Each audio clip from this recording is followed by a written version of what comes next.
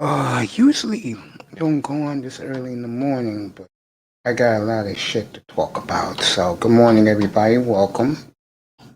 This is officially show number 79. I didn't put it down in the marker, but this is show 79. Show 80 will be tonight, or it'll be this afternoon, and then show 81 will be tonight. Uh, I know my boy Platinum's on. Shout out to him. There's a couple of guys be coming up soon in the Manosphere. You got Platinum Elites on right now. Shout out to my man Romeo Mir. Probably driving to a studio.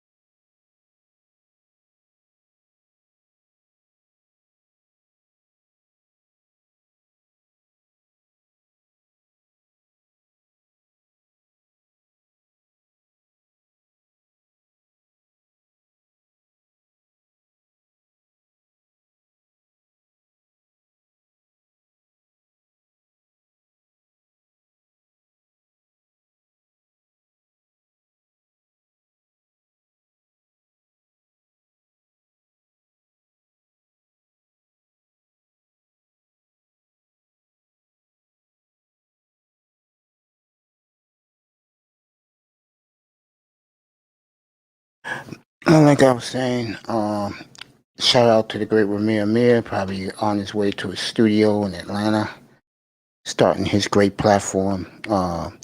The big Pooh Bear, which is Bernard Riley. He'll be on anytime between 9, 10, 11 o'clock. And if he's not on then, he'll do a night show. Um, Let me get to what I want to talk about this morning. It's early morning, about 10 after 8 Eastern time. Uh, I'm going to get this started. You know, I was watching a platform yesterday morning, and I'm watching this show, and these women are complaining about how men treat them. And I'm rolling my eyes when I'm listening to this. And, to be honest with you guys, me personally, um,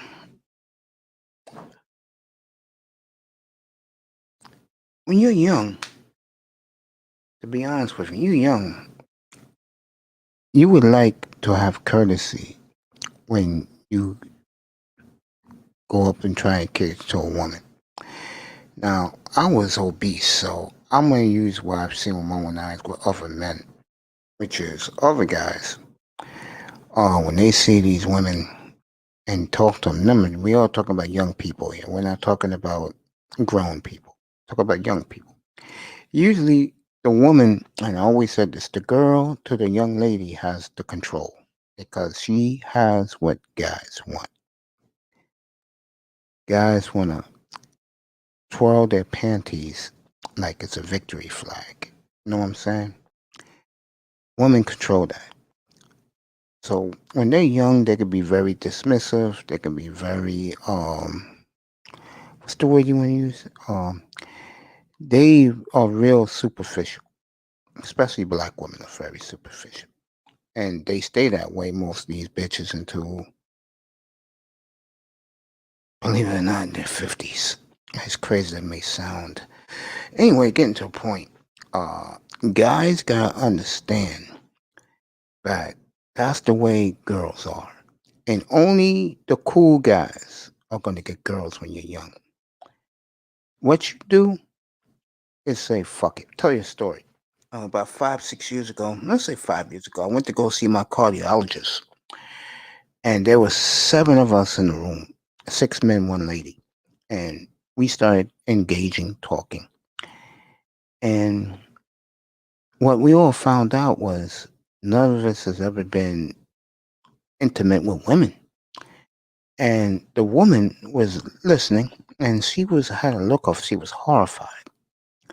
So I told the lady, look, honey, before me and her had a little one-on-one convo. I said, hey, honey, when you live in this country, and you're in your 20s and you're not getting none, you better find something to do, like a job, a career. Also, what I tell young guys today is find hobbies.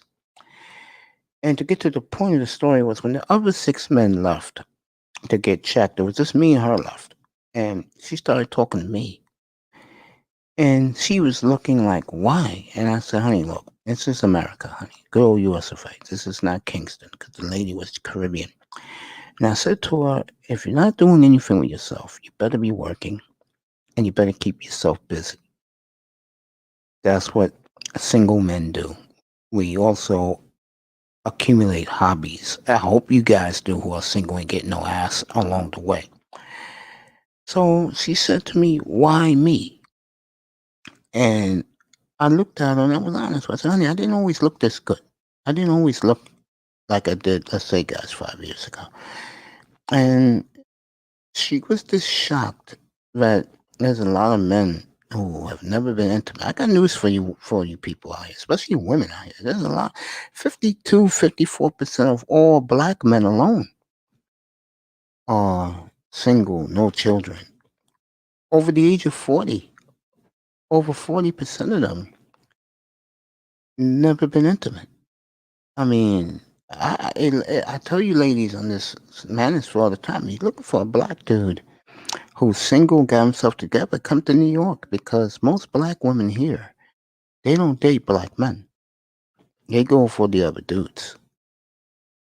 But what you may deal with, though, and I'm being real, and I don't mean to bash my brethren, because I'm one of them, of course. I mean, I live a monk's lifestyle. Is that you may get a guy who's not going to be the nicest person, who's not going to be so pleasant towards you, because you are a black woman. That's just the way it is in our culture, unfortunately. I think where black men miss out is there's a way you treat certain women. There's a way how you can pick up certain women and without doing the tricking bullshit. But what I find is that you see both sides of it. Like, let's say if I'm giving myself to a woman, like giving her an opportunity to be with her, you will find that a lot of these women don't trust the guy, or she's not really happy with the dude because he doesn't fit her qualifications. You know, we have preferences and we have what we like. Like with me, she better be wearing her panties right. In English, she better have a fat ass, nice and snug. Okay. Other guys have other preferences, but at the end of the night, okay, and I can vouch for this, is that a lot of brothers like yours truly, we're not in the biz. Okay? It's not working. It's not happening. Or in my case, um, it just doesn't work. That's why I am who I am.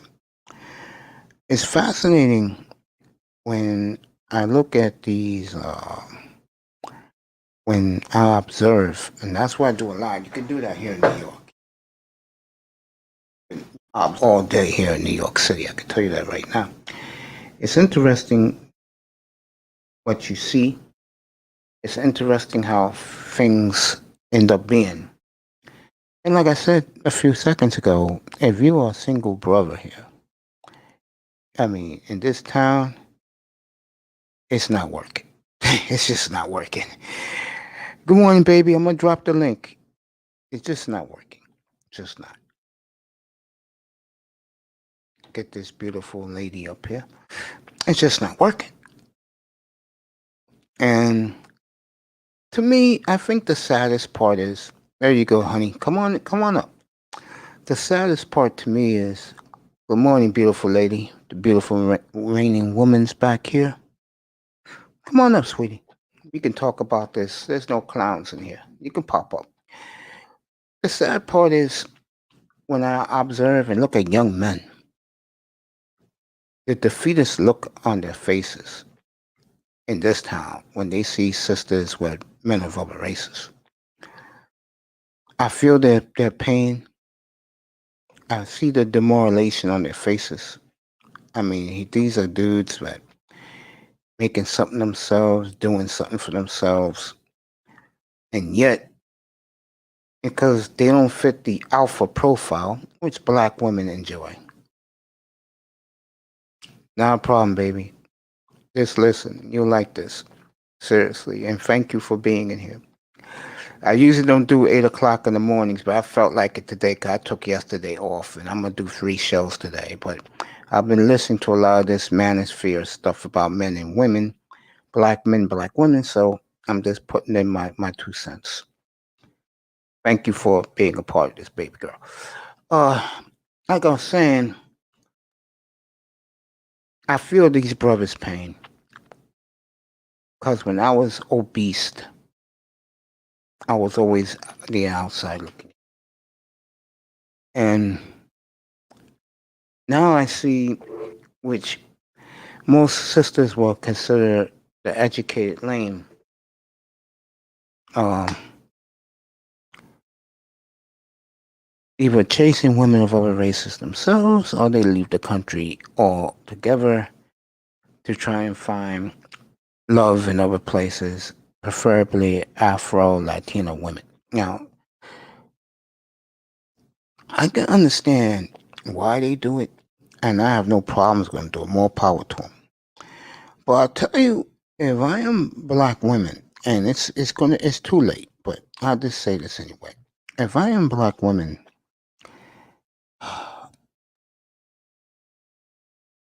I would seriously re-look yourself in the mirror because you're letting a lot of good black men walk away. And I mean good black men. I'm not talking about just because they got a career, just because they got money, that makes them good men. What I mean by that is you're letting good brothers walk away. And the sad part is I don't think most of them are coming back. And I tell you, because I'm not ashamed to speak on my own platform, the white man, you're getting your wish more and more. You already took the black men's woman away. Matter of fact, in my opinion, black women were never our women. They've always been anybody else's women but black men. That said, I think when you have a species of men who are very productive, don't listen to what every other race of men say. We are very productive as black men. When you let those men go somewhere else, that's not a good look. And I try telling people that most countries, when you get talented people who can elevate your skills level as a country, those people are going to get treated right. I'm going to tell you right now, the white man, which is ironically is going to be our new president, which is a symbol of, I guess, I hate to say this for brothers, but that's the symbol of what this planet is really all about. The white man's supposed to be the best looking man. I don't agree with that, but that's the way it's been proclaimed. And the black woman is the finest woman. That's why white men desire black women. You're going to get your wish by the end of this decade because I think not only 75% of black men are going to be single, childless, don't have any children. I think it'll go up to about 50%, maybe more than that. Have never been intimate over the age of 40. But I also believe that sometimes when you can beat somebody down so much, they're not going to take it anymore. And what I see is the millennials black men, a lot of them will get the hell out of this country and don't come back because they know this country is not for them. And now that the alphabet people are going to take control of our society, they've already been in control, but financially, you're going to see more alphabet people coming out. You're going to see more men who don't want to deal with real women's attitudes and latitudes go towards transgenders. It's going to be a different looking United States moving forward. Now, let me go to what I said about the black race the other night on my platform. I definitely see us dying out. Pale skin, black people will be the new white. They already have listed, the Latinos already listing themselves as white so they can get privileges. And black men like me will be gone. I won't be here to see it anyway. What's up, Tack? Get up here, bro. Hey, you got it, bro. Get up here, bro. I'm gonna drop the link for you. Get up here. I know it's about 5:30 in the morning your time, nigga. Get up here, man. Good morning, my brother. Get up here, bro. There you go. Just dropped you the link. Get up here, man. Like I was saying, I hope Tack Man can come up for a little bit. Like I was saying, it's gonna be a problem for this country moving forward. And I keep telling people that the white man ain't giving up this country without a fight. And I'm glad the general there last week agreed with me. They're not giving up this country without dying, and they will die out. That's why they are getting as many pale children right now, which is, of course, made with a black woman or a dark-skinned Latino woman, as they can get. Because they're going to be dying out. Just like we are going to be dark-skinned, brown-skinned, black men like myself going to be dying out too. You know, you could talk about Africa all you want, but I just think that for black men moving forward, this country is not for us, and it's never been for us. And if you want to get your passport next 10 years and get out, do it. Yeah, I'll give you 15, bro. I'm here for a while. Hey, Zachy, what's up, bro? You got your mic? Come up, bro. I'll give you a wrench, bro. Give me a sec. I'll give you a wrench, man. Welcome, Zachy. If you want to come up, bro, here's the link. Pop up for a little bit and just say what's up to me, bro. It's good to see you, man. Give my brother Zachy a lunch, and I just sent him the link.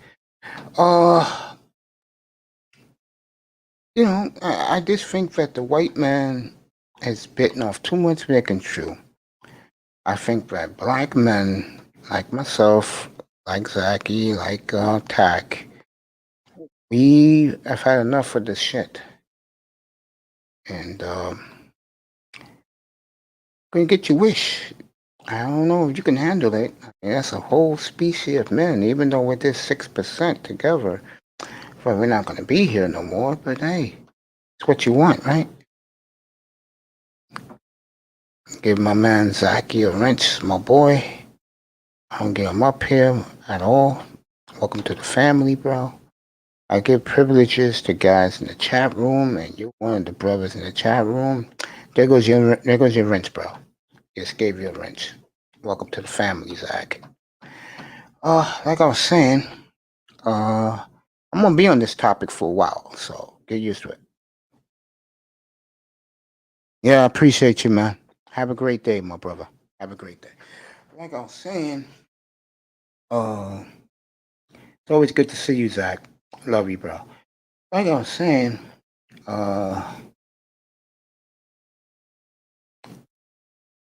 you're gonna bite off more than you can chew, and you're gonna regret it. I appreciate you, my brother. Like I said, Zach, enjoy your day, my brother. I'm doing 3 shows today, so you could pop up in the afternoon. You could pop up tonight. I'm doing 3 today. Now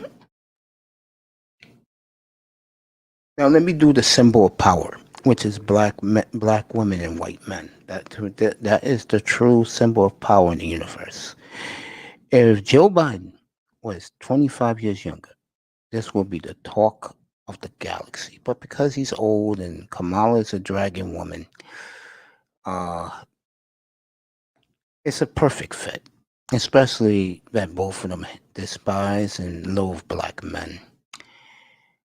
There's a reason why black men are befuddled right now. And let me say this right now, for the coons, that's right, for the coons who are celebrating the streets with Kamala and this old bastard won the White House. That shows you how fucking ignorant you are and how stupid you are. And I cannot wait till you are being banished by both of them as a coon. Not as a nigga, as a coon. To see them dancing like they were is fucking, this tells you where the black race is. And this is why brothers like me don't like you. And you know how I feel about the women. I don't have to get into that. That's a whole different stratosphere with me with the black woman.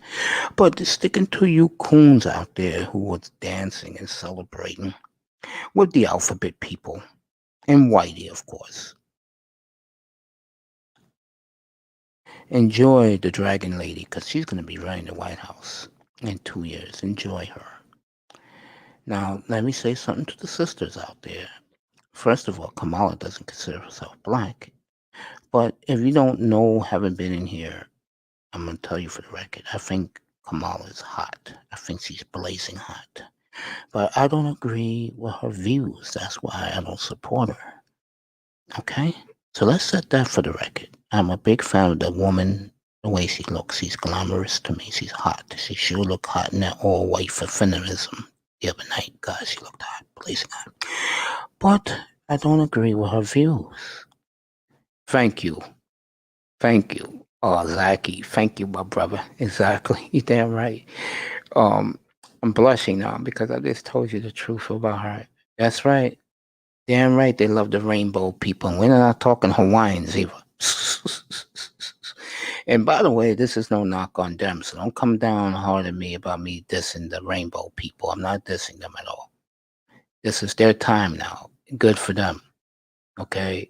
In my life, I've worked with a lot of them with my friend when I was 300 pounds, so I'm not going to knock them. I'm not going to diss them in here.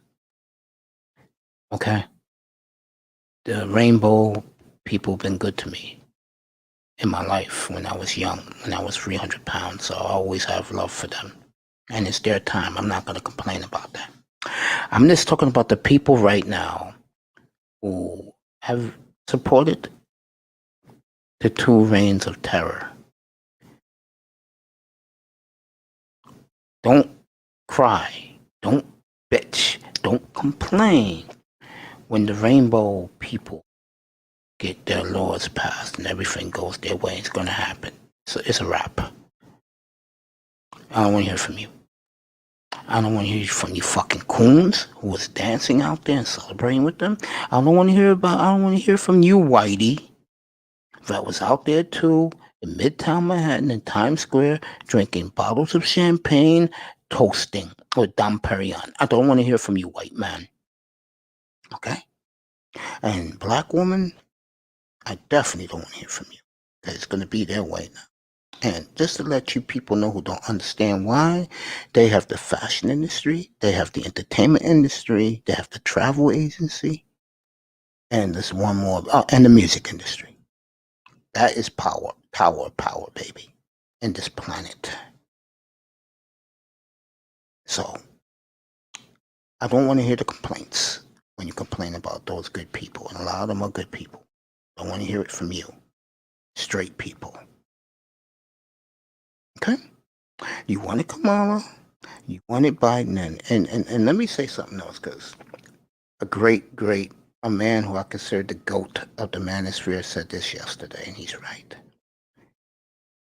When you when you have all the media outlets supporting you, and they're all on the left, it's a wrap. It's a wrap. Wrap. Don't even cry and complain. Don't even cry and complain. They have all the outlets. Even Fox turned on Trump. I'm saying it's over.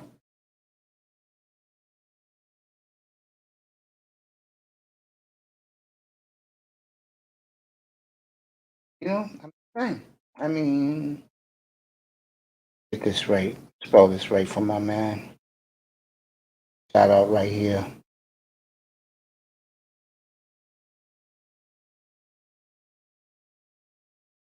Jackie.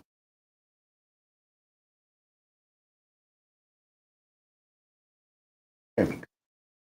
Always give salute to guys in the chat room who I'm buddies with. Get preference in this room.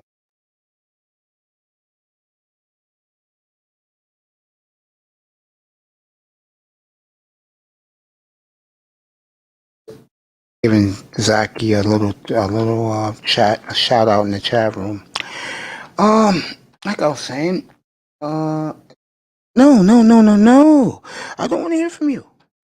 I'm sorry. You voted for them, right? Didn't you? Didn't you vote for them? So in the year 2023, when I'm doing this, God willing, I don't want to hear the bitching and complaining from you straight people. No, no, no. You're not getting it. Let me get back to what I was talking about before about the black man. I did a show Saturday night, which was the title was, "Are you going to run or are you going to stay black men and fight?" I'm a little bit old now. I'm not young anymore. But if I was young, maybe I would leave. You know, maybe in my, let me just put it this way. The me of now, I'm staying. And the reason why I'm staying is because, number one, I don't have a problem with the alphabet people.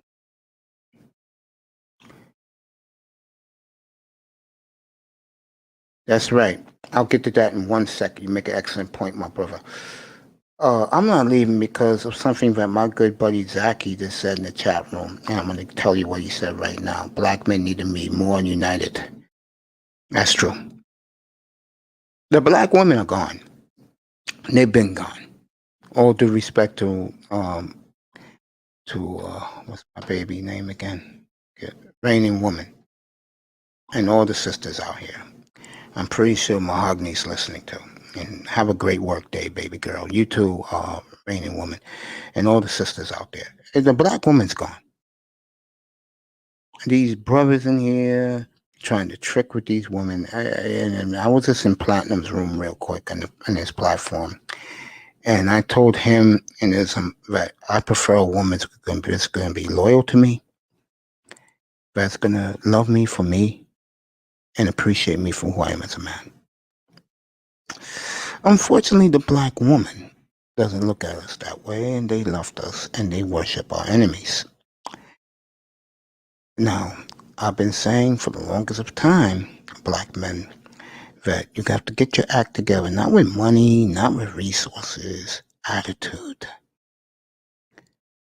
If our attitudes was better towards people in general, and including ourselves, especially ourselves as black men, things will be a lot different for us in society. But on the other side, I do agree with us. We have pride. We're black men. We don't go like the beat with the white man and everybody else in the society. We do what the fuck we want to do because we're black men.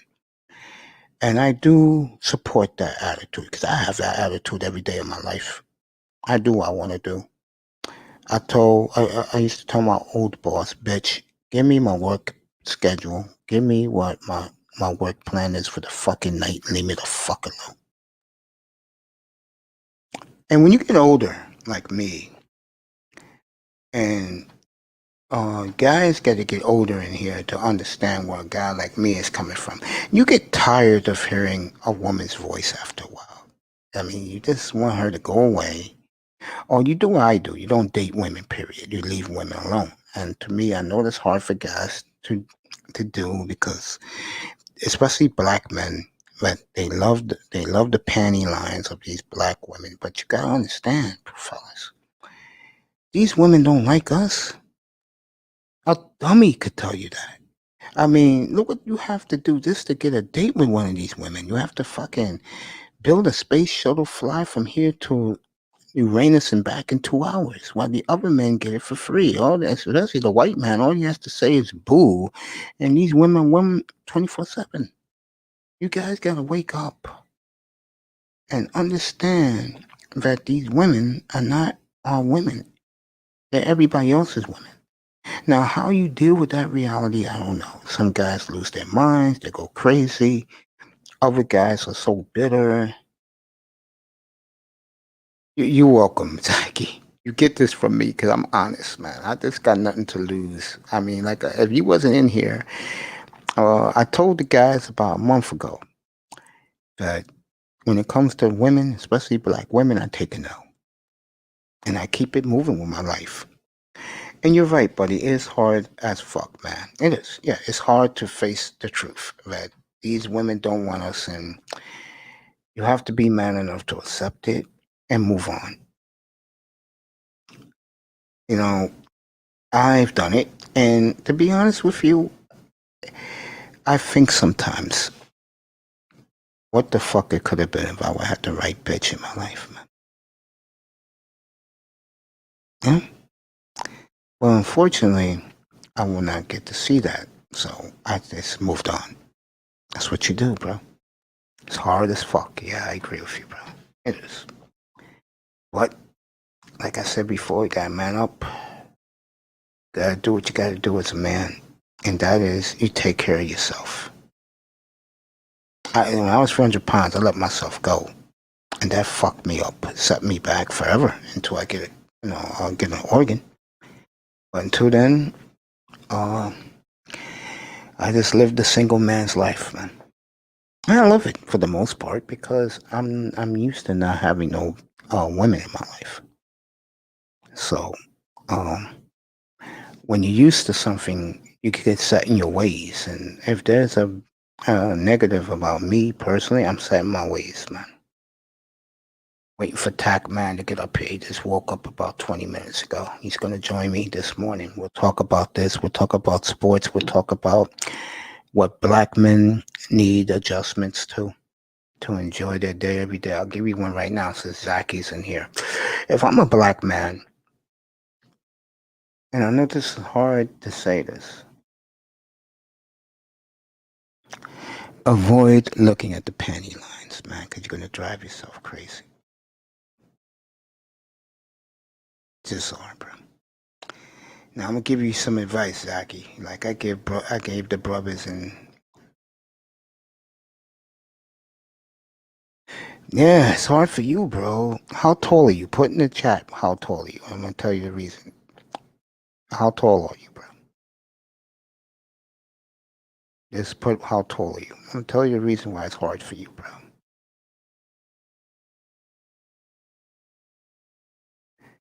Yeah, I mean, this young brother is very too in shape, and it's hard for him. You know why? Because he's a black man. See, us as black men, we like our women a lot. Again, we like our women because they got the perfect bodies, they look great, but they can't stand us because they look at us. Oh, god damn, are you serious? Bro, you 6'3" and you having a hard time getting these. Boy, I'll tell you, this fucking sisterhood is in fucking full blown code, bro. This brother fits their qualifications. He's 6'3", he's in shape. He's doing good things for himself, and they're giving this motherfucker a hard time. That's the sisterhood for you, bro. I mean, I can understand me. I'm 5'6.5", 5'7", bro. I can understand now why they don't want to talk to me, bro. But goddamn, you 6'3" in great shape, and you can't get these bitches playing hard on you, bro. I'm knitting and fug. When I was a douchebag, dope boy with dreads, I got lots of, yeah, 'cause that's what they like, bro. That's what they like. But because you went back to the other side and became a citizen, they don't like that. But they like the way you was before.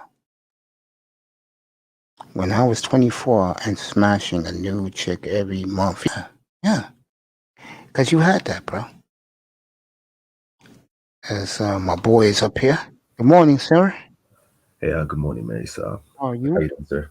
I'm good, man. I'm having this interaction with Zaki, man. This is fascinating. 24, Yeah. you smash all the new chicks every month, right? Yeah, yeah, yeah. But now that you're 10 years older, 8 years older, and you're a good citizen, they don't want you. But yet, um, skinny ass Ethan, you don't have a pot to piss in, you getting all that ass. Amazing. My good friend, the Dolphins got you a big win, huh? No, I mean, win is a win. I lost on my parlay, but it was just very small. Because I put Arizona money line. I should have put Miami +6 because I had $1.14 Arizona money line, Arizona over, Raiders over. So I missed out on Arizona, but I did take the hit on Minnesota, Minnesota over, Tennessee money line, and Atlanta money line. So I hit those tickets, Congrats, my brother. and I am Congrats, impressed. bro. And Over. No, go ahead. I'm impressed with very impressed with the tour's decision making, the way he was leading the defense, the way he wasn't not trying to overthrow. And he was actually was patient. He was fearless. He never loses composure at that young age of a quarterback.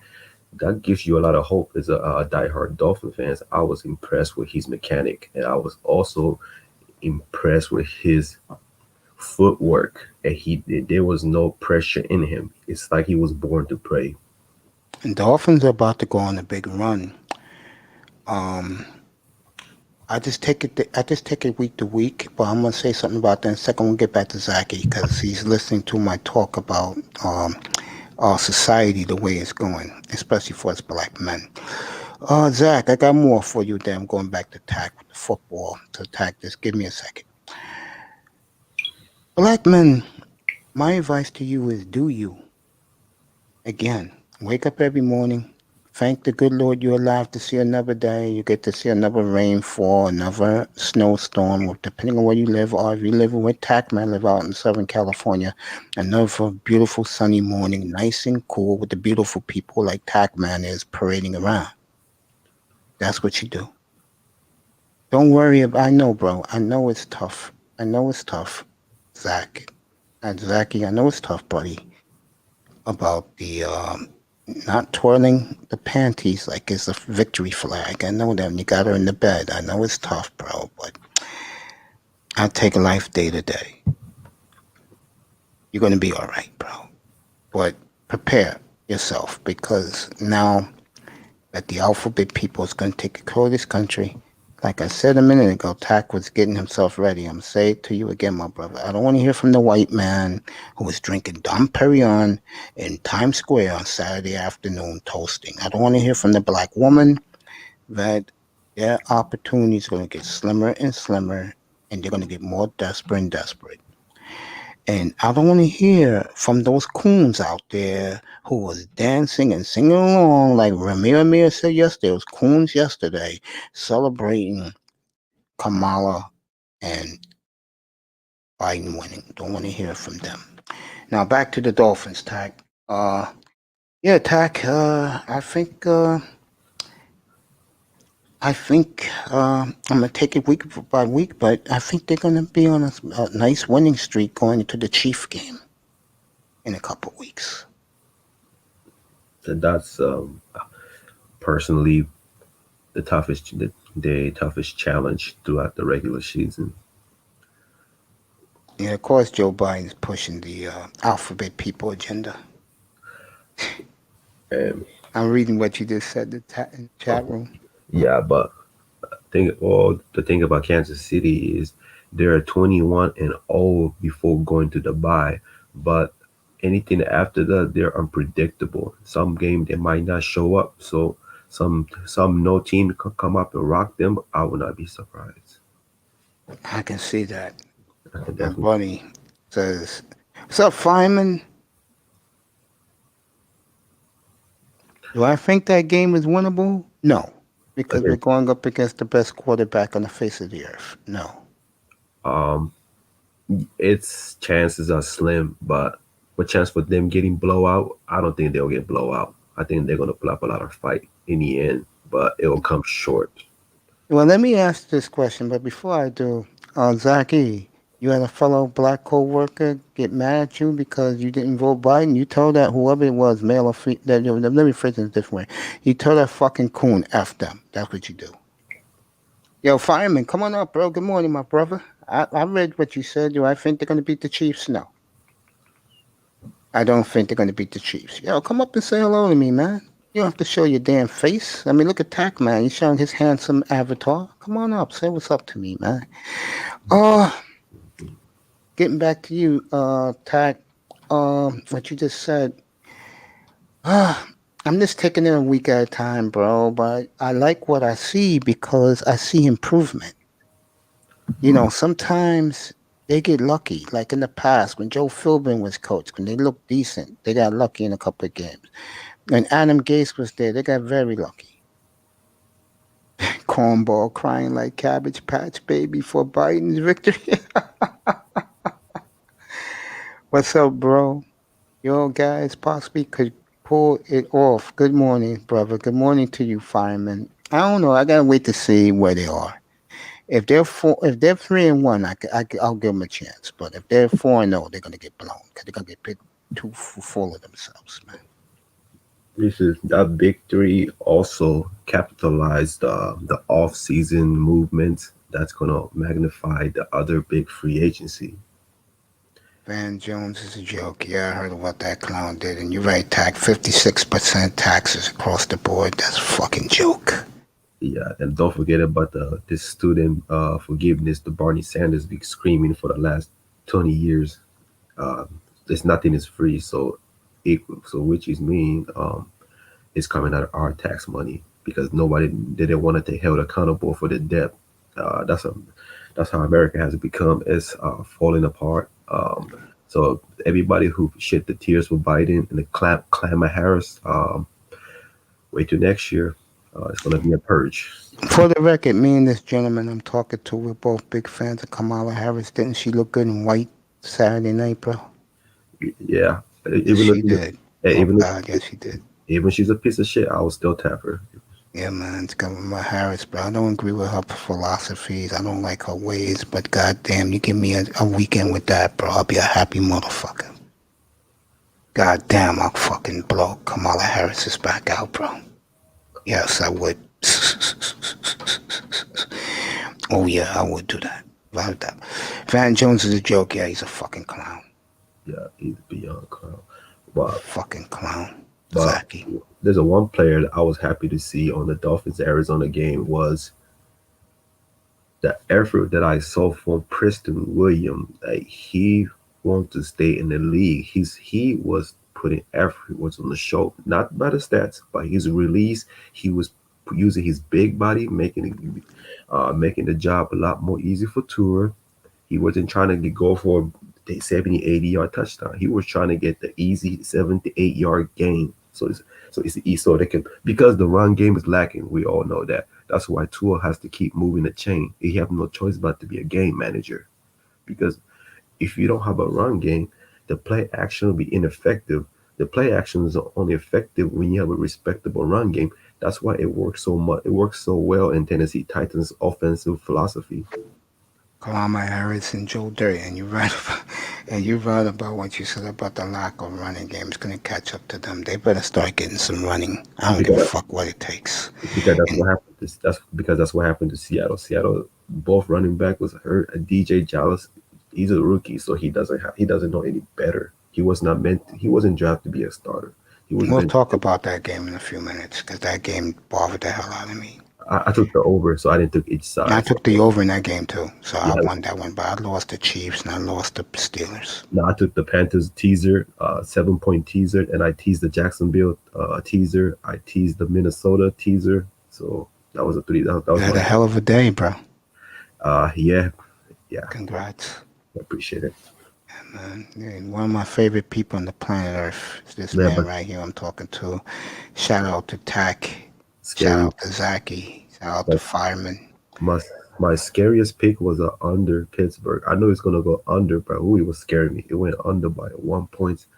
I was, but this is a interesting number that I before I even put the money before the 5 minutes, no 10 minutes before the kickoff. When the Pittsburgh Steelers winning seven win 7 games and they're away favorite by double digit, they're at 24 straight under, so which means 100% under. That's why I put the money on under, and it went by under by points. I was looking at more of Dallas who's playing a fifth stringer who didn't look bad. Yeah, practice squad quarterback looks better than Andy Dalton, which is a shame. You see how quick Jerry Jones, and let me call him by his name, Jerry, said that Dalton's playing on Sunday. Why? For what? You might as well lose the rest of your games, bro, get a chance at fucking Trevor Lawrence. And Jets are going to win a couple of games. The question is, are you going to win another one? I don't think Dallas wins another game. I really don't. I think they will win at least another 3-2 game in max. I don't think they're aiming. Trevor Lawrence is not, can't say that franchise. It's more to do with the injury and personality. Trevor Lawrence would like besides Kellen more offensive fits, but it's about the environment. I don't think that Dallas is the current environment doesn't fit this that Lawrence's his personality. So sometimes personality does matter. It depends on who are you drafting.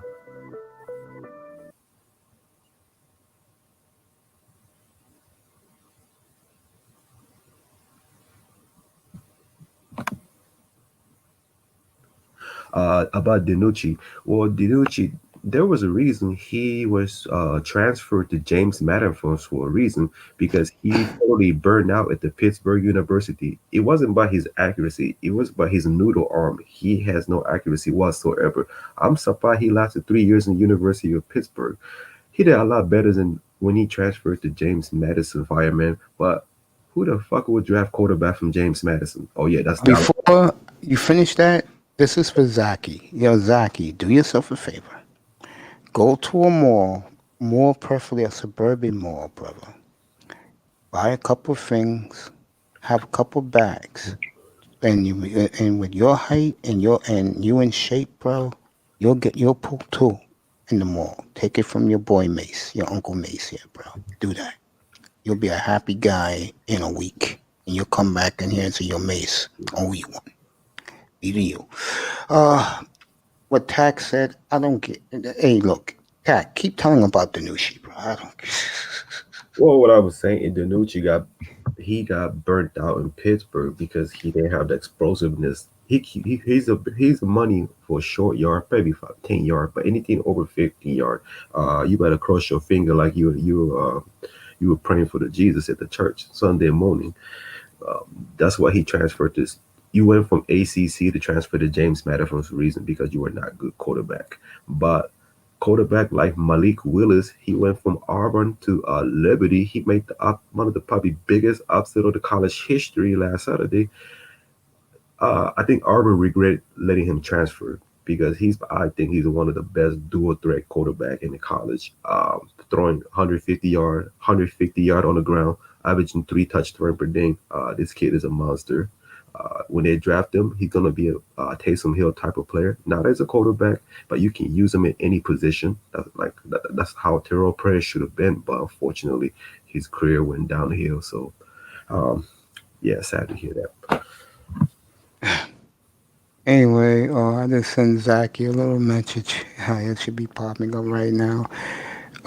Yeah, I can see that. He went to, yeah, I'm not too far from there. Oh, you in Virginia, Fireman? That's where you at, my brother? Word? Mm. Yeah, we got that next week, bro. What's today's date? Yeah, today's so next week, right? Next Wednesday night. Yeah. This guy can't do it, so it's all yours, bro. Just get your shit ready. Yeah, I'm We're trying gonna to. do round by round. We're gonna do pick by pick, bro, and you tell the audience.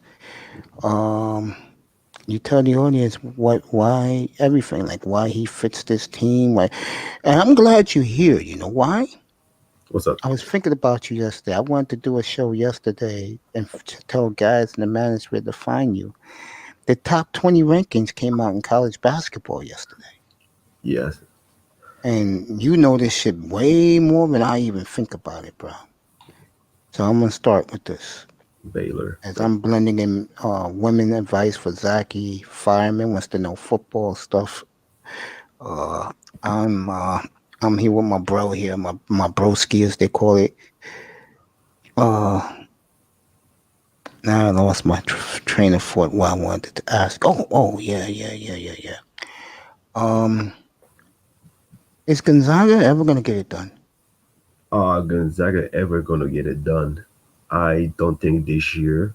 We're Uh, talking 22 years now for Gonzaga. That's a fucking joke. but the West Coast Conference is not competitive as other conference, so they can take advantage every year, but they stumble at the tournament. Well, except this past season because it got canceled, unfortunately.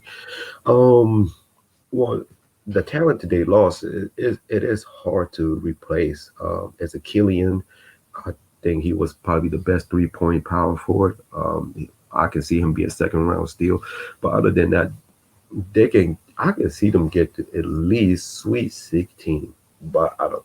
But they had to earn it because this year the St. Mary going to be a sleeper. The all other team they can not also sleep on Pacific Tigers because Steven Stoudemire is a great coach for the program. He's finally got the point guard that he's looking for. They got a solid power forward who can move the ball without basketball. Where's Damon at? Pacific Tigers. Okay, that's Yeah, good for him. he's a great coach. He's uh, I think he's a better coach than Penny Hardaway in the Memphis. I really like. I think Stoudemire go play for bigger school in the future as I he see should. that too. Good for Uh, him. yeah, and it, Proud of congrats. him. Yeah, congrats to Damon Stoudemire. So I'm it gonna is. It start is. rooting for I'm gonna have to start rooting for Pacific, except when they play my Rebels. So that the Nucci in that title game against North Carolina State. That's what he's asking you. Was it the Nucci in the title game against North Dakota State? I believe he was because this is a rookie Okay. year. I think he did play against North Dakota State. Well, either way, if you're going from ACC to for that CFB division, you're not a You good. should tear it up. Yeah, you're supposed to tear it, but he didn't tear it up as expected. That's why Malik Willis took advantage, went to Liberty. Now look at them. They finally made it to the top 25 in the first time in the school history. They beat the Virginia Tech on the road. They were minus 17 favor, and they went by a 50-yard field goal. And everybody talking about how Notre Dame beat Clemson. I said that was not biggest upset. Clemson going to lose one way or another. Everybody was expecting Virginia to lose that game, including myself, and I thought they would cover the game, but they beat them outright. Virginia Tech should be ashamed to lose a team like Liberty, but Yeah. What you call it? Good buddy in the chat, Fireman, is from the Virginia area. Yeah, James Madison. Here with my boy, one of my main men, right up at the top of my list of main boys, right here, my man Tackman Clan Killer 8187. I got Fireman 2531 in the room. I got Zaki in the room, and I got Reigning Woman in the room. Thank you so much for coming. I'm doing a little everything. I started my platform today on society. I'm gonna rip fat women in a little while, but right now we're talking college sports with the college expert, the great tack man, aka DJ Child Support.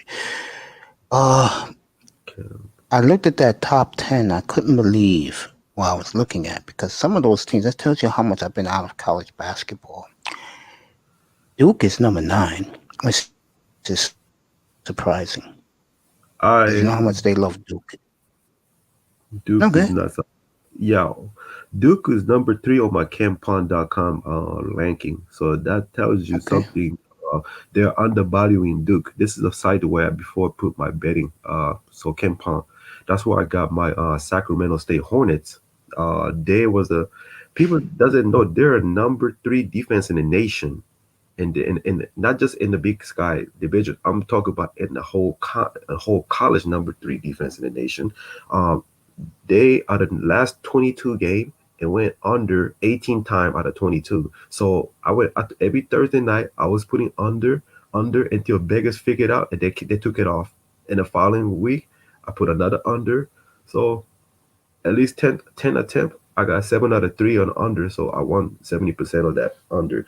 So, and right now their length 235. So which means the team is still undervalued. The people doesn't know about the team, so you can still put money on that team, except when they face Eastern Washington, because Eastern Washington gonna go over 70% of the time because that's what they're known for. Especially the second half, they will score 70 points. You'll be amazing. Yeah, So yeah, so check it out. fascinating. Yes, yeah, definitely. Fascinating. So definitely check it out. If you want looking for real, like the real lanking, Ken Palm is called KEN. Matter of fact, I'm gonna put it in a private chat so you can go to the site. Yeah, because I don't know this stuff, man. All I know, you told me that I have hope in my Rebels this year, and I would love nothing more to see my Rebels make the tournament, man. I can see the with And it, and I know, and I hope you were impressed with David Jenkins Jr. I was. What I saw in the video, I was very impressed. I mean, he reminds me a lot of, like I said, Damon Lillard. Well, the kid who's in the NBA now, Ja Morant, reminds me of Iverson. Yeah, and it's yeah, and speaking of that, I was like I say, as I'm looking for for my second round mock. Here's a little spoiler for the Trailblazers fan for second round. There's a two player is on my mind. The first one is Xavier Tillman from Michigan State, senior. He's an NBA ready. I think personally he has the highest IQ at the power forward from this prospect. My second my second pick is it's going to be between Devon Dawson from the Kansas. He's undersized, but he's a quick point guard. He can take over the game off the bench. Give it Litter some take some minutes off Litter, or you can go from Isaiah Joe from Arkansas, one of my favorite 3-point shooter. And he will trust me. Don't leave him open. He will shoot up. That's automatic. About 45% from the range. He will. Do not let the kid open. He's a sophomore. He's a project, so I don't expect to be a starter, but I can see him be a valuable piece at the bench. So those three will be, I think, my hidden gem for Portland Trailblazer. They got Anthony Edwards going to the Warriors. I don't see the Warriors taking a shooting guard. No, the Warriors need to take a center. To be honest, Lamar Ball going to the everybody says Chicago, but I don't. Lamar Ball here is going to the Timberwolves as the number one pick. I'm not really high on Lamelo for some reason. James Wiseman, you think he's good? He is great, but he only played 3 games, so I Oh, don't he think. got a great body. I tell you, I'm not saying that Oh, I that know. way, guys. I'm looking at his physical. Oh God, this guy is in shape. Wow. Yeah, he is. 7'1", 235. Yeah, I think if I'm the Warriors, I'll take him. And how good is this Killian Hayes? Killian Hayes is amazing point guard. I got him going to the Bulls. If Tylee Halliburton did not tore his ACL, I would have Knicks would have drafted him off the board. He could be end of the first round pick, or he can go second round. If he goes second round, I don't care. The first team gonna draft him because that's how good he is. He's a 6'6" point guard. He's the floor general. He was giving hard time for that Big 12 conference. But he was going at it versus the number one Baylor, which is I think Baylor gonna be How another good thing. is how good is this kid Denis Avia from Tel Aviv? Deli Abia. I think he is the project player, but I Mm. like his talent. Um, but I think he's a project. He's gonna take about at least 2 years, at least 3 years development. Give him a baby step. He doesn't have a high upside, but he has a potential in his IQ and decision making. So, but as I said, Good time for Wednesday night, bro. is if you have a patient and a right coaching system, he can flourish to a top 20 players. I can say the same for Killian Tilly from Yeah, Gonzaga. That's my yeah. favorite. That's my favorite power forward who can shoot 3-point shot. But his only problem is health. Can he stay healthy? Like, because he has a massive potential. I don't see him. I can see him not making the first round, but someone will snatch him up in the second round because his potential is too good to pass. But because due to his injury history, he will more likely not make it to the first round. Good, good. And from looking at all this, this may be a pretty good draft. Yeah, this is probably the best second round the draft I've seen in the last 5, 10 years. I What mean, about first round? first round, this is for first round is very interesting. Uh, there's not much generational talent as last, like 2017, 2000, but the upside is there. The character is there. A lot of big men who can knock the threes down. They got, if you're looking for traditional big man who doesn't play defense but who can light it up on the scoreboard, like Obi Toppin from Dayton. Um, just don't expect him to be a defensive juggernaut because he's a defensive liability. He's more like a healthy version of Carl Boozer, but more upside. But he just don't expect him to guard another big man because that part he will be disappointed. So that's one How thing. good is this R.J. Hampton? RJ Hampton is great. I like his upside.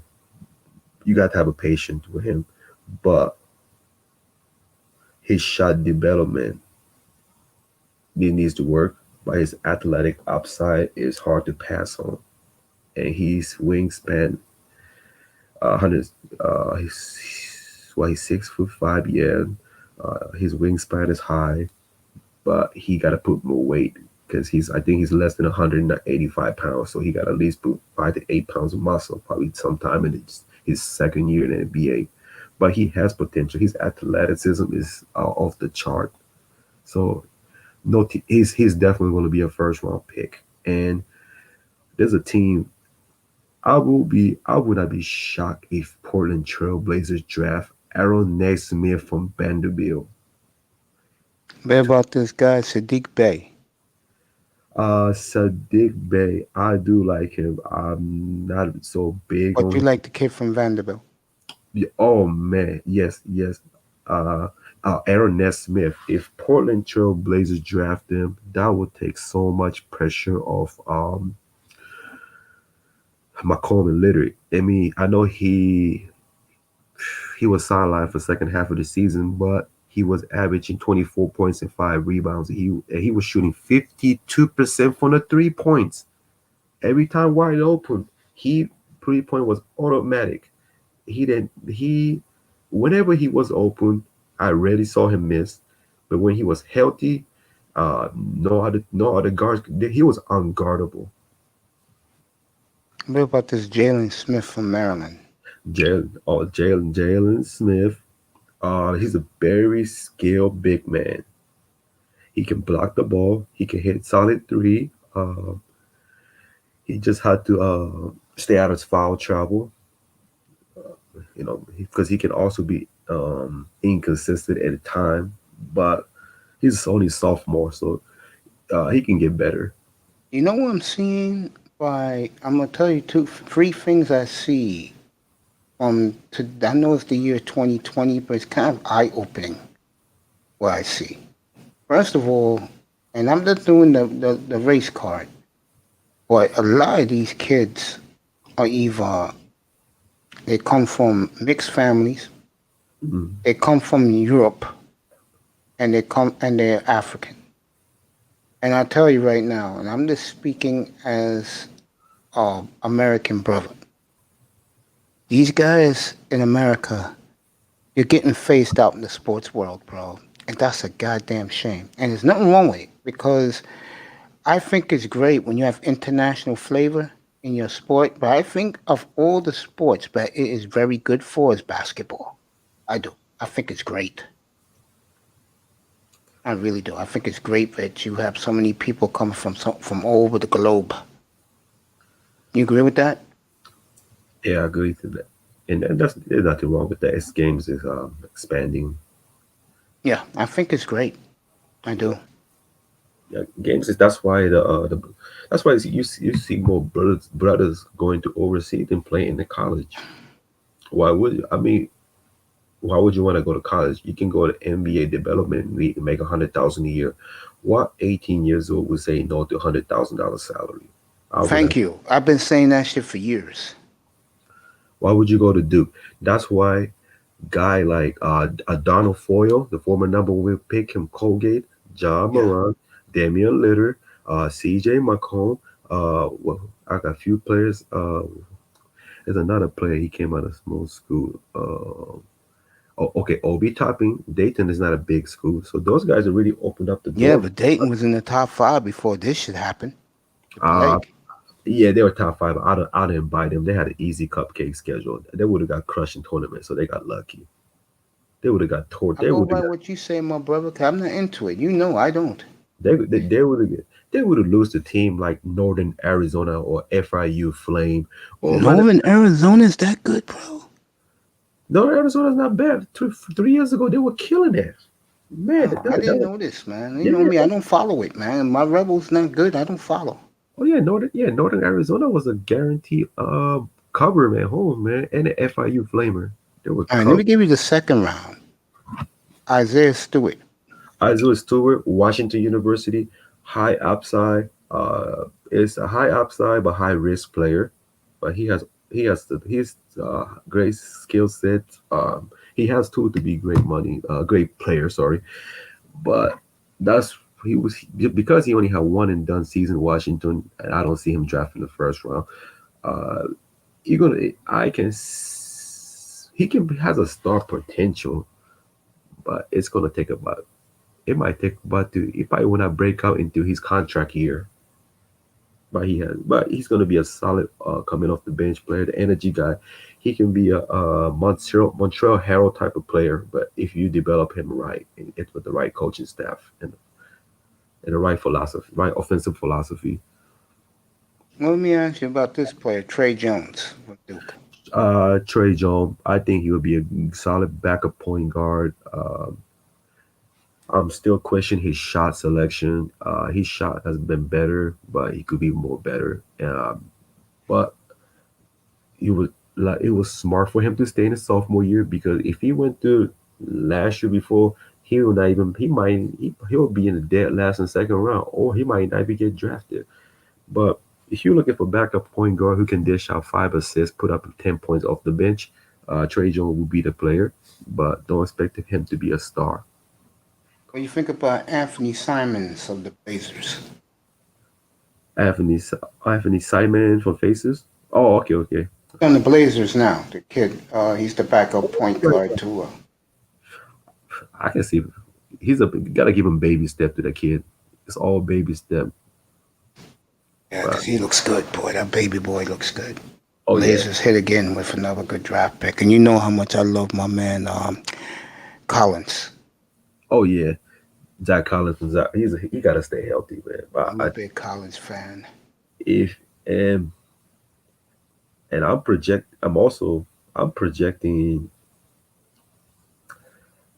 projecting Malachi Flint to fall as a second round steal around 76ers or 36 36 76ers. But Fireman, you like Luka Doncic, huh? yes, Luca is a top three player. Oh, wow. Luca is a top three I'm player. not laughing at him. I know the kid got skills, got a gorgeous mother, by the way. I know the Oh, kid got yeah, skills. his mother's fine. My His good. mother's hot, yeah. You seen Hey, let me ask you, who's that player you just said before? what is it? Oh, oh yeah. Oh, Malachi Flynn from San Diego State. I think he's gonna. Okay. They got him going to the Raptors. Oh, you know what? That would Raptors. That would be rap. Because I was thinking, I think Philadelphia was selecting, but I guess not. What do you Um, think of Ujiri, by the way? uh, could you say that again? Sorry. Oh, you're a Mavericks fan. Okay, Fireman. I hear you. I hear you. I hear you, bro. I feel you, brother. Fireman 2531's a big Mavericks fan. What do you think about Ujiri? Your Jerry. Um, I haven't really looked into him. I only watched him twice, so I don't have much info for that player. I No, wish. no, no, no. He's the GM of the Raptors.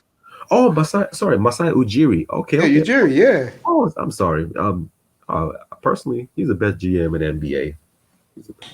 You know what? Tell you a little story. Who was the coach before Nurse? It was Dwayne Casey, I trash coach. killed Ujiri that week on Sirius, and I called him an ass clown because he was bragging about how bad how big and bold he is as an African. And I'm like, you dumb, you know what? What the hell? You just fired a damn good basketball coach. Well, forward 2 years ago, not the year they won, the year before, when he pulled off the Leonard trade, I said, this fucking guy's brilliant, man. He did an incredible job in Denver also. I know he did. Yeah, he built that team up, bro. You know, I know why he went to Toronto. You know why he went to Toronto.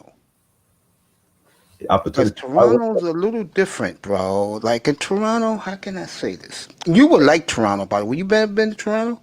I went to Ontario. I went to Ontario. Never went to. You would like Toronto. Toronto fits you, Oh, if you know what I mean, bro. It fits you. You know, Toronto is the type of city where it's more international. It's like if I had to compare cities in the United States, it's like San Francisco, just cold. I, And I could see why Ujiri is dying to get Giannis. It's a perfect fit. And I'm I, not being funny, I'm being real. It's a perfect fit. Fireman is a Maps team. I know he's Well, a Mavs fan, yeah. Oh, well, let me see. I just comment. Well, Hey, it's let me tell you something. Fireman, I wish you could come up here. I could tell you this so we could talk about this. That 2011 championship team would have broke the record for the most wins if Karan Butler was healthy. I picked the Mavericks to win it that year. Everybody was in love with the Heat. I picked the Mavericks in the preseason. That was my last year, believe it or not, guys, when I was an NBA fan. I followed college basketball, and that was my last year when I followed it. And I like Dallas that year. I think Dallas is close. Let me ask this question. You can answer it, Tack. Tayshaun Alexander could be the top steals of the second round. You agree with that? of course. Tayshaun Alexander? Yeah, from the Clayton. Yeah, I think if Fireman, if Map draft him or Yoel Child from BYU, you should be excited. We had a squad top to bottom, old and young. Yes, they remind me, you're a little bit, you wasn't even born yet. They remind me of the 1978 Bullets. And why I say that? They had Hall of Famers on that team that came close, never got it done. They finally got it done. And that young Seattle team had Dennis Johnson, Gus Williams, Paul Silas, Marvin Webster, and Jack Sigma. Four of them are in the Hall of Fame. Gus should be in the Hall of Fame. God bless his soul. Also, he has a question for you. We had a squad top to bottom, and I've been looking to get out that way. Oh, going out to Dallas? I'm not from Dallas. I'm here in New York City. Tack is in San Diego, bro. You're gonna have to talk to what's his face? Uh, Cut to the Chase or Tie City. They live in Dallas. Those are Dallas dudes, bro. You gotta talk to those guys. I'm in New York. He's in San Diego.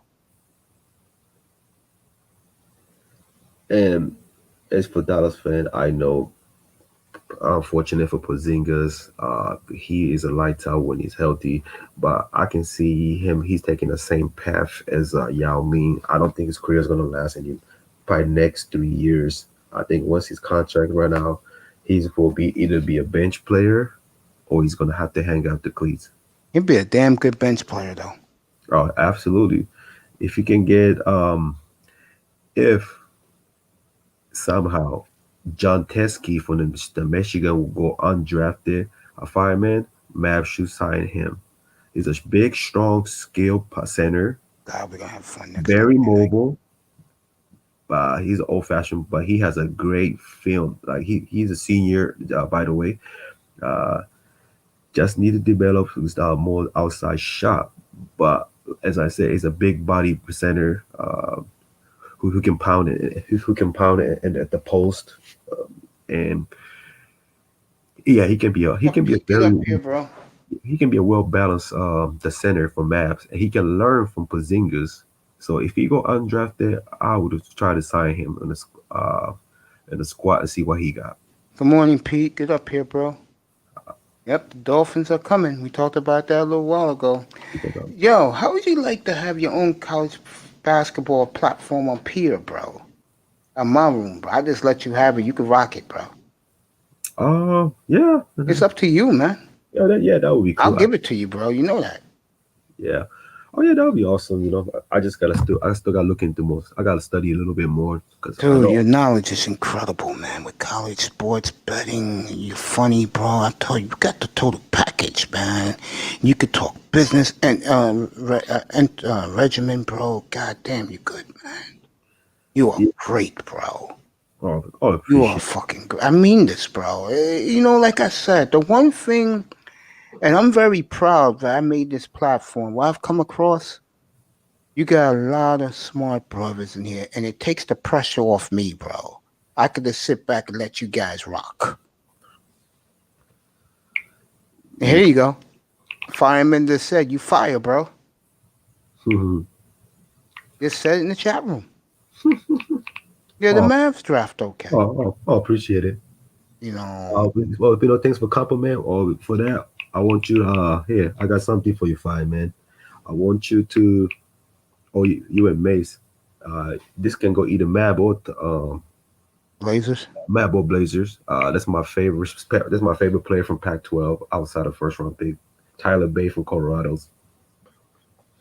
Yeah, So man, they got him going high, too. They got him going to, I believe, the Brooklyn Nets. I'll tell you right now. Yeah, yeah, I saw his name a minute ago. They got him going to Boston at 26. yeah, because his stock is going up. But if he somehow can if he can somehow fall off the second round, that would be a hidden gem. Him and Tyshawn Alexander. Boston got plenty of picks in this draft, by the way. Yep, and so is the 76ers. 76ers got I think two picks second round. So And Brooklyn. yeah, but 76ers has a I don't have any expectation. No, neither do I. No. If you if you give extension to Elton Brand, your franchise are done. He hasn't done nothing. Why would you give Al Horford $111 million? Well, he's out now. They gave the job to I forgot who got the Philly GM job. Someone big. Oh, the guy from Houston got it now. Daryl Morey. They're no more. Yeah, but I think Elton Brand's still in the office. That's the sad part. He's still involved in the franchise. I don't know why. Only owner of Philadelphia. He made the choice. He made the decision.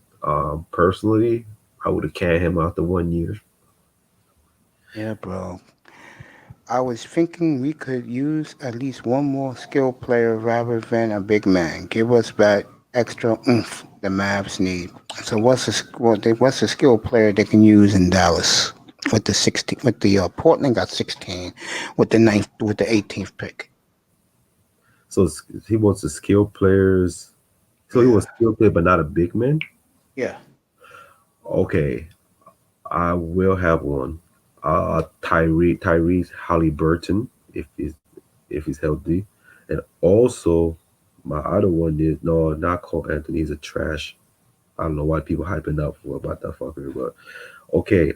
Kira Lewis from Alabama. If you want something, if you were talking about pure playmaker and slasher, there you go. They got him going to the Blazers in the second round. Blazer would be better off pick. I would say Sadiq Bey for Baranova. They got Bay going to Boston.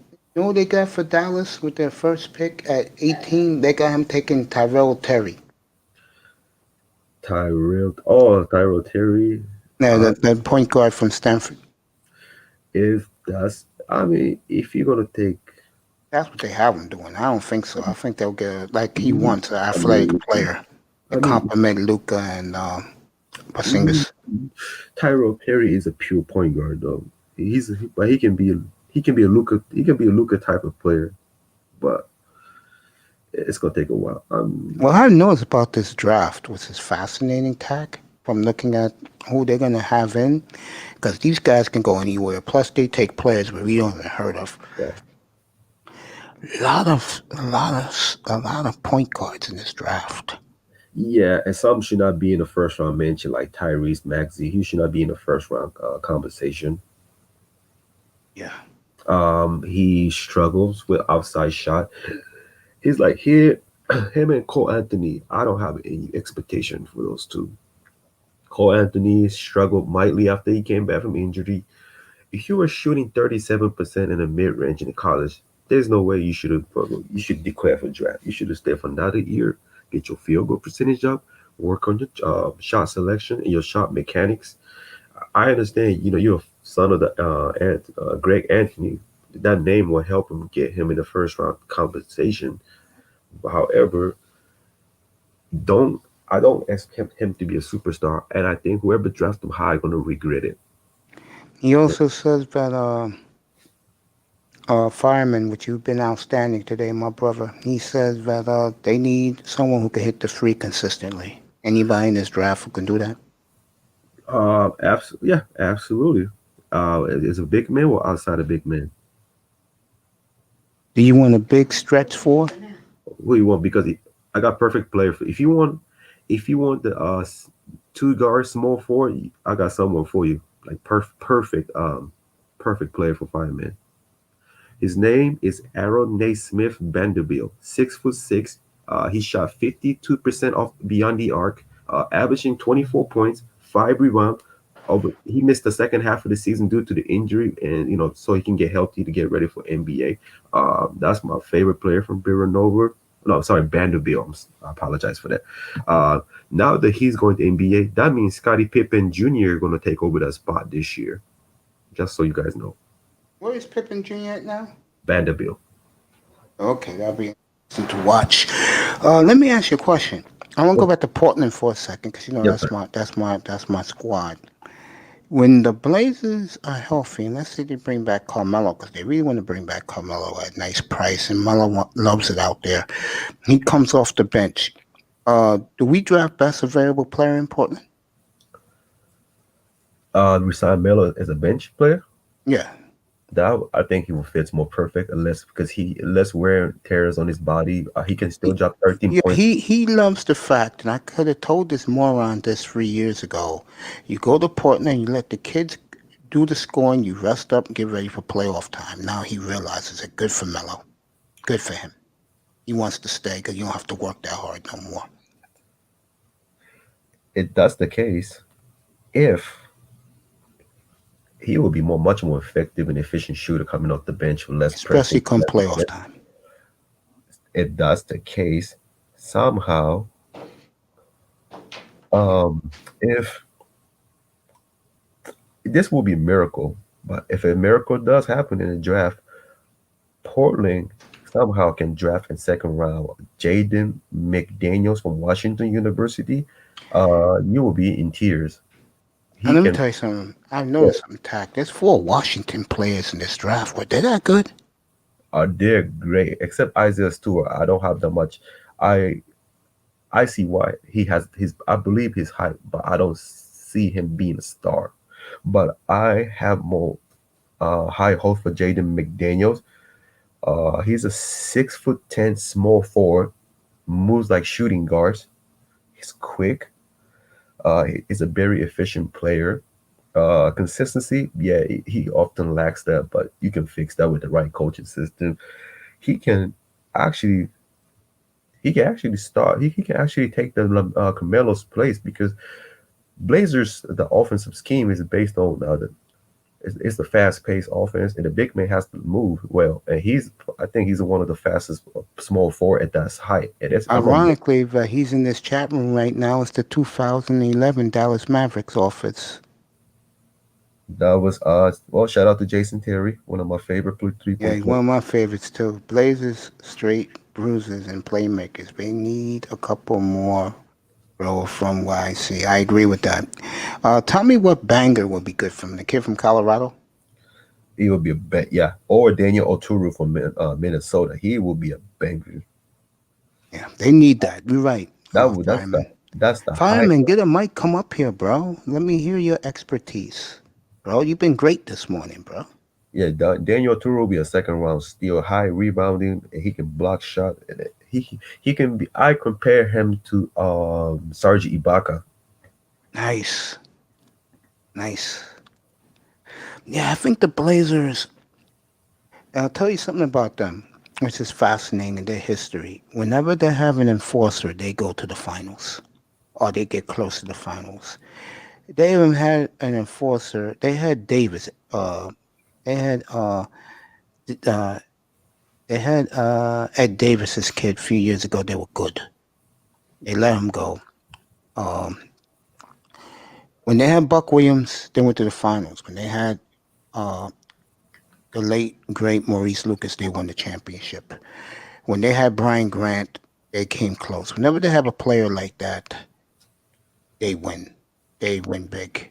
It's the history of their franchise, and I think when Zach Collins is healthy, he does that because he plays both ends of the floor and he especially gets his nose dirty on defense. He blocks shots, he rebounds. He just have to stay healthy. I really believe if he stays healthy, come playoff time, this is the team to beat in the West. Matter of fact, this is the team to beat in the NBA. And I throw the Warriors in there too. I think LeBron fan is getting too giddy. Watch. I agree with Stephen A. Smith. Watch out for the Warriors. I think a lot of people are sleeping on them. The last year's man was just pretty much a, I'll call it vacation season. You when you go to finals for I believe 4 straight year, your body, your mentally, you are exhausted. So this Steph Curry didn't. He didn't really. I wouldn't say he didn't care, but he knew the season was over from the get go. So he wasn't. We all know the NBA staged this to give that motherfucker a fourth championship. We know this. Oh yeah. You know, they don't want to hear this. I know NBA fan don't want to hear this. It's facts, bro. Um, I also the development. What's the kid's name in Denver? Michael something. Oh, Michael Porter Jr. If he stays healthy, a full season, and the stupid ass coach lets him play, Denver's formidable. Well, it depends on Mike Malone. I don't think he's a good coach. I always say he was never a good coach. I think he I, was just surrounded by talent. I'm not scared of him. I mean, I'm not scared of Denver because we already beat them in the playoffs. We beat. Well, I'm not worried about Denver playoff time, but they're going to be a good team depending on who they play. I think you may see a LA Portland rematch in the second round. I think Warriors will end up number one in the West, but I'm telling you, a team I really like that's coming strong is Memphis. Mine's I, I yeah, think that kid's a megastar. He's the next face of the NBA. He's going to replace LeBron as the new megastar in the NBA. He is that good. yeah. I pray that Jaren Jackson Jr. can stay healthy because he is the key to the Memphis future. I never seen a big man that moves so well, who can block well, and who can actually hit the 3 point with ease. He's a very talented. Michigan State definitely lost one of the talent. He his talent is upside is more higher than DeAndre Ayton because I love And I Ayton. like Aiton a lot. I like him a lot. I I do love like his him too. NBA body. Oh, I love I him too. think Phoenix is coming. I No, love go him ahead, too. Tut. He's a yeah. I love Ayton too. Man, he's a double machine. I think I think the Phoenix need a better coaching. I think the coaching is more aggressive, like a certain like the you Don't worry, can't. Fireman. He's going to answer your question in a minute. Yeah. I love his body, bro. When I saw his body, how chiseled he was as a 20-year-old, I said, good guy, Phoenix stole him. Phoenix finally got the big man they always needed. And Yep. I am a huge, huge Devin Booker fan. God, I love Devin Booker. I loved Oh, him in college. yeah, another Kentucky legend. I told people he was going to be great. People laughed at me. I said, this kid's the goods. He's the goods. Yeah, I hope the Warriors make their way back, people. Forgot about Steph. I got to check them out, Tack. We need someone agile and can hit the three consistently. Well, I just what that's why I gave the name. Yeah, he gave Isaiah Zoe from Arkansas, Fireman. So you Hey, know what? Fireman, you've been great, bro. You've been tremendous today, this morning. You really have, bro. You keeping me and my brother up here, and this is his expertise. I can't tell you a college basketball player in front of me. Let me ask you a question. When my nephew does the thumbnail for the draft for you next Wednesday night, um, what players should I put in the thumbnail? Thumbnail. Oh, I mean, you know these guys, so thumbnail. I will say between Anthony Edward or it's got to be between I'm gonna put Anthony. 4 or 5 in there in the thumbnail. Okay, I will put Anthony Edward, Hmm. James Wiseman, Okay. uh, Patrick Williams from Florida, Hmm. and Onyeka Okongwu from Okay. USC. I will put those four. Okay. I don't want to Should be. be a hell. I just It don't should want be to a be hell of like, a Wednesday night, yeah. folks. I don't want a thumbnail to be same as everybody. I want to be a bit more creative. You guys will be picking 18 firemen. Let me give you the draft order. He wants to know the draft. I got it right here. Uh, Here we go. Minnesota, Golden State, Charlotte, Chicago, Cleveland, Atlanta, Detroit, the Knicks, Washington, Phoenix. That's your top 10. The next 10. San Antonio, Sacramento, New Orleans, Boston, Orlando, Portland, Minnesota again, Dallas, Brooklyn, and Miami. The bottom 10 of the first round. Philly, Denver, Utah, Milwaukee, Oklahoma City, Boston, the Knicks again, the Lakers, Toronto, Boston. That's your top 30. So your Mavericks are picking 18. Your Mavericks are picking 31 via trade. And they're picking, I know I saw the Mavericks one more time. You're going to have 2 high picks, bro. You should be excited. No, that's it. That's it. Golden State got 6 picks. Boy, this is gonna be fascinating to watch. Watch somehow Golden State drafted Paul Reed from DePaul, because he fits that Steve Kerr philosophy. My goodness, man, I'll he's tell you built. one thing. I wouldn't draft them, but here they got them taking your LaMelo Ball. I wouldn't do that if I was them. I don't. I think Lamelo could be a great player, but as I say, I don't really believe in his hype as much as I believe in Anthony Edwards from Georgia. If I'm them, this kid Wiseman, that's where I would go. Yep, the most safe is, if you ask me, most safe pick, I would say Obi Topping and Killer Lewis, Obi Topping, and that's another player. He's from small school. Bebo Onika, you could pronounce this better than I do. The kid from USC. Yeah, he's a monster. If you was the Warriors, would you pick him? As a Warrior, fuck yeah, I would. I They mean, get the second pick. They can go anywhere they want. If Anthony Edwards or LaMelo Ball is one, they can go anywhere they want at 2. man, Warrior should take him or Wiseman. The reason why I say that is because I like what they have already. I do. Now, see, here's the wild card in this. They can package that pick and someone else to get Giannis.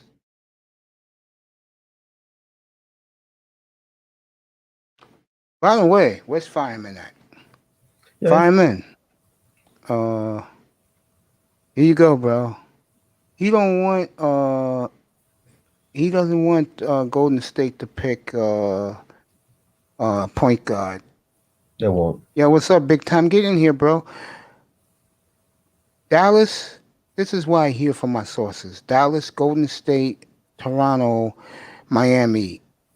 Those are the 4 for Giannis. What would be amazing? I tell you right now, Toronto game. Toronto's the dynasty of the next dynasty of the NBA. I really believe that. If Toronto get them, they're gonna win multiple titles. Yeah, Because Toronto's loaded. yeah, loaded. But first, Big time, Smooth. Get your ass up here.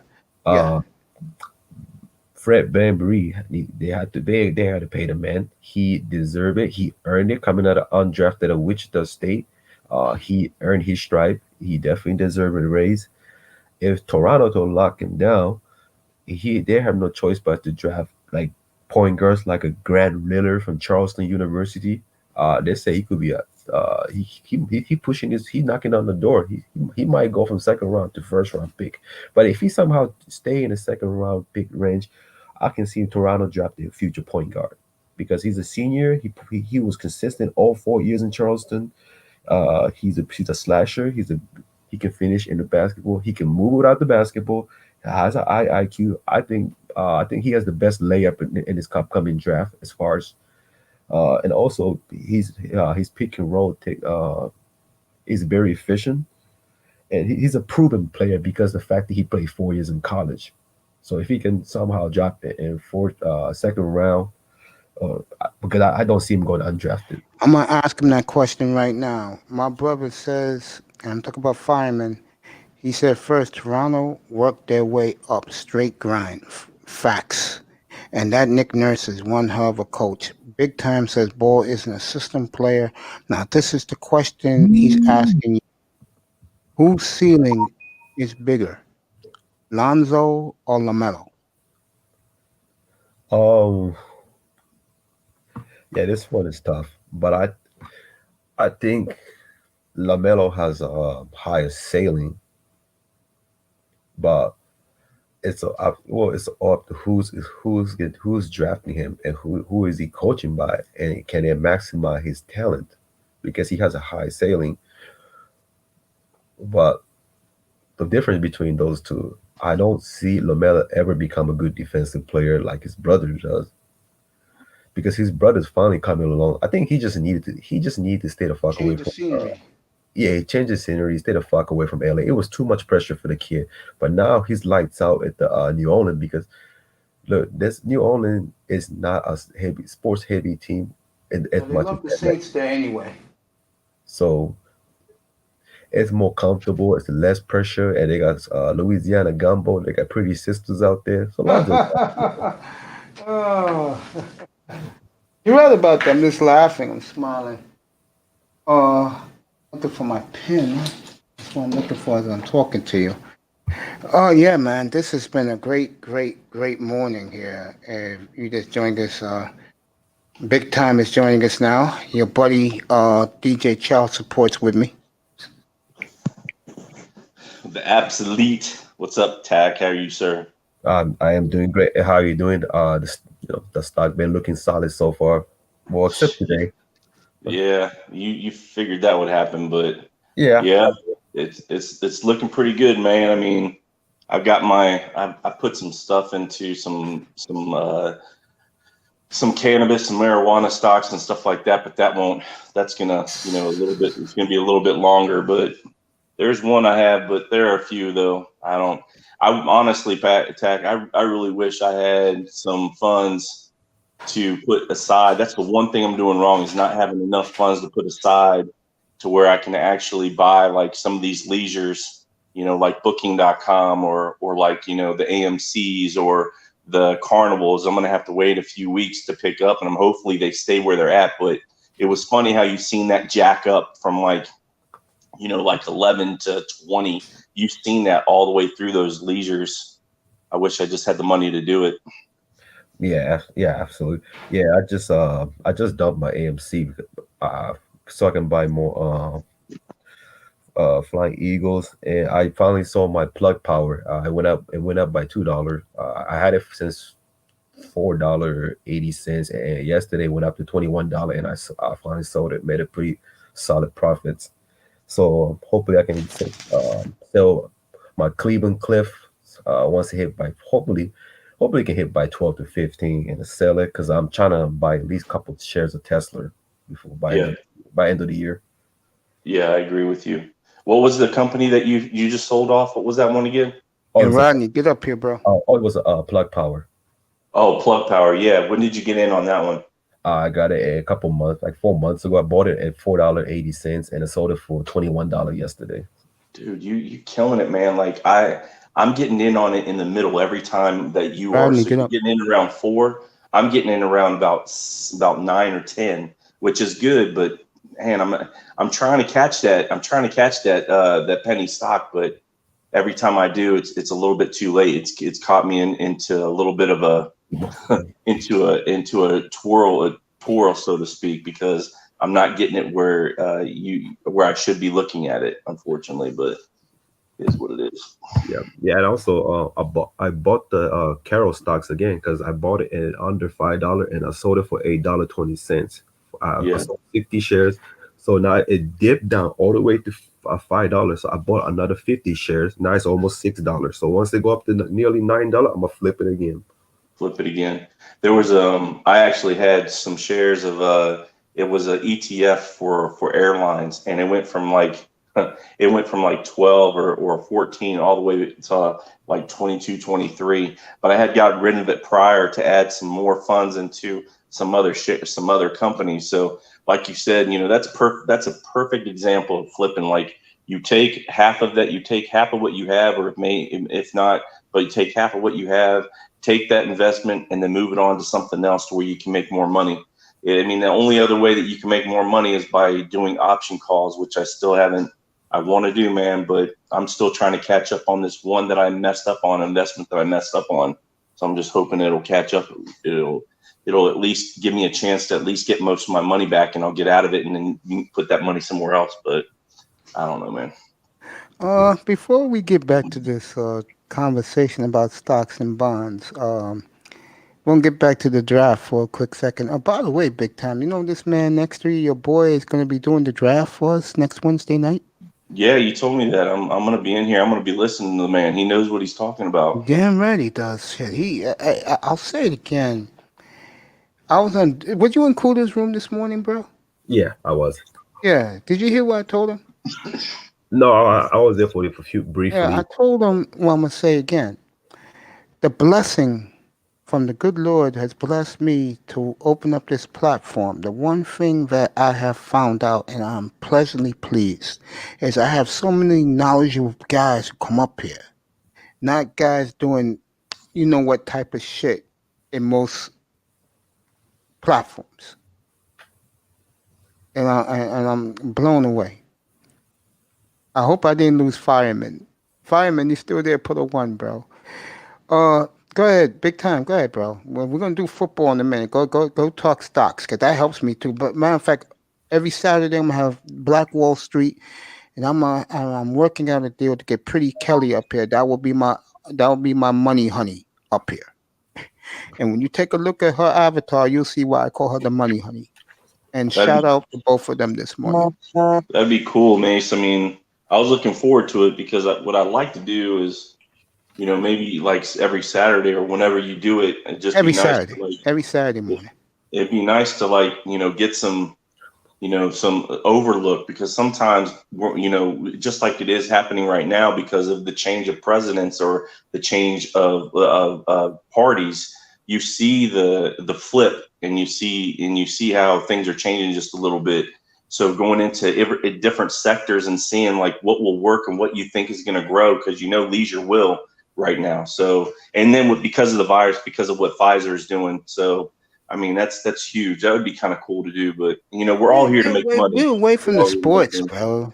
bro. Get away from it a little bit, man. Plus, it's Saturday morning. I mean, you just don't want to get up and start going, hey, the Buccaneers, oh, they got blown out. And this, no, no. So Mace, how you doing, man? How did Monday go yesterday for you? Nice, That's good, man. nice, rested. I was going to come on, do an emergency show last night about something I heard in the manosphere, but I said the hell with it. And this morning I did it in my monologue, and guys were in here. They was excited about it. Fireman, we're gonna get right to you right now, bro. Uh, Tag, tell them some more about the draft coming up. Like, where, in your opinion, where the Mavericks should go. Maybe as far as like first round or second round. I guess for him, everything across the board. It's his team. I do whatever you guys want. And after that, Fireman, we're going back to the NFL. I got my Dolphin buddy up here. Okay. As far as the Mavericks, I know This starting five, there's not much problem. I think it has more to do with depth, and you got to start thinking about the future. Because the way I see from Porzingis, I don't see him staying healthy for too long. He might have to come off the bench eventually. I do have a couple players. Um, some say Tyrell Terry, the point guard from Stanford, that will be perfect. He has reasonable size because Luca is a volume shooter, so you need a point guard. That's But what they got them taken, by the way. if I might, this might be Leach, but I would take Grant Litter from Charleston University over him. As I said earlier, he's a 4-year proven point guard. He's probably one of the best slasher that player that nobody really talks about until recently. He was originally projected as a second round, but he's been making noise at the combine and interview. They, Um, they got him going second round to Orlando. yeah, but I can see, but somehow he can push it into the second round. Unless Map can get him a second round, then you can get him. Yeah, the Mavericks got the first pick in the second round. They can take anybody they want. Oh, Best player available. okay. Then I would take him. Then I would. They got him. They got them taking Isaiah Stewart. Oh, I just do it. Nah, I would go with Grand Litter Okay. as a See what principal. you're getting here, fireman. You see And what you get. as for Mab is an 18 pick Tyrell Perry, I would not take him. If anything, I would take him. And it would be Precious Achua from the Memphis. He's Okay. yeah, it is risky. Don't get me wrong. It is a risky pick, but I think he has probably the highest upside on this first round draft pick. Before I go to my kitchen to get me a little sip of, it's no more Coke anymore, fellas. Now it's Snapple. Before I go do that, I'm gonna switch to football real quick. I'll let you two guys rock it till I get back. Uh, Big time. Are you enjoying the love the national media gave the Dolphins yesterday, especially the defense, bro? Real quick, Mace, I just wanted to throw out the real quick just about stock market that Okay. there's a guy I was watching the other day, which is he's a really intelligent man, and I learned a few things from him. Boris Watkins, I think Dr. Boris Watkins. Dr. He's Boyce on the, Watkins, yeah. Boyce yeah, Watkins. he's from the Black Financial Channel. That Yes. guy knows his shit. I'm sorry, I cussed. So You could that guy, say it, you could curse in here. I don't care.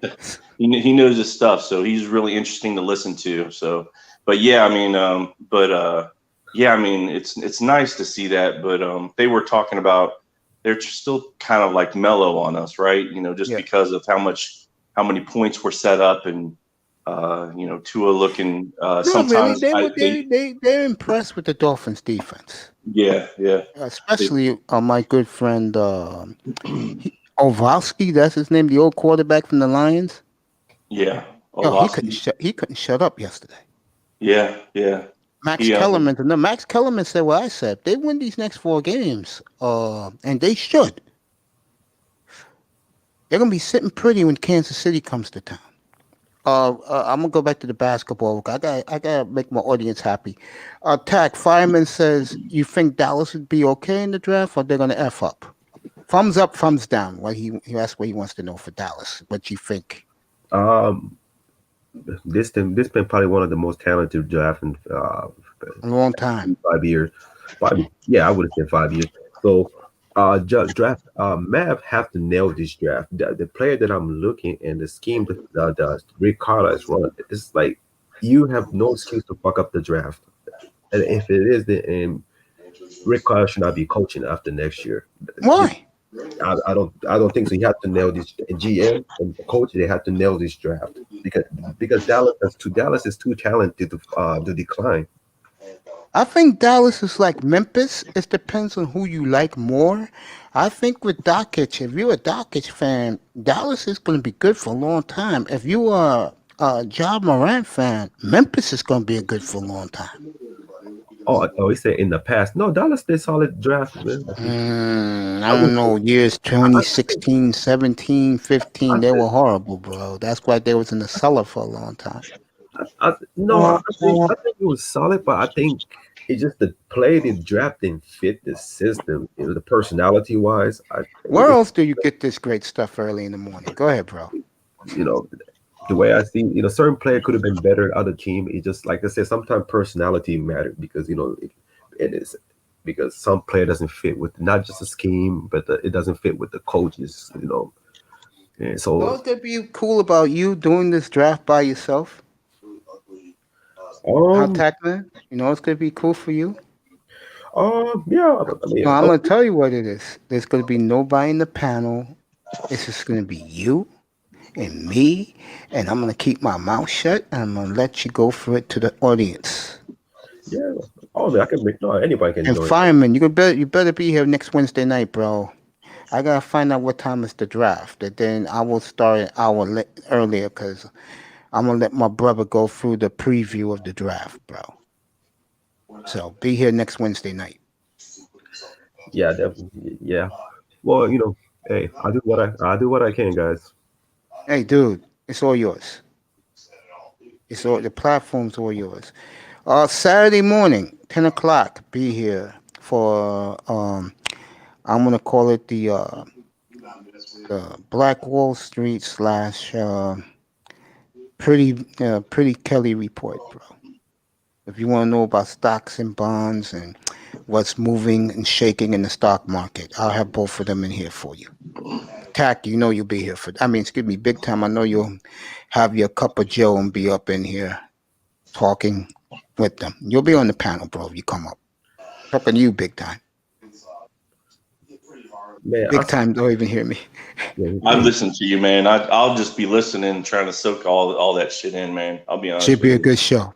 Yeah, That guy, he's a tremendous guy, by the way. Big Ravens fan. I know he's pumped that they beat the hell out of the Colts this weekend.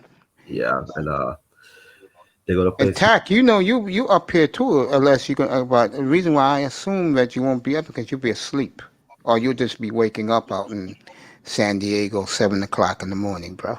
Yeah. But if you want to pop up, pop up. I'll put you on the panel with them. You all can talk the business side of life Oh yeah. all morning long, bro. I don't care.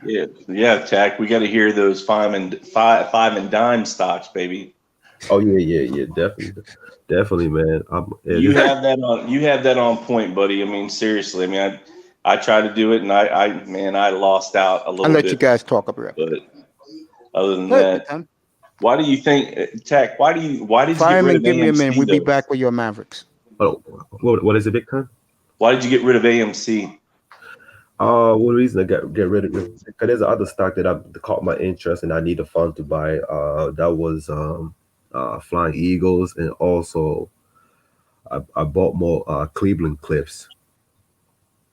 So Flying Eagle, is that more like is that for like a casino or no? No, it's more. Well, yeah, you can say that it's more of a blank check, but right now they're trying to make contract with other big prominent company like a DraftKings. Oh, okay. So, and this company been established this year on January 15 or 2020. And it was start off at like I think $10.50. I bought it in 11 and it went up by 14.50 and it dipped. So what I did, I bought more shares and now it's back to a $12. So and once this contract is done with DraftKings and other prominent company, yeah, I can see a potential. If I can, double up, at least triple up this a month, and I'll be great. I'll make my profits. I'm looking it up right now. And I'm also trying to buy. I still need to buy Chroma Decks too, because it's so undervalued right now. Because Shannon Sharp on the Shannon Sharp's podcast, he can't stop talking about this supplement Chroma Decks. So the hype must be real. He really loves these supplements. So once they get promotion from NFL, this stock gonna go up. We go Saturday morning. All right, we go Saturday morning. And I didn't know that for the Chroma Decks, I didn't know CEO was Robert Fry. I think that's like one of the wealthiest dudes. Huh. And this company been established since 1999, and I think it's about to take off.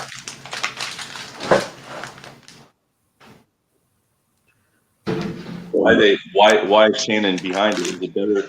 I mean, is it better in creatine or is it? I mean, Yeah, he said that his performance. He said his performance got drastically better. He actually called the owner. He actually went up to see what is this hype about, and he compared his current supplement to what the offer from Colombus. He said he outperformed these guys like 20 years younger than him. He outrun his kids. And he said this is the best thing he ever had. And I thought he was just doing just for like I thought we were just talking, but he actually like really liked it. He talks about it on his podcast. He was on the commercial. Now he's actually promoting this supplement. So once this supplements to be promoted by NFL, the other the big athletes, other big league, yeah, definitely gonna go over. Because right now it's undervalued. It's $4.80. It was over $5.50 and it dipped to $4.20. Now it's back to almost $5. But I'm trying to hope that's one of the stocks I'm keeping an eye on. I'm trying to hopefully I can at least buy 50 share or at least 100 at max. how do you spell that, Tac? The Chromadex, CHROMANDEX together. Yeah, he gave me that the other day. Yeah, just type CDXC. Got it. See, this is what you get in here. Okay, and you know what I saw the other night, fellas? Was shocked the hell out of me. I'm not joking. I was checking something on Sunday night, and I noticed something which I couldn't believe. 74 people was watching. Wow. I was very dumbfounded by that, and I just want to thank all the people out there because I see hundreds of people watch my videos after it's done. Yeah. And if you can last the 6.5 hours, folks, thank you very much. And But again, yeah, and I'm gonna let you guys keep talking it. I'm Yeah. very pleased that we multitask in this room, and it's a credit to you guys because you guys teach me stuff. and well, before we get back to the sports, I have another stock. Now go ahead. I have another stock I'm keeping my eye on. It's an AMVEV. It's a beer company, and they've been making pretty good increase. They've been from 8.63% of the increase. So it's nearly $1 increase because it was plummeted for about a few months ago. I think it was under $1, but now it's almost $3 today. So that's one of them I want to keep an eye on. I'm waiting to dip, and hopefully I can buy it for $2 or less, or at least buy 100 shares, and at least I can double it up and sell it, make these little profits.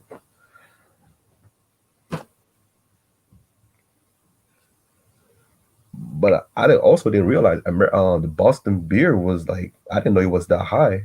I mean, now it dipped. It was over $1,050. Now is, I believe, it's $9, no, $918.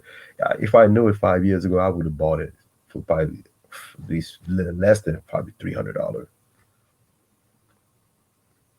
Yeah, it's way up there, man. Even when you mentioned it a few months ago, I looked at it and I went, man, it's so high. I'm gonna put my money in a few other different places. It's just way too high for me right now. Yeah, yeah. Oh yeah, that's what I feel. But the square stocks, because it was nearly 190, but when it dipped to like 148, that's why I bought 2 shares because once I'm a double. That's not my long-term share. Once it go up to double the number, I'm selling it and buy more Apple stocks. Dude, I'm losing so much money because I've had to revamp everything to. Here's the thing, man. I'm trying to rebalance everything, and finally, I think I found the formula for myself right now. Anyways, doesn't mean it's gonna fix itself later on, but I'm finding a formula right now. But the problem is that I've had to sell off multiple shares or multiple companies to do this on both sides of my Fidelity account and Webull account. And the problem is that I missed out on a ton to where I bought Square when it was like at a 112. I bought like Waste Management when it was at like 95. I bought Quaycom when it was down like at 90. My brother gave me that hit because he works for Fidelity. So when you're letting these things go and then you see how high, I knew Square was going to do something. And then when it goes from like 111 to 91, you're going, you're such an idiot, dude. You're such a fucking idiot. Like, how many times am I going to get burnt and not take that opportunity? But you're trying to build wealth. On the other hand, one share is not going to do it for you, unfortunately. So you can take that $40 and run like I had with AMD. I bought them at like, I think it was 45. Wow. Yeah, it was way late, of course, but I bought them at 45. And then I sold it when they got up to when they had their earnings in the second quarter. And I bought and then I just took the profit. But the problem is that now it's like, AMD is going to blow up, especially going forward the way you see Square and all these other ones. So now I went in and reinvested this past week or 2 weeks ago and bought like 3 or 4 shares. So, but you have to use that money somehow, some way. Sometimes you just got to be a little bit patient, because sometimes it's just not working. I don't know, man. My thing is sometimes more patience and then spending the money too soon instead of holding on to it so I can spend more money somewhere else. Yeah. Absolutely. No, I know where you're coming from, because I burned myself with Bibian Solar. I bought it at $10, and my dumb self sold it for $20. Now it's nearly $40. So I kicking myself still to this day. And also, I sold my look. This made me cry. I sold my RH when it was dipping so low. I got it at 120, and I sold it for 170. Now it's over 300. That hurts me, man. I was kicking myself because I had like 6 shares. So imagine myself. I got it for 126 share, and if I hold it to at least 350, I made a great profit. That's more than what you're making in 9 to 5, But like I say, I take my loss too. So you are not the trust me, you are not the only one kicking myself. So because I have a brother, he's asking me about. Don't worry, I'll ask him the question. Oh, okay, what's up? Fireman wants to know what you guys think about Forex. I personally don't have a Forex, so I wish I can give you the answer. But I think Big Time has a Forex, right? Or no? A Forex? Yeah, Forex. I'd have to check it out. Give me a second. Yeah, so I know. I have a younger They're brother. checking it for you, brother. Yeah, I have a. Damn, even firemen's into this. I should have thought about this idea more often. So But I love it, man. You guys know I'm just sitting here soaking it up, man. And another thing is, like I was telling my brother, because he was questioning about the stock, and my cousin from Ohio, he didn't know I was buying a stock, so he was surprised. So I gave him what I bought and what you should buy, and I was surprised. He was blown away, and I thought. I don't mean to laugh. Look, bro, I think they know about it, but I gotta get Ty City in here to talk about this one, crypto. Oh yeah, crypto. Yeah, there's a good crypto. There's a couple of good crypto. I forgot. It's They say this is a sleepers coin right now. It's called a U-Trust coin. Okay. And there's another one called not Doggy Coin, but it's called it's a U-Trust coin. And there's another one that's they say it could be it's like only 50 cents right now, but I'm trying to remember. U-Trust. It's called U-Trust UTK coin. And there's another one. What is the other coin? And man. I can't remember it because I heard it from oh, here it is. I remember. It's a trap swap coin.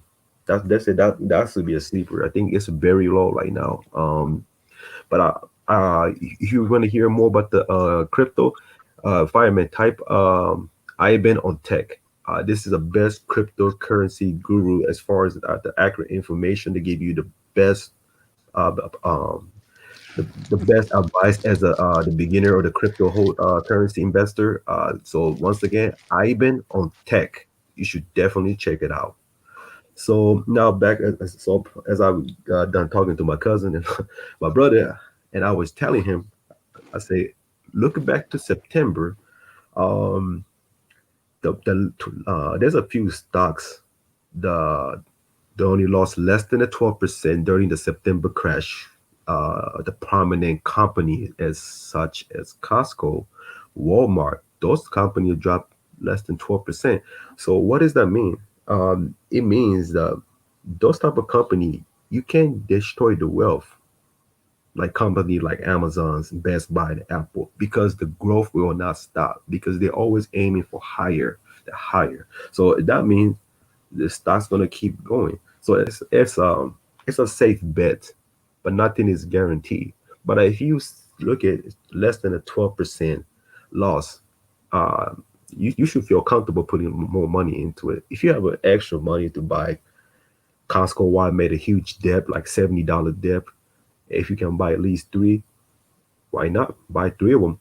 I mean, I personally don't have it, but I'm trying to buy Tesla first. That's my first thing. Then I'll get back in Costco or other company. But right after the dip, because right now it's overvalued, so I have no reason to buy it. And also anybody who wants to start a stock, always got to think about it. Go to the bank. What bank gonna give you more than 1% APY? Go to You can go to bank like Chase. They're going to give you 0.01% APY, which is a crook. That's a highway robbery. Hold And up, bro. My Chase Bank to invest yeah, starts at 20,000, hmm, wow, and I think it's race reasons why. Seriously, I do, and it has nothing to do with weight. See, where I live here, right, Latinos run everything, bro. They're in the banks, they're everything, bro. right, And I find it pretty funny how at TD it's $5, Chase is 20K. right. I don't understand that. And I also, yeah, it boggles me. I never understood. And also have to look at this way too. The average gain for stockholder is 10%. So you don't have to be an expert to math to know. Uh, Bank barely trying to give you 1% APY. So which one has a better opportunity for better gains? Obviously stocks. Yes, stocks come with stock does come with risk, but in life is risk. Exactly. That's what I said the other day. The quiet Because the quiet money doesn't make money. Because as I currently I'm not working, so I'm just saving my money, put it in the stock, and you know what? Yes, ma'am. Because this is Yeah, my I because this don't is mean to interrupt you, bro. Yes, ma'am. It's true. I yeah, know because it's sad, but it's true. Where I live up here in the BX in New York City, yeah, yeah, they charge 20,000 to invest. yeah. And also, if some people are skeptical about it, they still want to believe in the banks are giving you the opportunity to make the gain. Why don't you can also go to moneychamp.com and calculate the interest from the easiest way. So let's say 0.5% and over 20 years. How much is that? That's only fucking $50. So you think banks actually giving you the profit? It's the other way around. So like say if you were skeptical, check the moneychamp.com and do your number if you still some people are skeptical, such as myself. So if you're not a believer, do your own research, do your own diligence, and because I don't force upon anybody. Because I didn't do this. I just started this stock in 5 years ago, and I wish I did this in 5 years ago. I would have been a lot better place financially. Hey, reigning woman, I'm gonna ask you a question, sweetheart. I'm gonna get the big time. I'm gonna ask him about fidelity in a minute. Sweetie, do you know who Pretty Kelly is? Put a one in the chat room if you know who she is. All right, big time. Let me ask you a question, bro. Your brother in Fidelity, how much it costs you to buy a stock there to invest? It's nothing, just because you have to remember And just like Tack was talking about, though, with all these other smaller, all these investment companies, they were charging an arm and a leg back in the day, and now with Webull and with Ameritrade's kind of started that, but they were still charging you per order or whatever you want to call it. It was just a single order. So, when you would put in for one share or whatever, you would have to pay outrageous amount for triple or quadruple the amount that you would be ordering for. And then you come up with like Robinhood as well. So these companies, these major companies like Fidelity and Ameritrade and wherever else that you trade your bank, you trade you buy your shares of companies, they don't charge anymore, because these smaller internet companies, they don't charge at all for the most, from that what I gather anyways. I haven't had any type of charge or fee. So they had to get rid of that. They got rid of those fees and charges. Now the difference is, though, is that if you're needing investment help or investment knowledge or something like that, yeah, you could hire these individuals, and it's going to be a little bit, probably, I'm sure, an arm and a leg, unless you're with a company that you already have a 401k with, that you would pay 3 cents on the dollar or whatever to how much you actually have within your 401, which is very slim pickings compared to somebody that that's probably CEO of a company. But they help you financially. They'll tell you they'll tell you what's going on with it. They'll basically work your 401 and balance it out. But the thing is that they really don't do too much, though. It's from what I gather, it's systematically they'll balance it out, and they'll do they'll do that for you. But it doesn't necessarily mean it's better. It's more so that it'll help you not lose so much money in the long run, but it's not risky. So that's why, in a sense, that if you know what you're doing, or maybe if you can maneuver, and somebody that can help you, you can be more risky. You can be much more riskier. Usually it's like, from when I started out earlier, when I was younger, it was like you had a 60, it was like a 60-30-10 or something like that. But now that I'm older, and the thing is, just like Tax said, he wished that he started 5 years ago investing. I wish I did the same thing, but we're doing it now, which is the best part of it.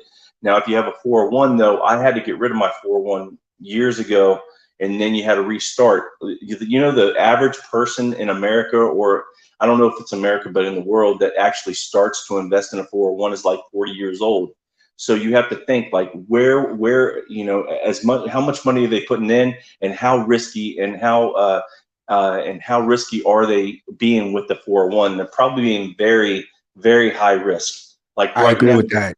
With me, I'm very high risk. I'm like 97-3 right now. Mostly it's large cap, mid, and then maybe I think it's like 3% in like cash. But I'm very high risk, too high risk, honestly. But what am I supposed to do? Not do that and not make any cash? So I'm going to lose when it's down, but I'm going to gain triple that when it's up. So sooner or later, within maybe 5-6 years, I'll have to switch that up and bring it down to like an 80-10, 5-5 or something like that. But there's too many smaller companies out there that are internet companies that won't charge you. That's the short term. That's a short answer for you. Okay.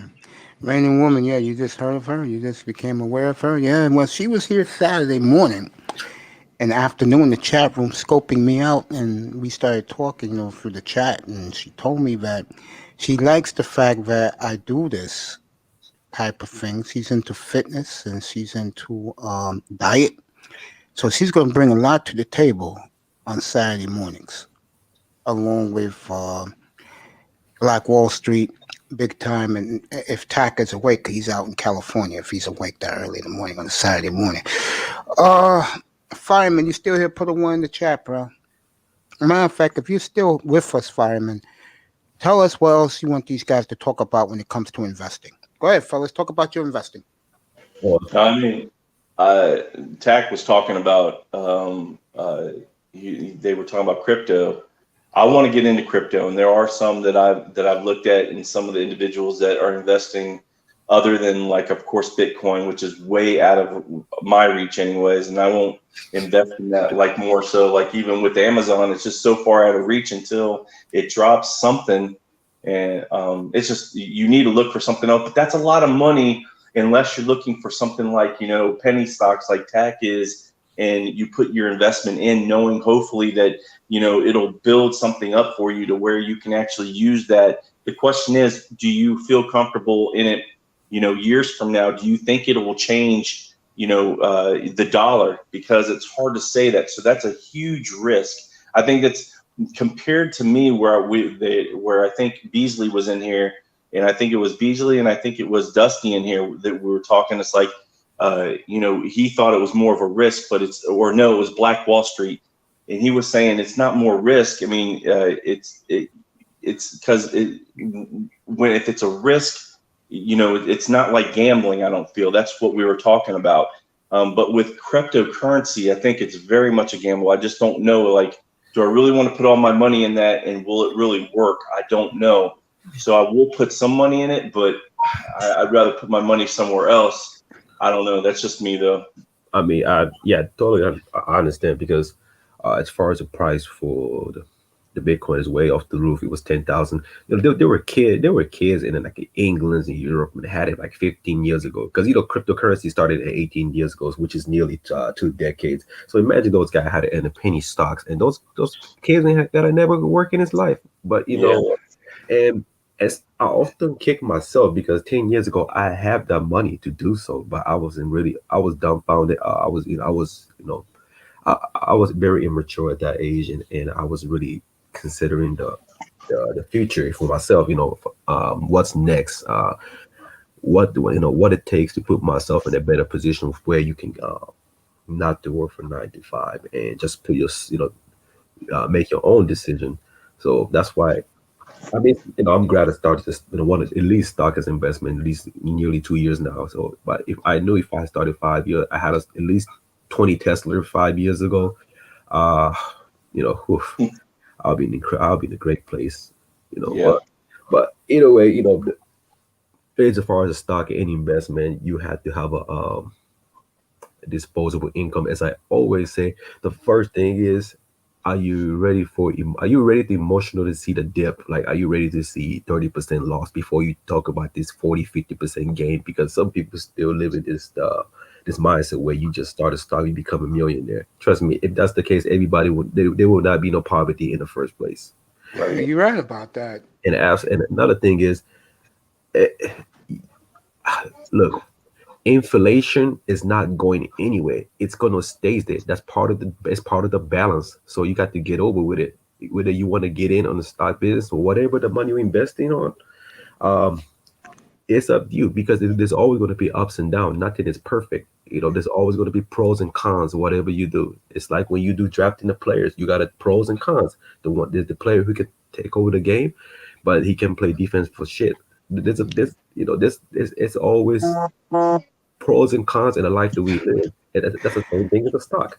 All right, let me read this.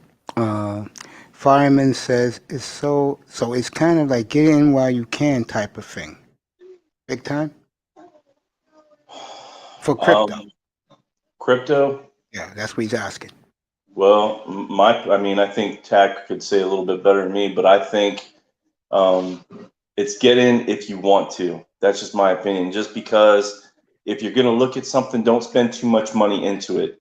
Yeah, I think I'd like to have maybe about 1,500 to 2,000 in it, Yeah. and then let it grow and not do anything else. Because again, I think that's more gambling than what I'm doing right now in finding companies that are established, that are able to, that are growing and that have that potential growth. Yeah. I'm not sitting there saying that crypto doesn't have that, because it has shown that, but we don't know what's going to happen with that compared to the dollar or any other currency out there, TAC? Yeah.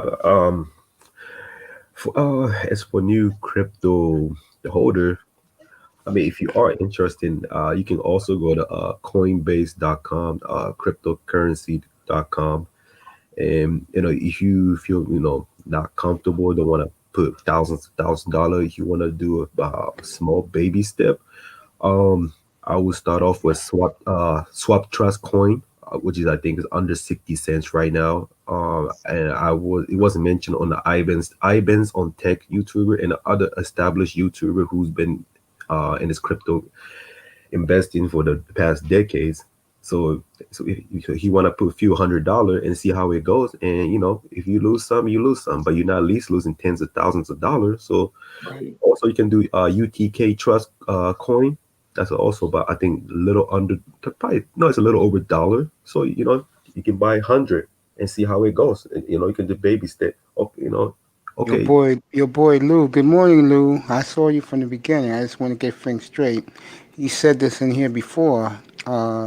Lou says that he gets his stuff through Cash App and he gets fractions of a share of Bitcoin. Fireman just said to you guys, is it more of a pyramid scheme that actually making money through stock in Forex? Mm. See, I'm not familiar with forex. Unfortunately, I wish I could answer that question. What about you, Big Time? So Fireman is 4X from what I read on more of it's an Indian cash exchange. Is that right? Money exchange? Because I seen how high it is, but I want to know if I'm looking at the right company or not. It's Forex. Yeah, I put that in, but there's And Lou, have a good work day, buddy. Yeah, go ahead, Big Time. no. I just want to know if I'm looking at the right company or not. Because if I am, then that's it's a money exchange from India, company money exchange and money transferring. So money exchange and money transfer. So I'm wondering if I'm looking at the right company or not. That's hard to say because you can't even buy a share. I mean, on Webull, I can't even buy a share of that, which is and it's been around for, I think, if I'm looking at the chart, I mean, it's been around since 2000, was it 16 or 17? So it's been around for a little while, but for some reason, I can't buy a share. I don't know if it has to do with Webull or not. So I mean, I would say if you know something about it and you know a lot about that, then good for you. But I don't know nothing about it. I wouldn't put my money into it unless I know at least something about it. I mean, you have to do your due diligence and do your and do your reading and investigating because you're going to get burnt if you don't do that. I mean, I've gotten burnt, and that's my fault. But I was chasing more so than not understanding the company itself. So that's just me, though. Okay. I mean, let me see what else they got to say. This is some great stuff, man. Thank you guys for coming in so early. Lou said foreign currency exchange, and Fireman said, yes, it's crypto based Okay. shading or sharing. I guess he meant sharing. Yeah. I think it started with the Indian coin. It's international based trading, but I don't know if it's iffy. I just wanted to see if you guys were into it. Are you guys into Forex or crypto? Any of you guys? I want to take part in crypto coins. There's some good ones out there from what I've heard, from what I've watched, and what I've actually read. But again, I just haven't had the funds to do so. But I'm not going to put a lot of money into it. I'll be honest with you. I think there's too much gambling going on there. We don't know how our system is going to, where everybody's putting so much money into these. It's kind of like, it's honestly, if you know what Tesla, or the company Tesla, people say that Tesla is way overvalued, but I disagree with that. But there's many investors, and you listen to CNBC and you listen to Bloomberg, these guys are talking about it's so overvalued. But yet, I think the reason why they say it's overvalued, and they're not the only ones, but is because they want to be right about it. They want to sit there and say, hey, we said it's overvalued. Now look at it and it's not doing anything. And that gives them clout, and it's all about that clout. But I think they're way wrong about it. Tesla, if you have the money to do it, I would do it, because the future is what you're going to be looking at there. And they've actually proven building these cars. So that's just me, though. Great stuff. Well, guys, I mean, wow. You guys should have been here over a month. And I can't believe time's gone so fast. Should have been here in the middle of September when these two men did a phenomenal 4.5 hour job doing the stock market and what you should invest in and where to invest. Oh man, you guys are great. Go ahead, Tech. Fireman, don't forget about ETFs. I'm sure there's a crypto ETF out there. I'm positive that, and you could use that, because I don't know how much that would be, but you can get any type of ETF out there, like for the airlines, it's Jets, JETS, and then that involves all the airlines. So instead of using buying one share of one company, you're buying a share of all these companies in one area, in all the areas. I'm sorry. So that's another way to do that too. What do you think, Tech?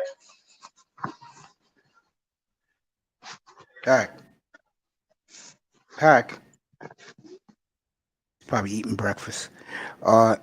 This is another question from Fireman. He says, it seems like people are making money from Forex.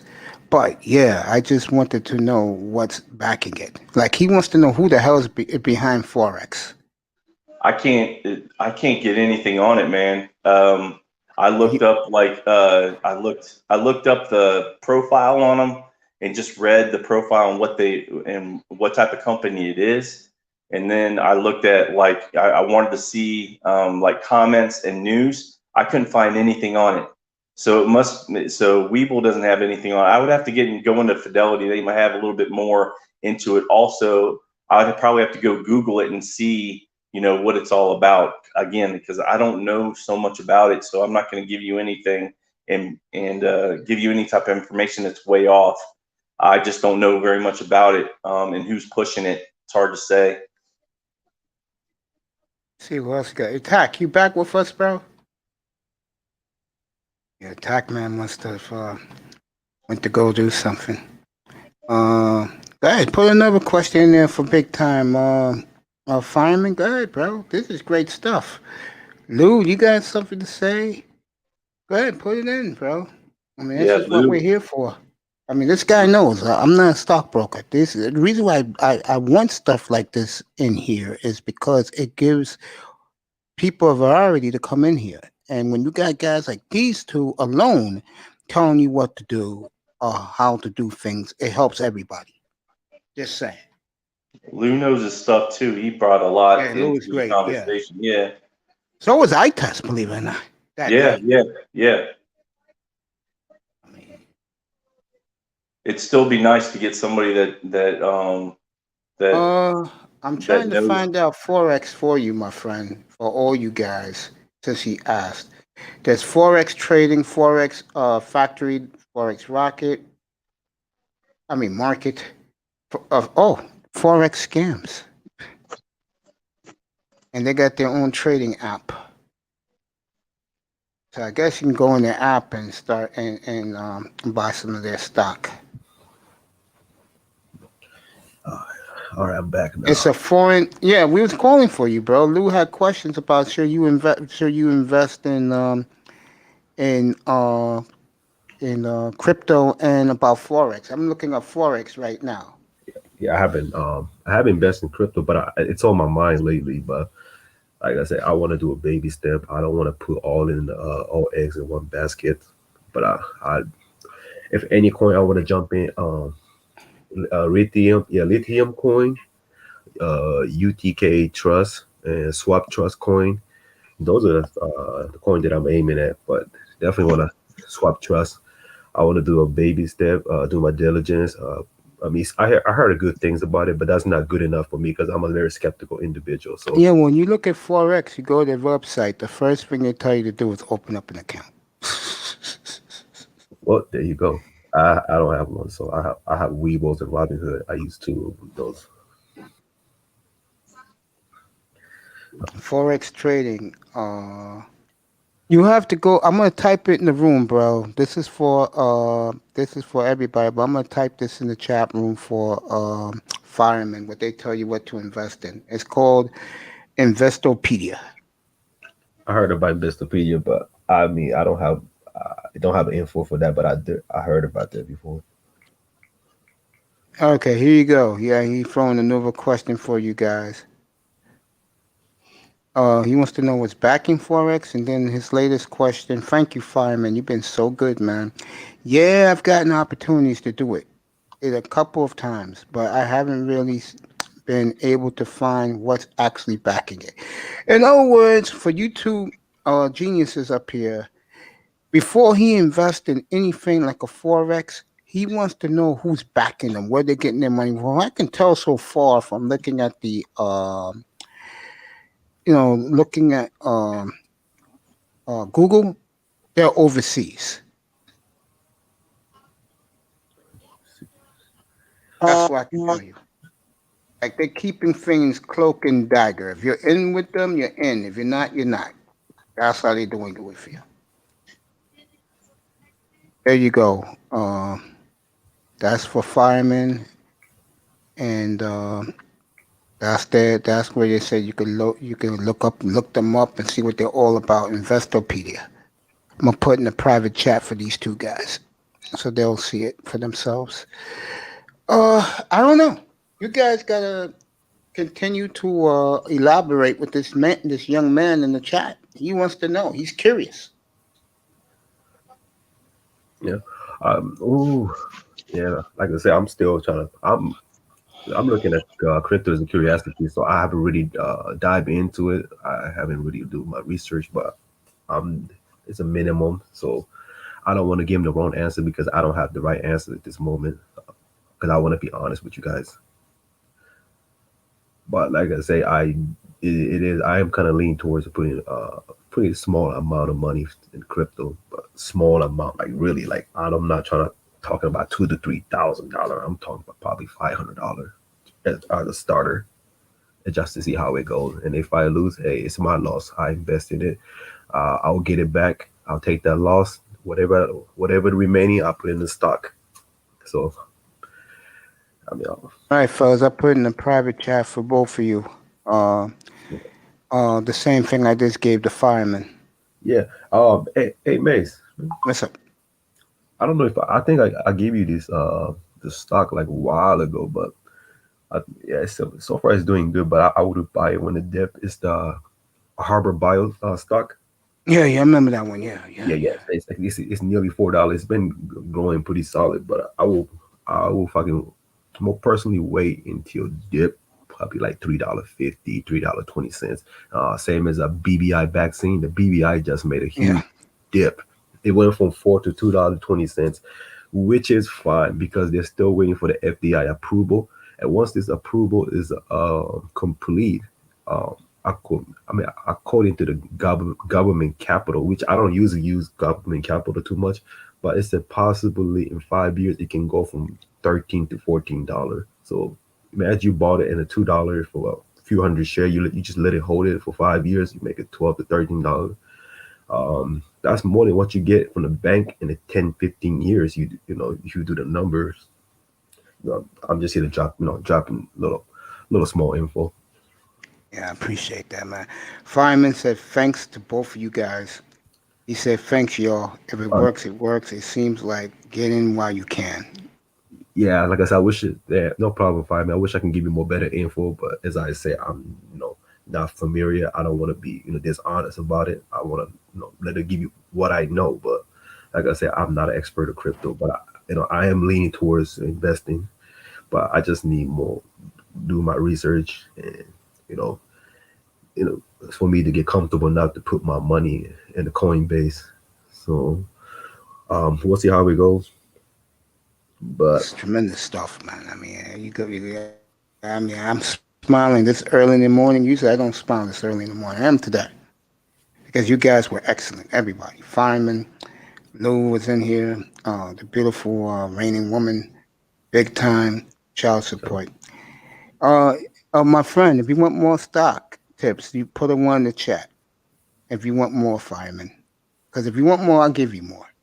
It's up to you. You want more, I'll give you more. Put a one in the chat room. You want more.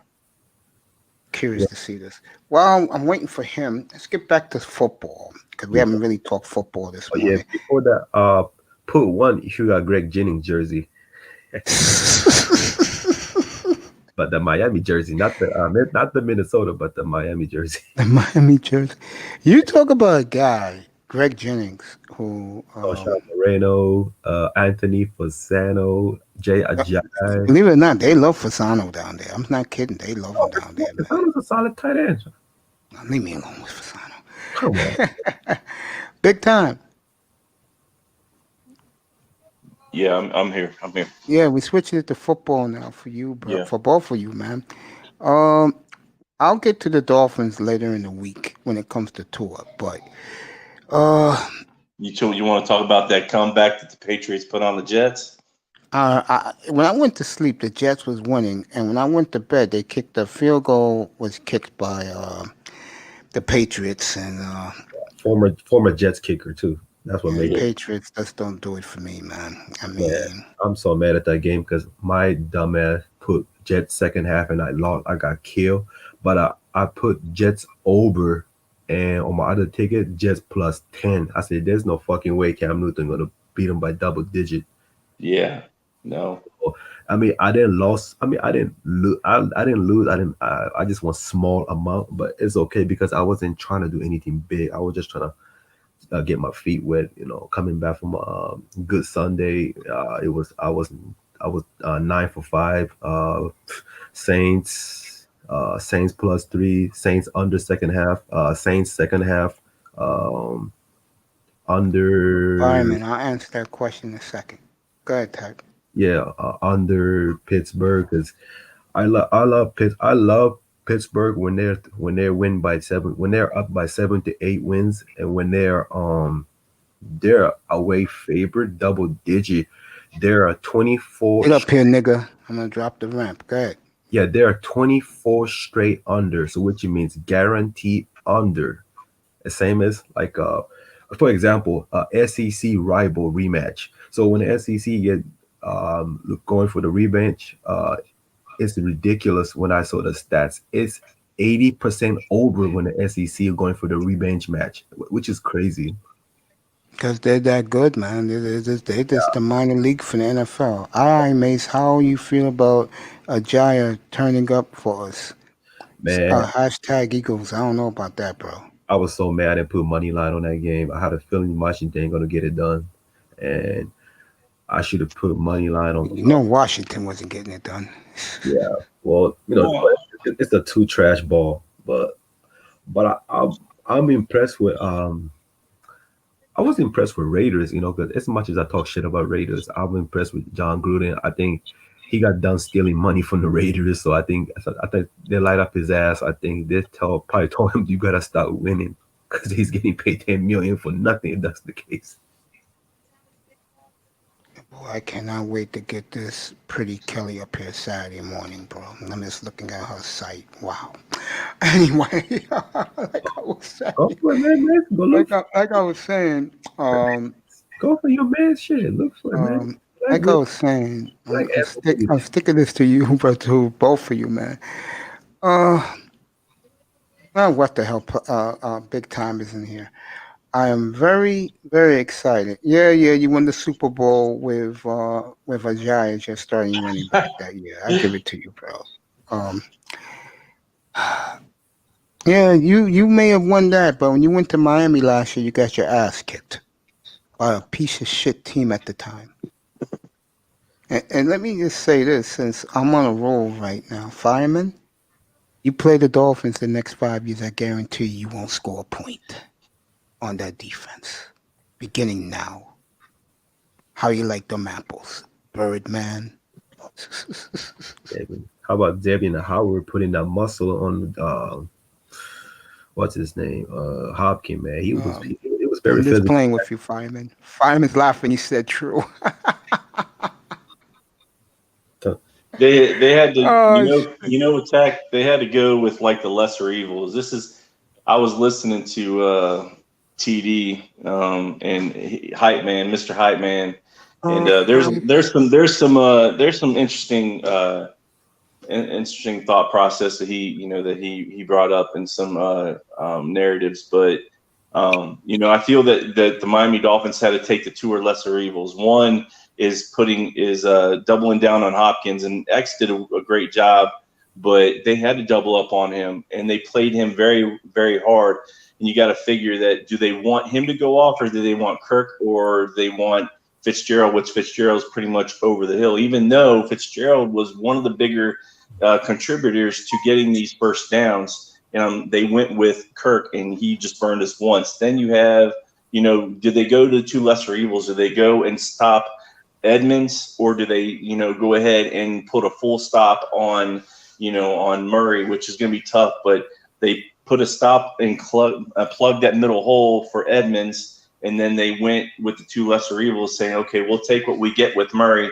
They missed a few tackles here, and they didn't do too terribly bad, but my goodness, man. It's 106 yards and a touchdown. I expected about 50 yards and a touchdown from Murray, but he is a godsend, man. He is that damn good. Told you guys how good he is. Well, but you have somebody else talking in another chat that I was talking to that, sat there. I actually gave him a 4.5 rating, and they kind of like laughed at me, saying he's not that good. He's not he's not like a Mahomes type of deal. I'm thinking to myself, he is just as good. The only reason why you would count Mahomes better is because of the team that he has around him. And he's 5 inches taller. And that's what makes Murray so much or just as good, because of what he has to do. But with Hopkins there, it's he has a little bit more firepower, but Mahomes has firepower all over the place. Hells yes. And was it you who said to me on Sunday night that the Dolphins do need a one receiver? Of one receiver? I was agreeing with you when you were talking about that a couple weeks ago, and I do agree with that. If we get Waddle, that's nice, but we need somebody we need another receiver. I honestly believe we need a running back, though. That's me, though. Oh, we're going to get that. We got 4 picks in the first 2 rounds. We're going to get that. A lot of people want to sit there and just, take that free agent pick, but who are we going to get? We're not going to get anybody. I'm tired of getting free agents that have already been banged up. This past year, my friend, at least they spent it well in the defense. You think this Agba is unbelievable. Yeah. I mean, let me say something about Calamari on Sunday. If you saw his reaction when they stripped him, when he fumbled and they ran it back, he was shocked. I'm going to tell you why he was shocked. He was shocked that the Dolphin defenders are that quick. Our Dolphins. That sent them a message early in the game that this is not a defense to F with.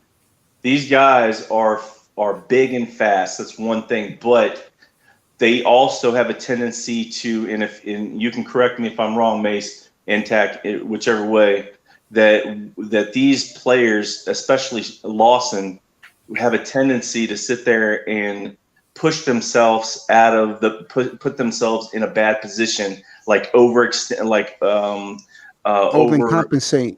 Oh yeah, overcompensating, I don't know, waiting too long and not going after the play, or thinking one way and not the other way. I don't know. I'm just saying. I know what you're saying. You're right. Yeah. They let the action come to them instead of them reacting. Am I right about that?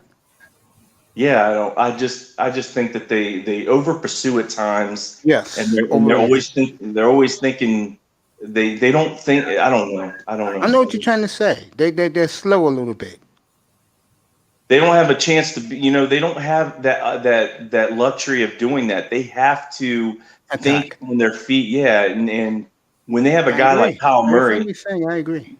When they have a guy like Kyle Murray, you cannot do that. And there are too many times we had him, but you know what? Could say the same thing about Tua. They had Tua a few times too, and Tua just like surprised you going, holy shit. The hell out of me, I'll tell you that.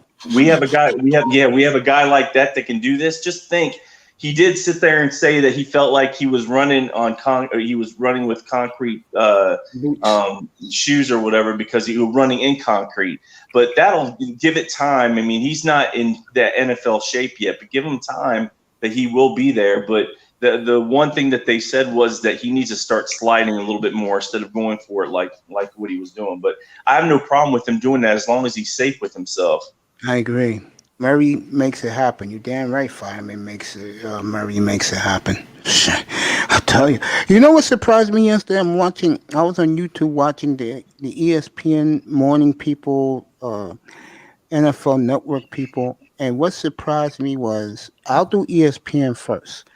They were so happy for Tua, and the woman on the morning show with Mike Greenberg, she was screaming about how beautiful his passes are, how much that his accuracy. Ovrosky was going nuts about it.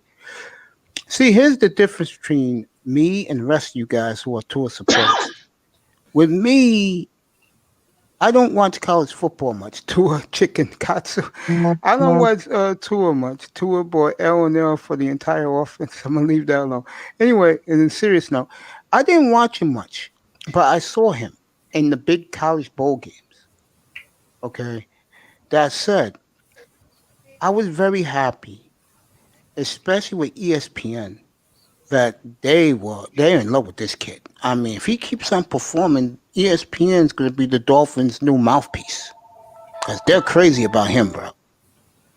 I'll be right back. Go ahead, Tack. Okay.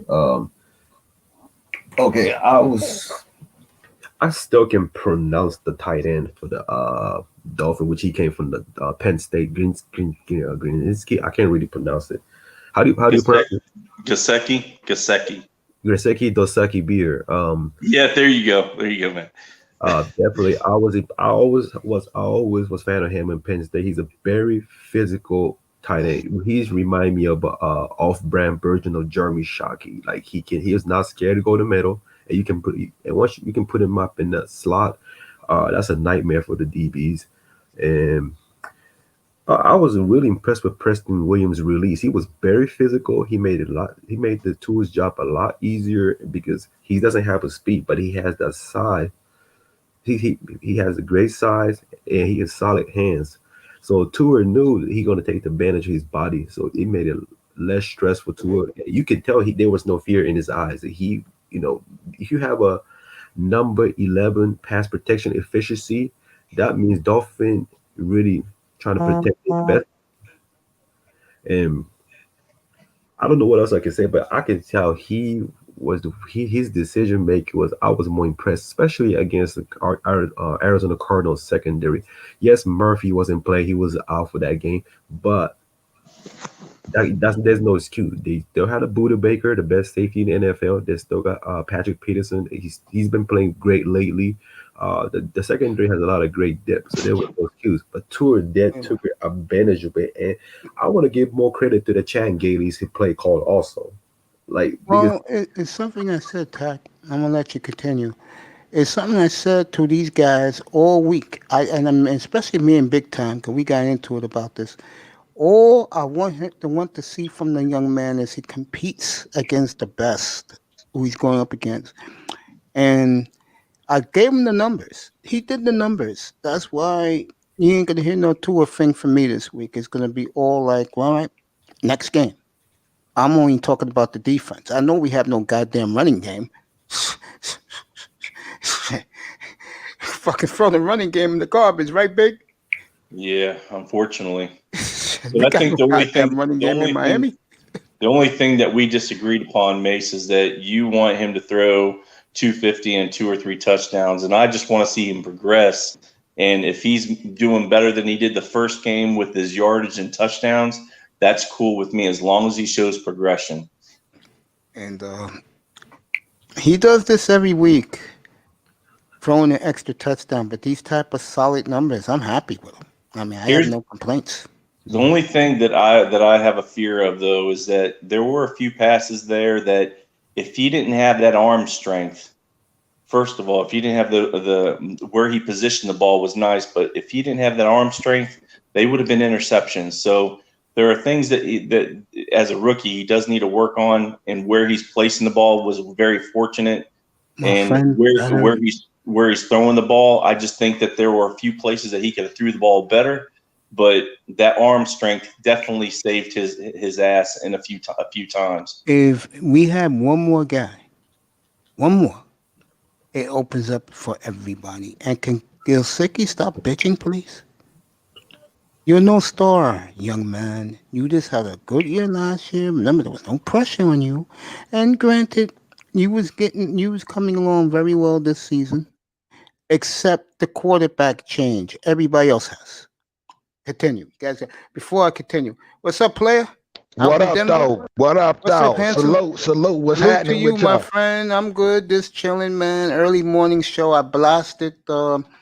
I did my usual blasting. I went back off on the election. I went off on women this morning before Tac Man came up. But I'm gonna get used to this early morning shit. I like it. On a Hell yeah, Tuesday and a I Thursday, gotta I get like my, it, I bro. gotta It's start good to getting see you my this ass. early out in Denver, bro. I gotta start getting my ass up early. I'm about to start taking these goddamn IT courses and shit. I I hear just you, my signed up brother. for the Google for Good that luck Google with that, shit. my friend. Yeah, get Hell that yeah, I'm certificate, about to make do 6 that shit. figures, bro. Hell yeah, I'm gonna work on that shit too. I'll be right back. Go ahead, guys. Anybody wants to take it right now? Take it. I'll That be right back. Patriots in that Jets game was some bullshit, man. I was sleeping, yo. Man, Newton was fucking up left and right, bro. Like, and then these Jets was blowing their ass out. And all of a sudden, these motherfuckers come back to win. What's up with you, big time? Star, he said, just for the city. That's crazy as hell to me. Kamara Man. Harris runs West Coast office while putting brothers in jail. You damn right. I'll be right back. Fucking Yeah, pack. that game was a joke, but I won on that Saints Buccaneers. Everybody was saying Bucks. oh man, I was on it too. Saints I was blew on it too, their man. ass out. Yeah, Man, I I think didn't even know all these games was being played Sunday. Damn. I took the Saints because Drew Brees are 5-2 versus Tom Brady. Another reason is 5 minutes before the kickoff, the money line was going fractuated. So that means somebody dumped a big money on Tampa Bay. So the last 5 minutes, I took the +3 on Saints under Saints second half +5.5. Saints under 23 in a hook. That was the easiest under I had all season long. They only scored 10 points. I loved it. I had to bounce back from Saturday's horrible nightmare from college, so I got to get some money back because Tack, what sports bet? What sports book do you use? I usually go to casino, but online I do mybookie.com. Oh, okay. All right. I was just curious. I didn't know what you were looking at, as in like with the lines when it was fluctuating like that. If you were online looking at how the lines were fluctuating like that is all. Yeah, I also go to maddoxsports.com for the line movements, and also use Vegas Insider, which I don't use much, but I use more of Maddox. And also, what else? Oh, OddsShark. That's my number one site right now for the 72. When I look into the 72-hour line movements, it's like I gotta treat it like a stock when the line moves. What is it called again? It's an OddsShark. I can put it on. I'll put it on a private chat. Yeah. I didn't do too terribly bad on. I don't NFL games. I can't hit the spreads, but this Sunday I did pretty good though. But I just cannot hit most of the time. Yeah, I mean, I was hot in college, but now I'm like not good on college. I was really good in the past 2 weeks. It's been like a what the fuck moment, because I didn't think make me piss me off about it. They do this asshole touchdown. Like when the game is over, you still want to score. Like the BYU game. I'm like, the game is over. Why would you want to keep scoring? I had an under and the game went by 70 points. But you rarely see those in NFL. That's the difference. That's why that's probably why I'm winning more on NFL right now, because college been doing some bullshit right now. If you watch the Dallas game against Pittsburgh, there was a catch. Oh, it was a defensive catch. Yeah. And did you see that? They called it a catch. That was not even a catch at all. And they tried to make it just like the Des Bryant catch a few years ago, which was a catch, mind you. And they know damn well they messed up on that. That was, I don't see how that wasn't, but they said because the defender caught the ball and was rolling back on his feet, it was a football play. Are you fucking kidding me? He didn't even have the ball. Like, that was such a horrid play, and that was ridiculous. I mean, you got to think, if that's deep in a game and they call something like that, that's going to be yelling and screamed about. But because it was so early in the game, it wasn't. Yeah, I was sad. The Colts game, when Jason Peter caught the interception, but the receiver knocked it off out of his hand, but it's still called as call. They didn't reverse the call, so referee know that was wrong. That would have definitely turned the event. That would have turned the tides for the Colts. I mean, I think that could have still lost the game, but they wouldn't be blown out by 11 points at home. So, like, the referee was doing a lot of funny stuff. Even on the Arizona game, there was a lot of questionable pass interference against DeAndre Hopkins and Xavier Howard. So some call I understand. The first PI was that was definitely on Xavier Howard, but there was the third one that they were both grabbing each other, but they'll call Xavier instead of Hopkins because Hopkins grabbed him first. So you're right, and that one that they called, I get why they called it, because it was Howard and Watt and Hopkins. They were on the outside of each other, and Hopkins was on the outside. He actually stepped out of bounds. I'll be honest with you, if Xavier would have just left him alone and kept on running with the ball, it wouldn't have been any type of interference there or call, I don't think.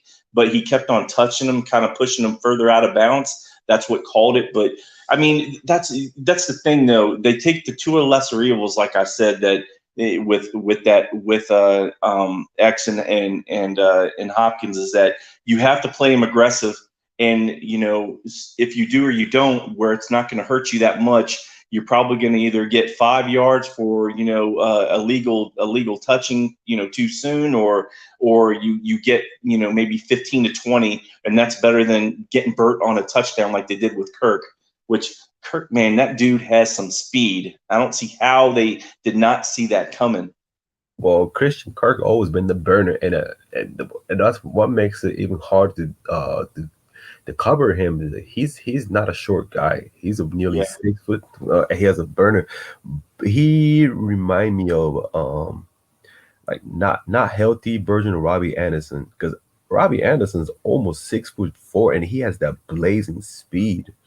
I'm like, so you're gonna tell me Jets, you wasted all this effort not to keep him. Now he looks like an all-pro wide receiver. So everybody who left Jets play a lot better. So, and he was undrafted out of Temple because due to his attitude and an off-field issue. But he hasn't had problems since he stepped on the field in the NFL. And I think hopefully Denzel Mims can replace Robbie Anderson. Hey fellas, let Mace know how to check out, man. I got some things I need to take care of. But yeah, I just came in to say what's up, man. I'll let y'all boys. All right. I'll be safe, brother. So yeah, man. So who's Miami playing next? They play San Diego, man. The Chargers, yeah. LA Chargers. Well, don't worry, because Chargers got bad luck with Miami as always. Well, I mean, I know Herbert got hurt, so I mean, is he? I heard he got hurt pretty good, but I don't know if he's I'm assuming, I guess he's still starting, but I think he will. I think he will. Yeah. Because Tyrod Taylor cannot throw 3-yard pass. I don't want to see Tyrod versus Tua. That's good. They're both going to throw 90 yards, and it's going to be a low scoring game. I don't know, man. I just. Yeah, I'll be honest with you. Mace sat there and said earlier, I think yesterday, day before yesterday, he said that the Charger game could be a catch game, but I think it's going to be Cincinnati. And the only reason why I say it's Cincinnati is because of Burrow. And you don't want to take Cincinnati too lightly if they become healthy at the right time. Even though they're a losing squad, I don't care about that. They're going to give Miami a hard time. And Burrow's not no joke, man. I think Burrow is the real deal. It's just he's just, unfortunately, the offensive line where we could possibly be. But, yeah, I think that catch game could be Cincinnati, honestly. That could be the one that we might end up losing just because of the last few years that we played Cincinnati. You know, they got us in Cincinnati. We took them in Miami. I don't know. I think it's going to be an interesting game. Clever Trevor to the Pats. The lack of the lack of offensive line, but despite the fact that you see Joe Barrow's accuracy, to me, he was the one of the number one pick with a little slightly average arm strength. But the thing is, arm strength you can work on, like how Tom Brady did. But the accuracy is hard to work on. But he already has an accuracy. He had it since his days in LSU. And the best thing that the Bengals did was draft a good receiver. So now the next year, their focus is the offensive line because always. Yep. Because T. Higgins looks like a real deal coming out of Clemson. He is big body receiver who's not afraid to take a hit. He can run in the middle, and his routes is not bad for his size.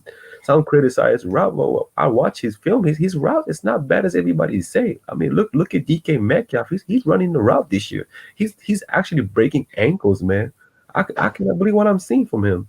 Yeah, Metcalf is a beast, man, not only just physically, but he is getting better now. I think people are seeing that. And like you just said, and I've said it multiple times in here and a few other places, that, you know, this is what Cincinnati does well. In the past 20 years, they have brought up a quarterback, a franchise quarterback, and a wideout the same time. And that helps tremendously. And that's what Tua is going to need in the future. Now, they do have Merritt and they do have Perry, and Perry did play in that game prior.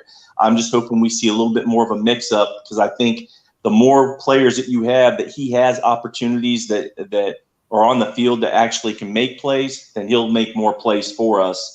But the least amount of players that are on there, that if you only have 2 or 3 players, depending on if Preston Williams comes back, which I don't think he will, not anytime soon, it's going to hurt us. I think we really need to throw these wideouts out there to help Tua. But yeah, you're right, man.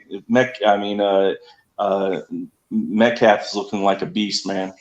Absolutely. But as for Dolphins fan, as for both you guys, I'm gonna drop something. This is my favorite. I'll drop the link right now. This is my favorite receiver. Unfortunately, he's out for season for that school. So I think they would. I think they're gonna lose another. SMU gonna lose at least another game because he's not there. If you watch his film, you guys fell in love with his skill set.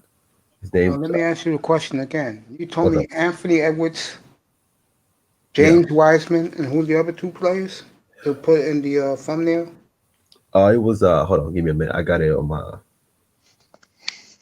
Hold on, give me a minute. I got it. I got the list because it's on my phone too. Give me a minute. Give me almost there. Give me a minute, Mace. Take your time, bro. Yeah, it's hold on. Oh yeah, Onyeka Okongwu. Okay, I see him. They got him going to the Bulls. Yeah, and the last one is let's put Anthony Edwards. Yeah, I put Edwards, and who's the other 2? Wiseman. Yeah, it was Wiseman and and Okongwu. And who's the 4th guy? 4th one, I am putting Kira Lewis.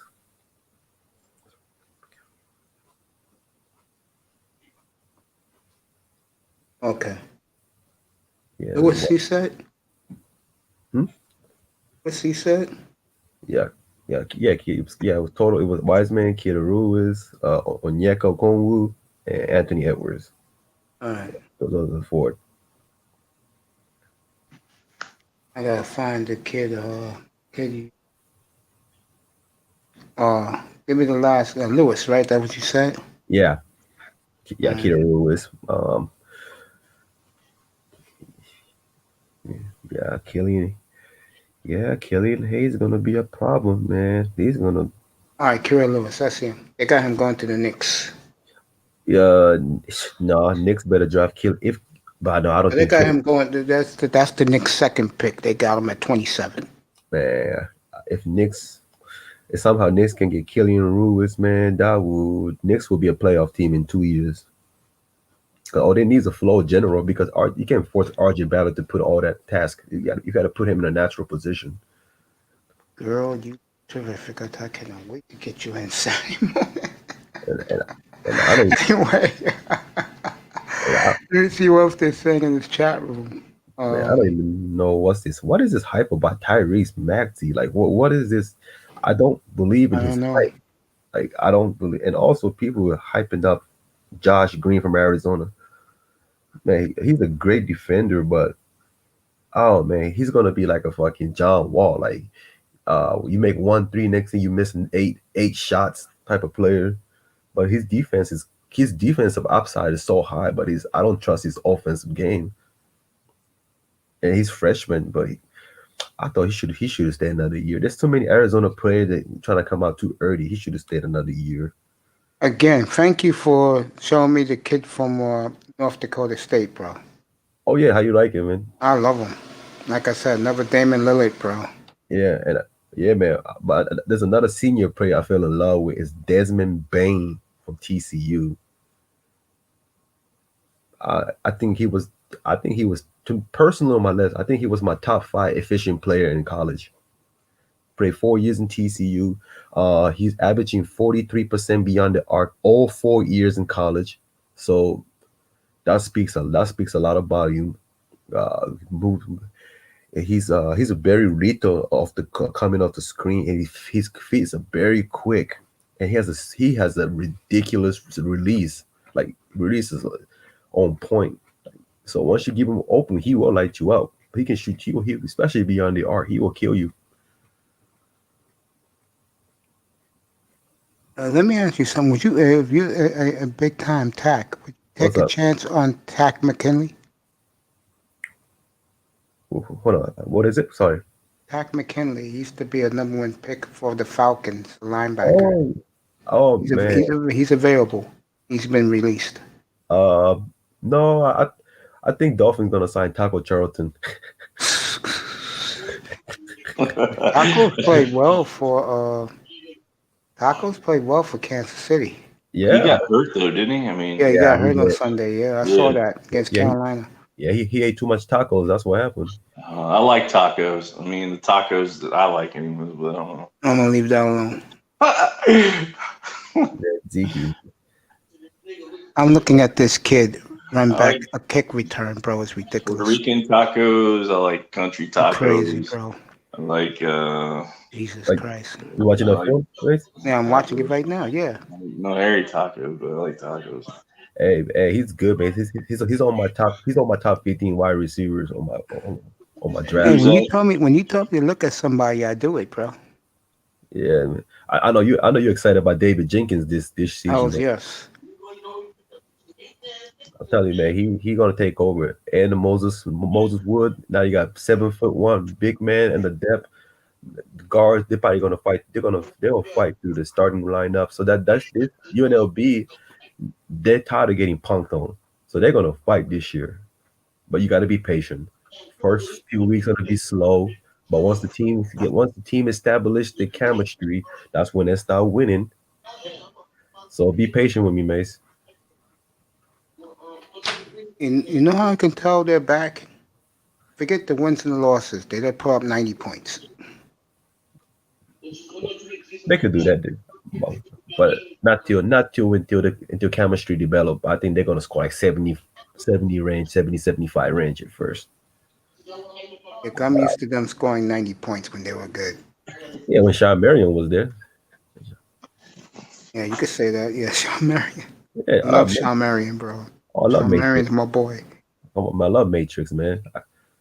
Thank God, never in my life I bought a Dwayne Wade jersey. I used to want to buy his jersey, but now I don't even want his jersey. I bought his jersey when I was 300 pounds. I had the flaming red one. Man, well, he's a flaming, all right. He's a flaming So hot. leave that alone. I'm watching this kid from SMU. My God.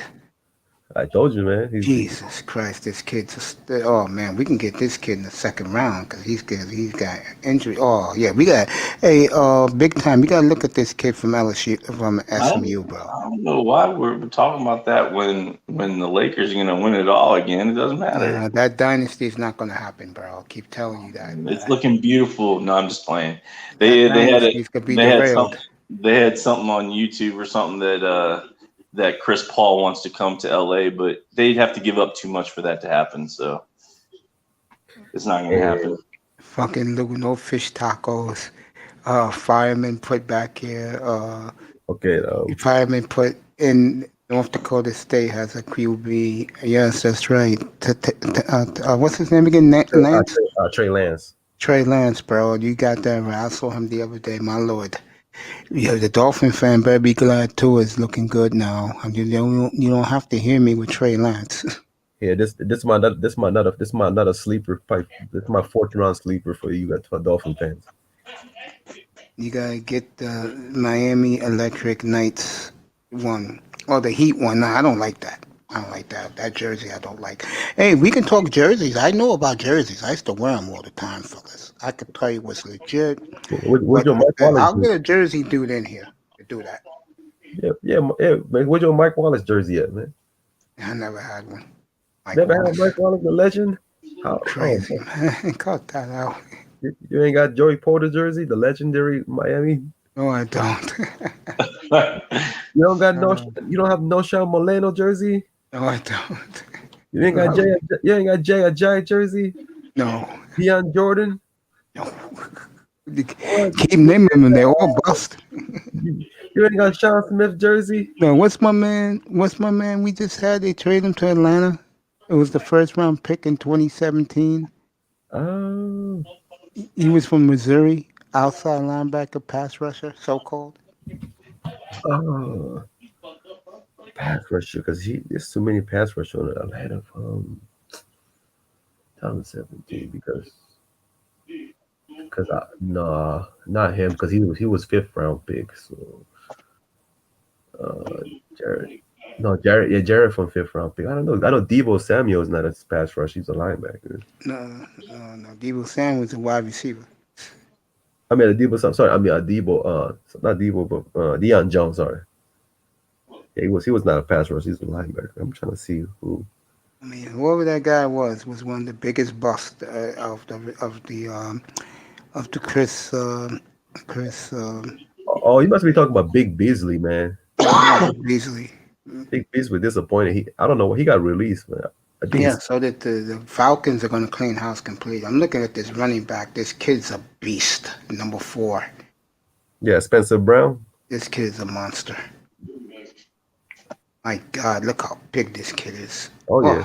Where does he come from? UAB. Oh God, this kid's. I'm looking at his highlights right now. He put the link in the chat. Everything he puts in, I look at.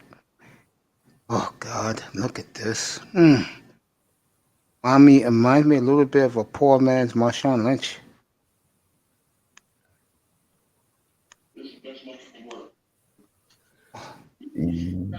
Oh God. Look. Big time. All he's doing is scoring touchdowns, bro. Oh man. This is a 30-yard run, I believe. Oh yeah, look at this. Oh God. This is impressive, man. Tack, you're gonna do the football draft with Dusty and his wife up here, bro. His lady. If we don't get a running back next year, man, in the draft, we will. I'm talking about a big boy. I'm not talking about some kid that's 5'9", 210. Well, let me ask you a question. You keep talking. Tack, who's better, him or the kid from Memphis? Which one? Kenny Gaineswell and Spencer Brown? Right here I'm looking at. Oh, Kenneth Gaineswell, no doubt. Kid from Memphis? Yep, Kenneth Gaineswell. Yeah, big time, you're right. Go ahead, continue, but we need a back. Go ahead. Nah, I'm just saying I want to see a back that's, 5'11", 6 foot, 220, 230. I want a bruiser, man. You want a Larry Zonka? I don't know about that, but I like to see a guy. I like to see a guy the size of what's his name in Cleveland. Nick Chubb. No, the one that's backing him. I can't. Bad boy from Kansas City, Kareem Hunt. Yeah, Kareem Hunt. He's the best kicker I've ever seen in a long time. The last thing we need on this team is a damn kicker. Okay, he talking about. Oh, okay, here it is, man. Look, this is. You want the bulldozer? I got one for you. Okay. See, this man I trust. You talk about power bulldozer. He just came back from torn ACL from last year. He looking great. He's pounding the middle. I tell you, this kid from UAB is a fucking monster, man. This is what he's talking about. Yep, but this guy's good too. BJ Smith. I'm gonna go look. I'm gonna click in his link right now. Yeah, check it out. Whatever he says, a big time. Whatever this man says, and when it comes to college sports, you know what the hell he's talking about.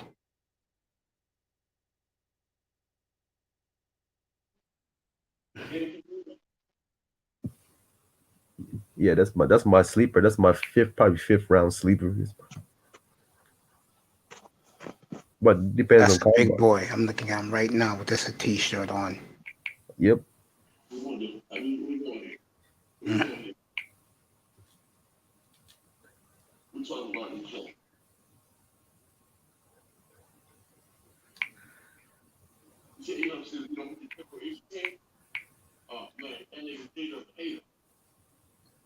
Okay. Yeah.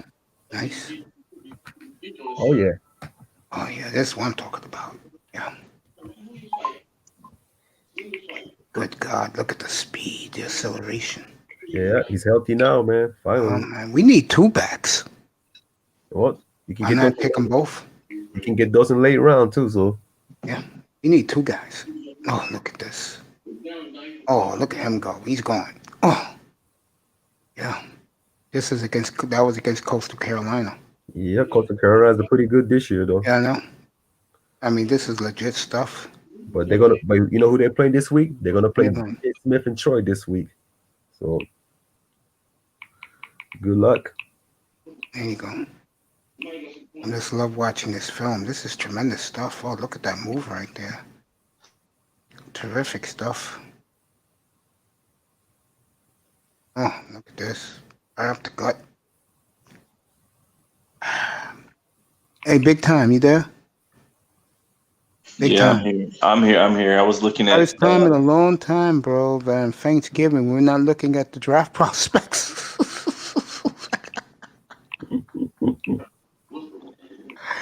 Oh man, this is some good shit. And remember, Troy produces good players. It does. They do. Remember, you know who was my favorite? DeMarcus. Oh, DeMarcus Ware. DeMarcus Ware. That was my favorite Troy player. What about Cromartie, the DB? Yeah. Oh, yeah. Because they were on the same team. Him, Cromartie, and Manure. Okay. Imagine that. That's crazy. Yep, they were all three on Dominic Cromartie and Uzi Umanor and DeMarcus Ware. That was their defense back then. Yeah, enjoy Taco Tuesday, Lou. Howard sucks.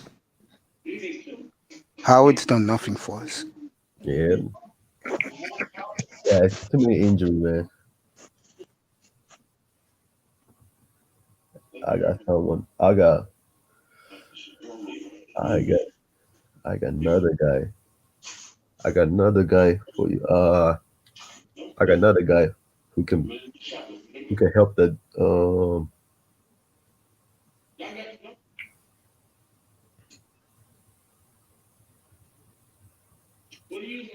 I have one player, but no, I'm gonna save this for later. I got something. I'm gonna show you one more. I'm trying to see. I think you guys will agree with me. Okay, this is my last one.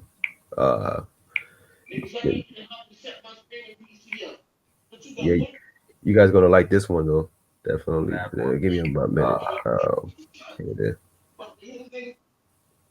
This is my sleeper. pass rusher. Coming off the rotation, he could give you a 4-5 sack.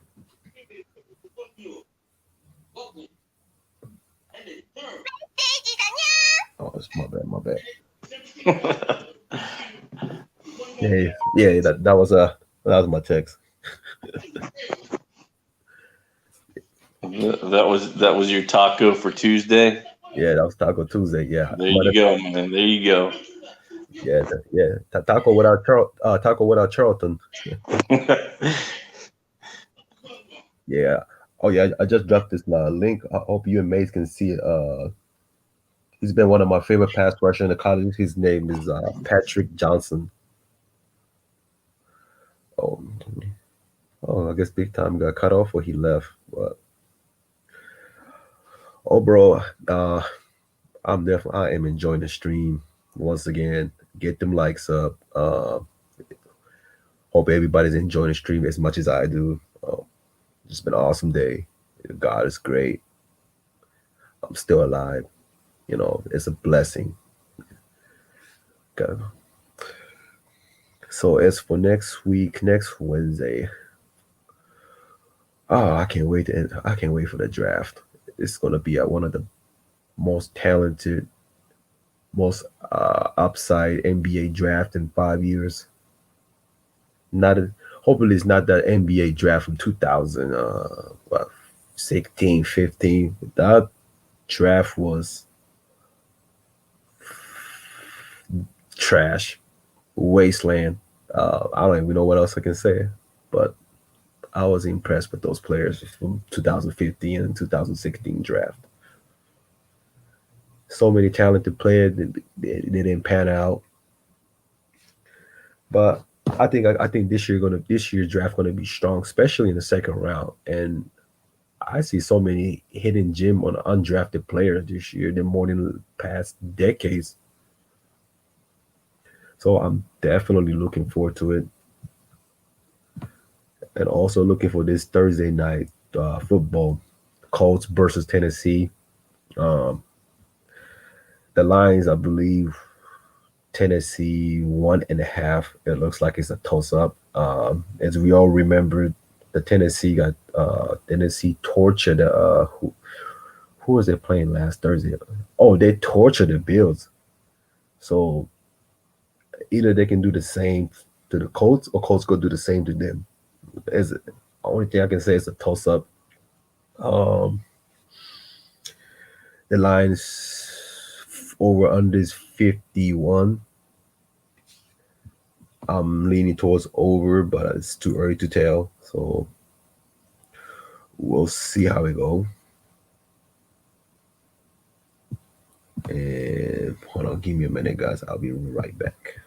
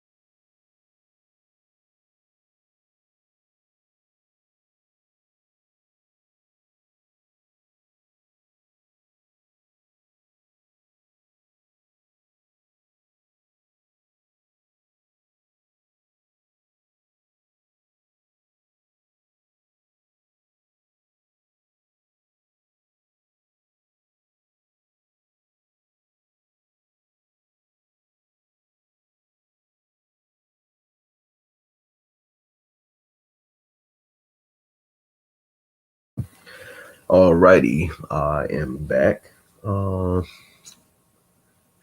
As we can see, the Mace is still not back yet. Hopefully, he'll be back soon. And I hope he just enjoyed his lunch. Hope he's all right. And at this point, I have nothing to. I ain't got much to say at this moment. I don't know how everybody feel about the election. About the Biden winning the campaign. Well, all the people, everybody who voted, crying because they're happy that he wins. Well, enjoy the increase of the tax for the next 4 years because there's going to be a purge, which is starting next year. So everybody buck dancing, twerking for Joe Biden, Kamala Harris. Trust me, next year you will be crying. It won't be tears of joy. It will be tears of pain.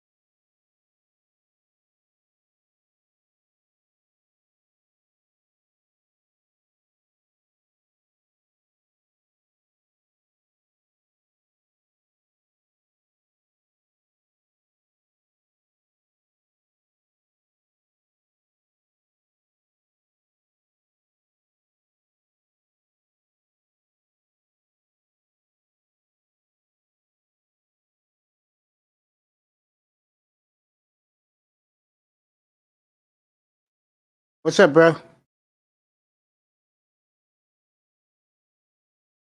Yo, Big Time, what's up, bro? I mean, excuse me. Yeah, what's up, bro? Big Time is back. What's up, bro? Oh, Big Time is back. Okay, Yeah, okay. right here. Yeah, he's back. I popped him back up. Yeah, I have to. I have to do some real quick. Take care of some stuff. So I'm back. Yeah, I forgot to. I dropped some link. This is the pass rusher that I've been watching. Okay, I'm gonna take a look at it right now.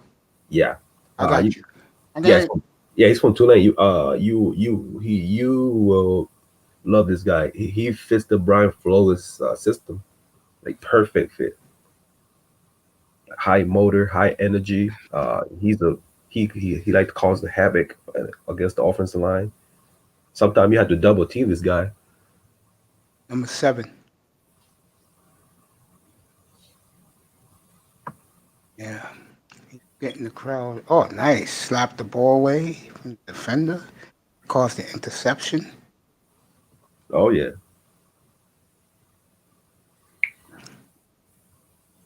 Yeah, man. This is some nice shit, bro. Oh yeah. That's yeah. why you in the draft, bro. You and you, Dusty and his lady, bro. Oh, the NFL draft? No, I think I'm gonna cruise. I'm gonna enjoy the show for that one. Oh yeah, 3 days of talking nothing but football draft. Yeah. I'm gonna have my draft guy. Oh yeah. This kid got the goods, man. Yeah. You know, it's amazing that you can find just as good a talent in these type of schools than in Division 1. Oh yeah. And I got another guy. I got another guy goes. Stripped against Florida International. I have another one gonna. I got another one gonna surprise. You know what I need from you? Middle linebacker. That's what me and Big Time gotta look at. Okay, I got someone for you then. Oh man, this is some awesome stuff, bro. I got one for you. We are gonna have a great draft weekend for all of us. Oh God, we're gonna have a great draft weekend, man. We are. Yeah. For both, well, NBA is next Wednesday night, but boy, we are gonna have a great draft weekend. That kid is very impressive, my brother. I appreciate you for doing this, man. Oh yeah. No problem, Patrick man. Johnson. Yeah, I hope you like it, man. I do. I'm impressed, bro. Nice. So you want Trey Bowman? You know, it's funny. They have done bad in drafts, but I don't know where they got their offensive lineman in this year's draft, but they did a good job. Yeah, I have one. You want run it? You want linebacker? I have one for Middle you. linebacker, yeah, and we need a beast in the middle. Okay. Yeah. He's actually a hybrid. He can line. You can line him up. You can line him around. Yeah, he likes hybrids. Okay. Yeah. You will like this guy. This is my sleeper on the draft right here. Okay, let me pop him up right now. Yeah, and I have another sleeper. What's up, EM? Yeah, it's your boy. Why don't you come up, Sean Jones? What's up, fellas? Good well, it's gonna be afternoon. Good afternoon, fellas. We're looking at draft prospects. Let me check a look at this kid right here, Trey Baldwin. Hey, take a look at him.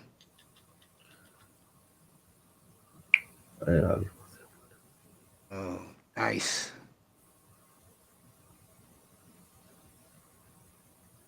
From La Tech, yeah, nice. Oh yeah, kid is nice. Let me ask these guys. They want to pop up. Sean Jones, good morning, buddy. Yeah, you want to pop up?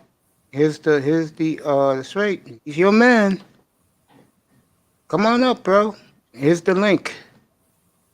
Sean Jones, what's up, my partner? I'm at work on bench break. Oh, lunch break. Okay, bro. We're good, man. Good morning to you.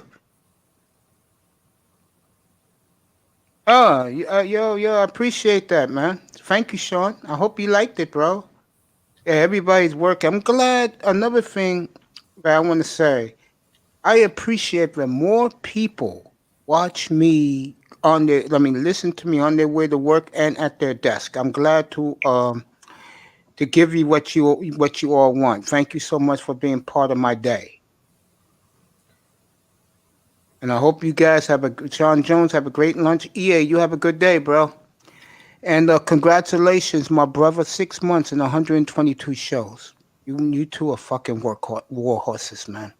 Congrats to you, Em. You and your partner. 122 shows. Breaking down film on the draft, believe it or not. He's a draft guy, too. Let me get back to what this man's talking about and showing me. Well, I like what I see is Trey Baldwin, man. Oh yeah. Nice. Oh yeah, he's a nice kid, man. I think the only thing he has to do, Tack, What's up? is gain some weight. Yeah, that's true. He could easily do that because he's on the small side. You could tell he plays for a small school, but he's very agile, and I'm pretty sure he can cover tight ends, which is what you want. Oh yeah, And absolutely. to stop the run.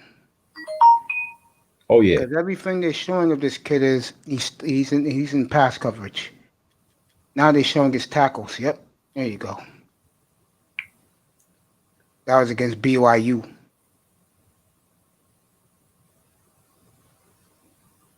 Tracks the running back down, runs him out of bounds. This is against UTEP. And you know I'm watching the film. I'm telling you who he's going up against. Oh yeah. Liberty Baptist. This is him snuffing a screen, even though the guy did get a first down, but he snuffed it anyway. Could have been bigger. Yeah, I'm impressed. Big time. You been watching this, bro? I love, especially from iTest. He was speaking some positivity. Make sure you take care of yourself. I will, my brother. I love you, man. Have a good work day, man. You only got 4 hours left. EM just started down in Texas. You have a great work day too, EM. I'll be looking out for number 123, my brother. I plug you guys all I can. Yeah. Love you, fellas. Yeah, go ahead. And this is my last pass rusher. This is my project him to be a 4th round pick, 4th to 5th. His name is Justin Rice. We don't have the picks we had last year. That's the only thing that sucks. If we had more picks in the middle rounds, we could pluck some of these young guys you're showing us, put them in the weight room. Yeah, Justin Rice. Yeah, check it. Yeah, you were definitely gonna. Yeah, this has been one of my favorite, man. Yeah, this is what I like about, again, I know I sound like a broken record, folks, but when you're getting guys who contribute big time, man, this is what you have your what you call your platform for guys to contribute, not to be all me. Take a look at this kid now. Well, I've been doing this all day. I love that shit. And I think he used to play. He's playing for Arkansas State right now, I believe, but he came from Fresno. So this is the pass rusher? Yep. Number 1, I believe his number is. Mm-hmm. Yeah.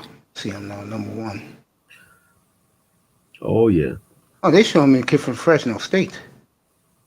I think he came from. I think he transferred. That's why. Yeah. This is him from Fresno State against Minnesota. Yep, I watched him since his day in Minnesota. Caused a fumble, hitting the quarterback from behind. Number 29. Oh man. He's very explosive too. I see it.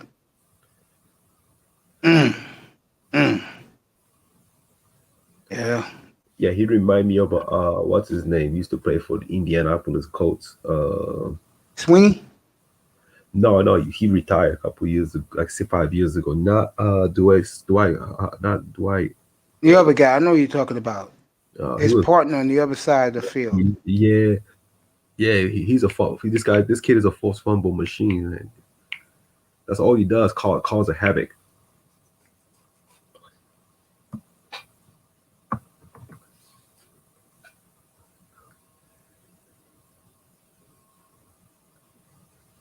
And he has a high motor, man. He never gives up. He played every snaps.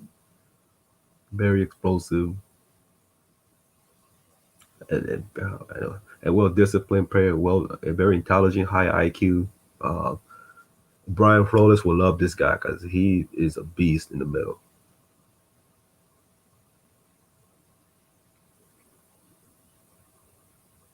Yeah, I'm looking at the footage right now. Yeah. And you know how to find these guys, boy. We're gonna have some fun on draft weekend, man. Oh yeah. Well, I'm just happy to see hear from Dusty, man. Glad he was okay. So Go see what Chan Gailey said about Tua. Okay, I'll take a look at that, my brother. I'll definitely take a look at that, Sean. No doubt. yeah, yeah. Big time, go ahead, bro.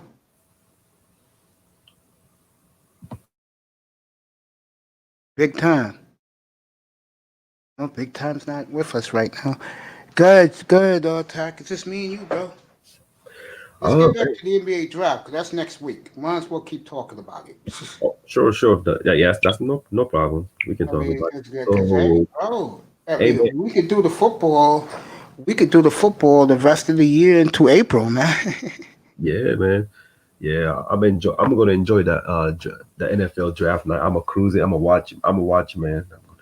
I'm gonna enjoy this.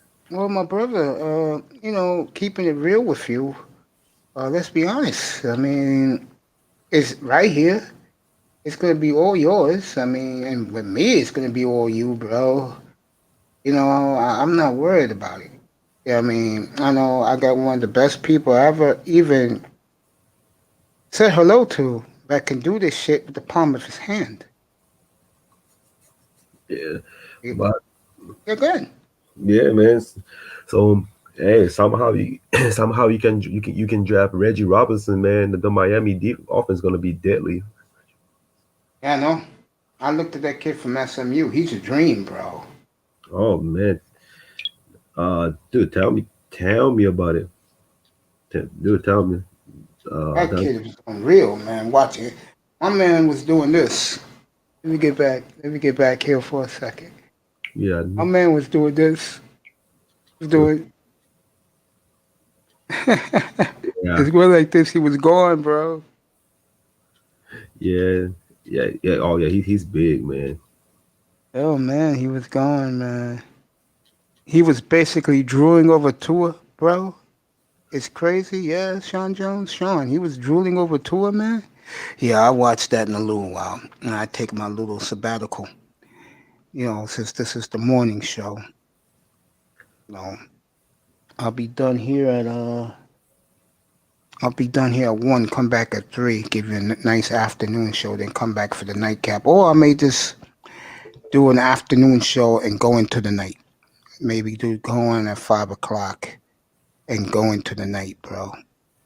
Into the evening. Just rock it, bro. I may do that, but yeah, I watched that tour bullshit. Him talking about tour. Appreciate you, Sean. Yeah. Getting back to the NBA draft, big time. Yo, big, smooth. Okay, good. Do what you gotta do. Uh, if there was one player, attack, I'm Mm. looking at it right now at this list. If there was one player you would say that you think would be a real risk taking him high, who would it be? Um, personally, R.J. Hampton and I would say between him and LaMelo Ball. That Maybe, Melo going. or They got Lamelo going too. I mean, maybe personally because I'm not really believing in hype. Neither am I. Like That's I'm why I brought up what I brought up. There's a lot of African players in this draft or I'm African descent. like I'm more looking for like a polished player. Like you don't with less upside, but but he's ready to play, like ready to contribute type of player. Well, let me ask you a player about this. Let me ask you a question about this player. If the Blazers took Vernon Carey at 16, you think that would be a risk, a reach? Bernard Carey at the 16th pick, Yeah. it might be too high, but I won't be surprised if they take him because the fact his skill sets actually fits the Portland's offense. Yeah. Even though even though if I was Portland, I prefer. Uh, I would prefer. They got them taking some kid named Precious Achua. Yeah. And by the way, this is up to date. Oh yeah, I know. This was just put in. This was just put in. Because I had a different look earlier. Remember I told you that? Yeah. Yeah. Yeah. This is up to date. Yeah. Precious Achua from Memphis. That's his. That's a pick your poison. Like you wanna take the. You believe in his upside. Cause he can be great, or he could be bust type of player. But his upside is like to the roof. So it depends on who's he playing for, who's he coaching by, what. But if I like him. I like to use him as a small forward, and because he can move pretty well. The only problem is he's a freshman. I mean, I personally I thought he should have stayed another year. The same thing with all those freshmen out of Arizona. And Vernon Carey and all these guys. Yeah, Bernard Curry. I think Bernard Curry is ready. I think the ZZ Najee. Yeah, Zeke Najee is not. I mean, man, he's so talented, so mobile, and he shoots well for his power forward. But I think he gonna end up being like what's his name? The Blazers drafted him 8 years ago. Miles something. That's power. Miles. He now he's playing for Miami. Now he got traded. Miles something. Myers Leonard. Yeah, that's when I look at him like, but not by his skill. I'm not comparing their skill set why, but I'm saying like the path, like career path. Yeah, because it took Myers Leonard 6 years to finally contribute. Yeah, defensively he's always at the upside, but I think, unfortunately, he's a good bench player, but that's not what they drafted him for. But it happens. Exactly. Yeah. Let me get Chan Gailey's press conference up. Yeah, absolutely, Chan Gailey. Yeah, but another players I'm really high on. I think Raptors should draft him personally. Um, but it's not a must pick, but it will fit the Nick Nurse system. It's Elijah Hughes from Syracuse. He's a straight. He's just a straight shooter. He will light you out. Yeah, definitely to work on his defense, but his wingspan is 6'9", and for being a 6'6", solid body size, and he can create his own shot. He can go from outside, mid range, ray up. He can attack you from any angles. So just imagine Elijah Hughes coming off the bench and put him in a 6-man, along with what was the number? What was the what's his name? He's this all-star from the Raptor. He came from New Mexico State. Number 43. I know what you're talking about. I just can't get his name. Yeah, his name is shit. He's really good. Like he didn't play basketball till age 18. That's a crazy story. What's my man? Pashko. Yeah, Pashko. Pashko. Yeah. Man, can you believe it? He started playing basketball at age 18. He's dominated the New Mexico State. Like nobody was watching New Mexico State, even though they're a great school. Like they cover last year, they covered everything, nearly everything. I'm talking about big number, -22, -25, -27, -18. Don't even care. They'll beat you by 35 points. So Pashko opened up the door for that school. So there's going to be more good players coming up. But I know what you're saying.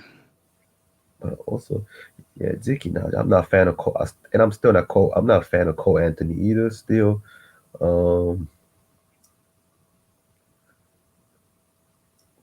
Robert Wood. Yeah, Robert Wood. Robert Wood there will be a good fits for Portland, but he gonna be more like late round first round pick. Yeah, that was my text. I apologize for that, man. That's all right, bro. It's funny. Yeah, the Robert Wood Dirt II for Mississippi State. He's a combo forward. Like you can put him in a point guard. He's gonna be like the mini. Well, he won't be a better passer as Yo, come up here, bro. as a Joker. Get up here, man. Good morning, bro. Get up here. I didn't even see you, man. Yeah. Matter of fact, Pac-Man, you and this guy Rocket, I got something to do. I'll be back. I've got something to do. I'll put the link. Go ahead. Come on up, man. Yeah. Oh yeah, Pascal Siakam. That is the dude. Hey, yo, big time. No, he's not here. What's up, Tag? Okay. Yeah, I thought make sure you're still here. Did you know you can get in-person technical support? Hold on, man. Just locate a Microsoft store near you and schedule an appointment. Go to Microsoft.com. Oh man, big time. What you doing? You Yeah, go scamming ahead, people, man? Tag. What's up, man? I thought you were scamming people, man. That's why I stay quiet.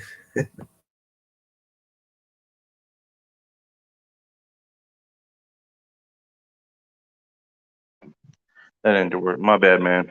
Oh, it's okay. I thought you were scamming somebody, man. That's why I stay quiet. Just kidding, man. But everything's all right, man. The hell.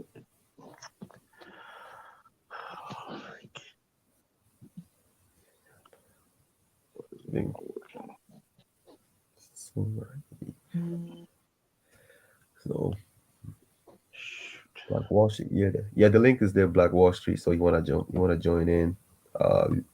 We can talk about your Memphis Grizzlies, the grit and grind. Those were good old days when they had OJ Mayo.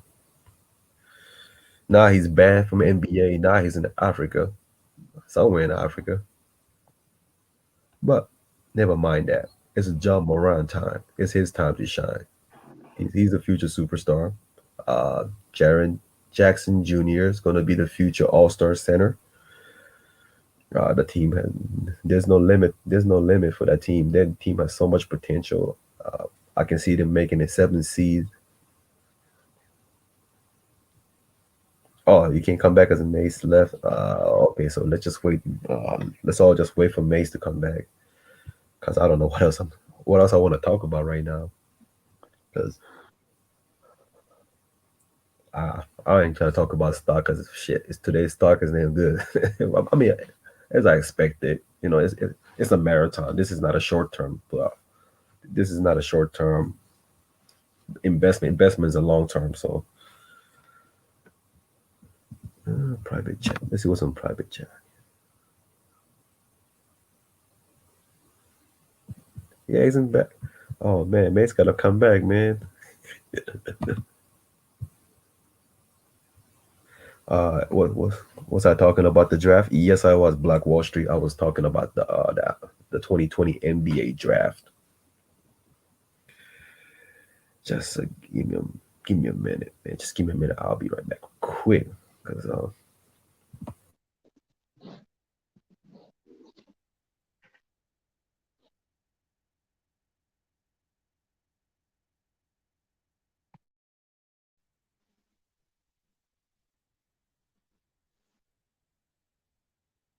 Hey, Tag. Yeah. What's going on, big time? Did you hear me before, or was I on mute or something like that? Oh shoot! Did you hear me before?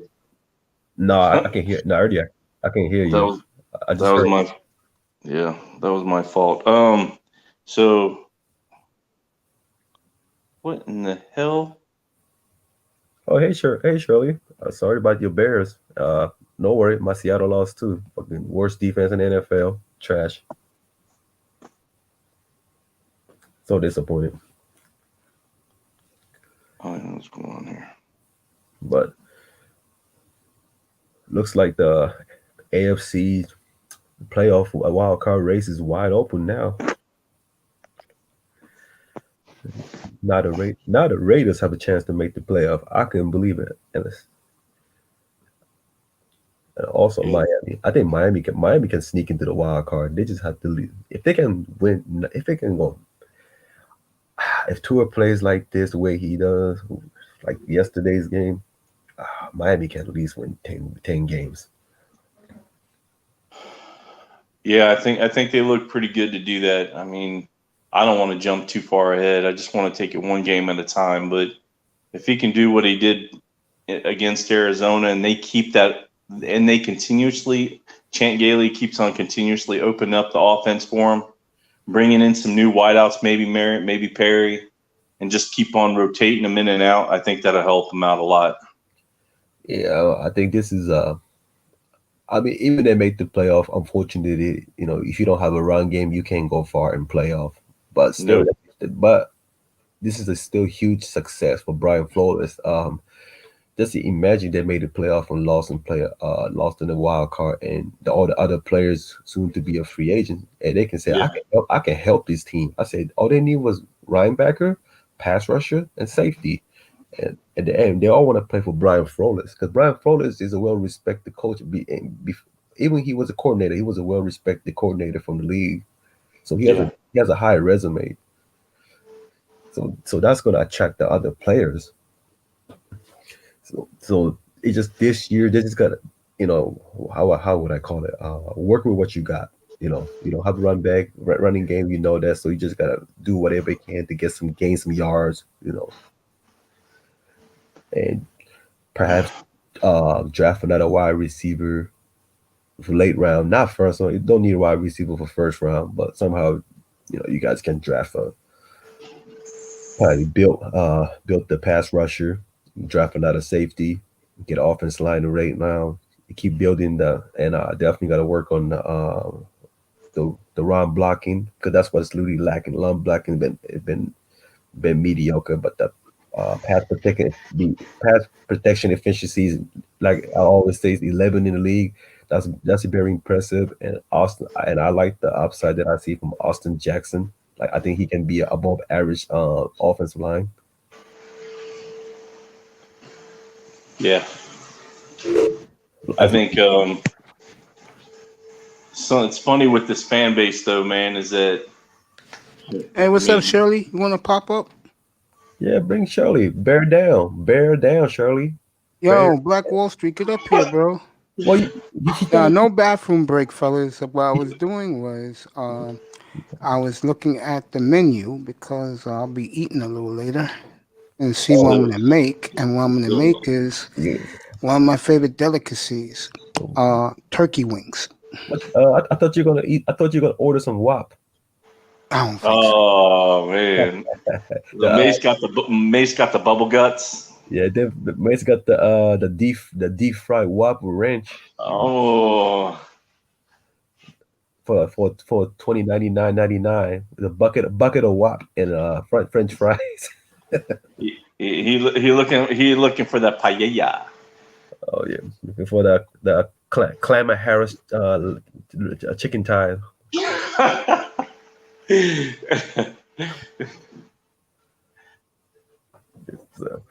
Yeah, man. So what's your expectations for the next game against Chargers? Oh man, I think that I know Herbert has a strong arm, but I don't feel that we have to necessarily worry about him getting out of the pocket like Kyle Murray, which means I feel that we can put more pressure on Herbert, which is good. They have some big wideouts there with the Chargers, and they have a decent run game. So I think it's all about clogging that run game up and clogging that hole up. And as long as they do that, I think we'll be fine. Hunter Henry is going to be the dude that I think might make the difference in that game. But the way we've been playing, I don't see why we won't come out on top on that game.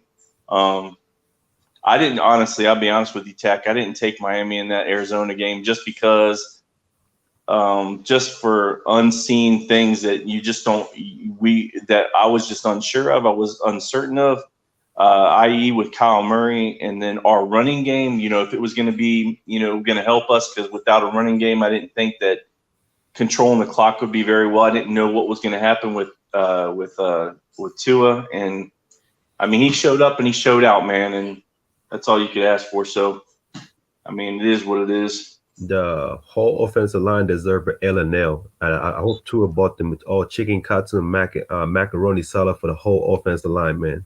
Macaroni salad. What about the thick macaroni and cheese? Oh man, the whole man. That's not going to be on my dinner table tonight. I'll have salad. No, I know what you're going to eat, Mace. Mace, you say you're going to have a bucket of WAP and French fries. You're crazy.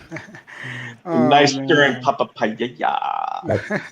Black Wall Street, pop up here, but before I continue.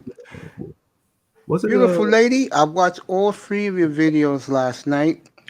Did while you? Kuda was, yeah, I'm serious. While Kuda was doing that dumb car racing, and I want to say, that my prayers and my sympathies are for you, my young lady. My prayers are for you, Thank girl.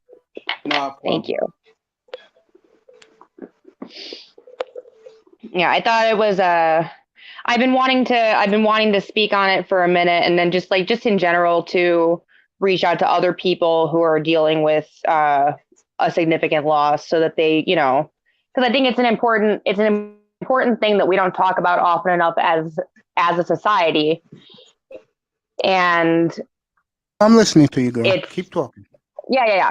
No, it's I'm just trying to get my thoughts together. It's an important thing that we don't talk enough about as a society, and people go by the wayside. And I think that's a big reason why we have a lot of mental health issues in this country, is that we just don't address things like this when they happen. We say, like, my boss, 2 weeks after she passed away, it's been a couple weeks. You need to come back and just get over it. And that's not how it works when someone passes away. It takes time, and there is no timeline on it. And I think that just bringing it to the forefront, being open about it, is so important, so that other people can feel comfortable also sharing in their, No, this reminds me when I lost my dad and my brother in a 7-week span back in 2004. I mean, I'm so sorry about your loss, baby girl, and you're showing strong. If you haven't seen Shirley's videos yet, they're pretty cool. I like the second one. You were smoking a cigarette while you was talking. Yeah, that was my last one, where I was like, okay, so this isn't so easy. There you go. And you could just put your link in and go check it out. She's just starting. I think she's going to be a big star on YouTube. Part of the manosphere, of course. Black Wall Street, bro, pop up in here, bro. Oh, you guys were killing me about macaroni and cheese. Go ahead, both of you guys. Tack, you was killing me about macaroni and cheese. Go ahead, you in big time, bro. You are not eating macaroni. I know what you ordered, mate. So don't change the subject. No, I didn't order it. I'm making it. Oh, wait. You make that. You make it. How you gonna make a WAP? I don't know about WAP. I know I'm making turkey wings. Oh man, I haven't had turkey wings in a while, man. Was it a big time? You introduced me to the female stock YouTuber. I think it was you. Yeah, it was me. Yeah. It was. It was big time. Yeah, big time. Remember that chick that does Wall Street? What's her name again? Yeah, give me a second. No, I remember. No, I just want to say thank you. That's all. Oh, why is that? Because she's pretty to look at, man. Yeah, Man, I got Asian. I got a fucking Asian fetish. Yeah, she. Gosh. You wait till you see the one I'm bringing here Saturday. Man, look, man, I got Asian fever right now, man. I need some fortune cookie in my life right now. Crazy. Leave that alone, bro. Hey. Oh, go ahead, big time. No, I was just gonna say, for Shirley, when she gets off work on Monday, just for you, sweetie, I'll do pregame Bears Vikings on Monday night. Just for you. Nice. Yeah, just for you. Hell I'll yeah. do it. Yeah, because I was going to take Monday off because these Monday night games have been crappy lately with the matchups. But for her, plus the Vikings have won 2 in a row, and they're getting healthy again with Dalvin Cook, I'll do it for you. Well, and it's a division game, so it's going to be good. Yes, that is Vikings Bears Monday night. I'll be on at 5 o'clock Eastern, 4 o'clock Central. Bears, Vikings. Good it's- Midwestern battle. It's gonna be an old-fashioned, low-scoring game, and Kirk Cousins gonna be running like a fucking dude. Dude has a 5 baby mama. He's gonna get pass rush. He's I'm gonna gonna have. leave that alone, bro. He's gonna have two. I'm telling I'm you, gonna man. leave that alone, bro. Telling All you, I man, know is this: every loss, sweetheart, every loss, you're gonna get a new general manager Yeah. in Chicago. Oh my God! I mean, Well, 'cause they're not willing to sit there and try and see if something's going to work out. They want their it's Chicago sports teams are almost like these Gen Z people, right? They want everything instantly. They want it right now, right now. If we don't win, change it up. Let's do something different. And I'm not like that. Like I get you've got to let a team go through growing pains. We've got a brand new quarterback. You got to let them adjust. It's like it's like I was at the bar watching this last game, and I'll say that I only watched the first half, and that I got tired of screaming at the TV, and I sat down and started gambling. But there you go. I mean, but like the other people at the bar, they're like, "Fuck Nick Foles, he sucks." Like, no, we're 5-3. We don't suck. We're working through growing pains. He's got to figure some shit out. I was mad at him for those intentional groundings. Like, I don't know what the fuck he was thinking with that. Just take the goddamn sack. But well, your partner in crime is up here with you now. Why I got to be the partner in crime? Hey, No, because you two always chatting with one another in Cooler's room or in Platinum's room. You don't think I noticed that? Well, I'm cool. I try to be cool with all women. I love men, but I want us to have some kind of sisterhood. Well, let me say something to you. Uh-huh. I've been dying to say this to you. Sure. I watched your video yesterday morning. I thank you for your tremendous platform. And I have some disagreements, but I'm not going to do it now. I'll do it when me and you get some. No. I'll wait till we get a one-on-one. Okay, that is fine. Yes. Yeah, of course we do. We don't see eye to eye, but it's just so amazing. I think our bond is so strong that it doesn't even matter. And that's what I'm saying. Like, you don't have Exactly. I don't see eye to eye with a lot of people on here, honey. I had to tell that to Platinum this morning when I was on his platform before I did mine. Platinum. Big time. Yo, big time. What's up, Wasn't Mason? Platinum something Sunday morning?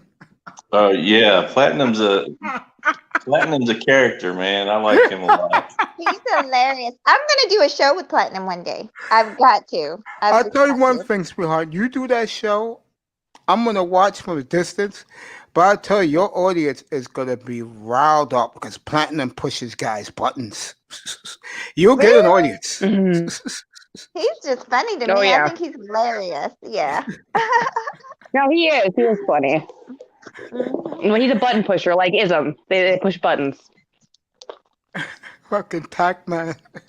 What he says about Platinum, imitating Platinum.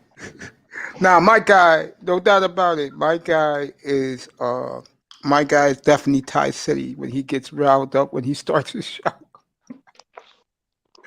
Shout out to Ty City. He's working right now in his beautiful garage in Plano, Texas. I was gonna say, getting back to this, beautiful lady. I'm talking to you, Mahogany. Both of you are beautiful, but I'm talking to you, Mahogany. How's your lunch break so far? It's good. I had to handle some business, honey. They was trying to set me up, so I had to go to the DMV. But the coolest thing about it, I didn't have to wait very long because my one of my good friends is actually like the manager of the DMV, so she got me right in. Nice. Yeah. And something anyway, it was a misunderstanding. They was threatening to take my license, honey. So I had to go handle that. And now I'm just chilling. I don't have very long, but I have to come see you on my break. So I appreciate that so much. You know how much I appreciate you. I appreciate all of you. To be honest with you. I mean, these two guys was doing Wall Street for 90 minutes. I just sat back, let them talk. Awesome.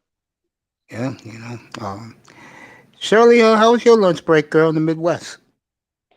Oh, I start work at 5 today, so I'm just chilling. Oh, okay. Right now, I yeah. feel you. If you haven't caught it, catch her videos. I caught them last night. Outstanding. My condolences again to your losses, and Thank you. you keep up the great work, baby girl. Talking Thank to you. you. I will. Yeah, I'm so subscribe to sorry. him. I didn't hear. I just jumped. You know how I do. I just jump up in here. I didn't. Well, I'm sorry that. I'm sorry for your loss. I didn't even know. Oh, thank you. Hey, look. You If are. you're in the, I'll say it one more time. If you're in the chat room in the Manosphere, and I'm with you a lot, like Tackman is, like some other guys who popped up in here today. Shirley's another one. Black Wall Street, gorgeous here, or both be gorgeous ladies here, and your family to me. I don't care for the platform guys too much. Yeah, you're family to me too, and Yeah. yeah. I So. appreciate both of you so much. I appreciate all four of you so much. Baby, just sit and rock with us, okay, Mahogany? While you got All a right. little Well, I'm gonna back get to Shirley. No, down. stay up here. Getting back to the Bears, Shirley. Any prospects you wanted to do general manager? I'm dead serious. I'm dead serious. Oh man, no. I mean, like I said, I think they need to just sit back and let the season play out. If we suck, we'll get some decent draft picks, and then they can make a change next year. But Get somebody who can pick the draft picks, I might add. wait, what? Get someone who can really pick draft picks. Yeah, that would be nice too. How the hell he built the defense is beyond me. But thank God did a decent job with it. Yeah, he did a hell of a job with it. Our defense is always on point. Like that's the one thing that they do a good job on straight across the board. I don't think I've seen one year where we've had a shit defense. Yeah, and Chicago. I mean, defensively is one of the best. Offensively, they got everything is there in my opinion except offensive line and a quarterback. Yeah, I mean we've got receivers, we've got an awesome defense. Our special teams are decent. Running game too. Montgomery's pretty good. Yeah, but terrible what's happening in Chicago. Yeah, the line needs to get their shit together. And it's time to, like I said before, there'll be somebody new. I promise you. Especially Mahomes getting $500 million and Watson got $40 million guaranteed. There'll be a new GM making those picks in April. Yeah, I wouldn't be surprised. Yeah, picks that Tackman will be calling for us. Yeah. Right, Tack?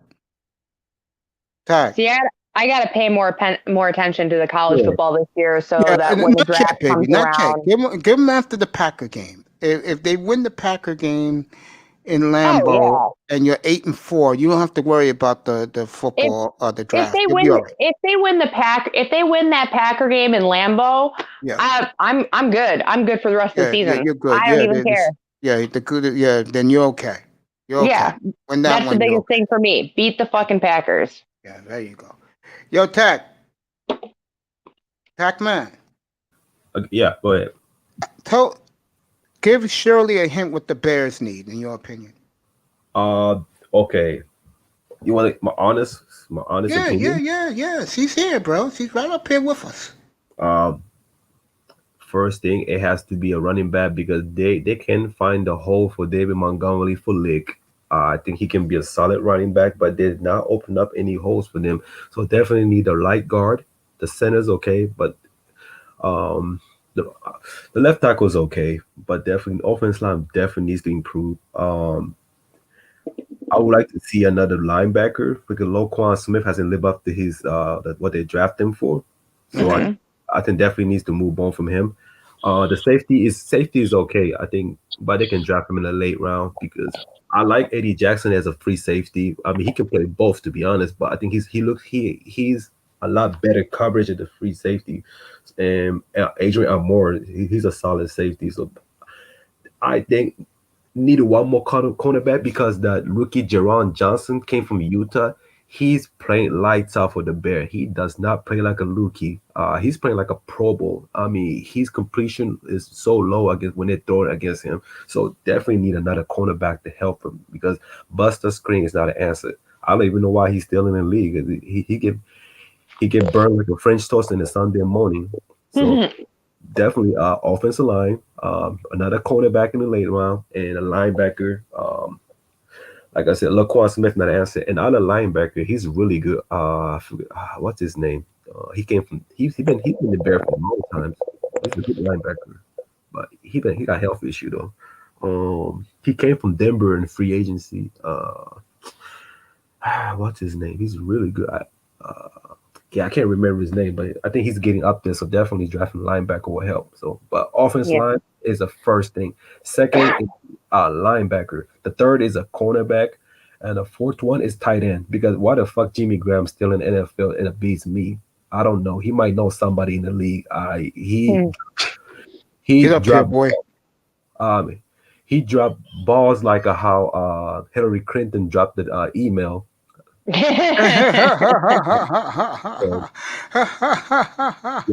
definitely. So yeah, totally okay to use an email server from the 90s in my basement that doesn't have any security features. Right. Oh my God, it's unbelievable. Dumb bitch. Hey, Mahogany, baby girl. I do have I'm one here. player. Oh, sorry. I'm gonna talk to you in a minute. Stay right there. Go ahead, Tack. Finish with the beautiful Shirley. I'm gonna talk to Mahogany after this. So as for Shirley, if I have someone, as for the cornerback, I will look into Paris Ford from the Pittsburgh University. He's very physical, great in coverage. And he rarely get burned. And he's a very smart cornerback. I don't think he can be in somewhere around second to third round. So he can be another steal like Jaron Johnson, the current rookie to play for Bears. He's gonna be a stud the years to come. So him and Paris Ford, that will put Bears in top 5 defense next year. Okay. Now, me and the beautiful Shirley got her info about the Bears. The beautiful Mahogany is going to talk to me for as long as before she goes back to work from her lunch break. So, gorgeous, how'd you sleep last night?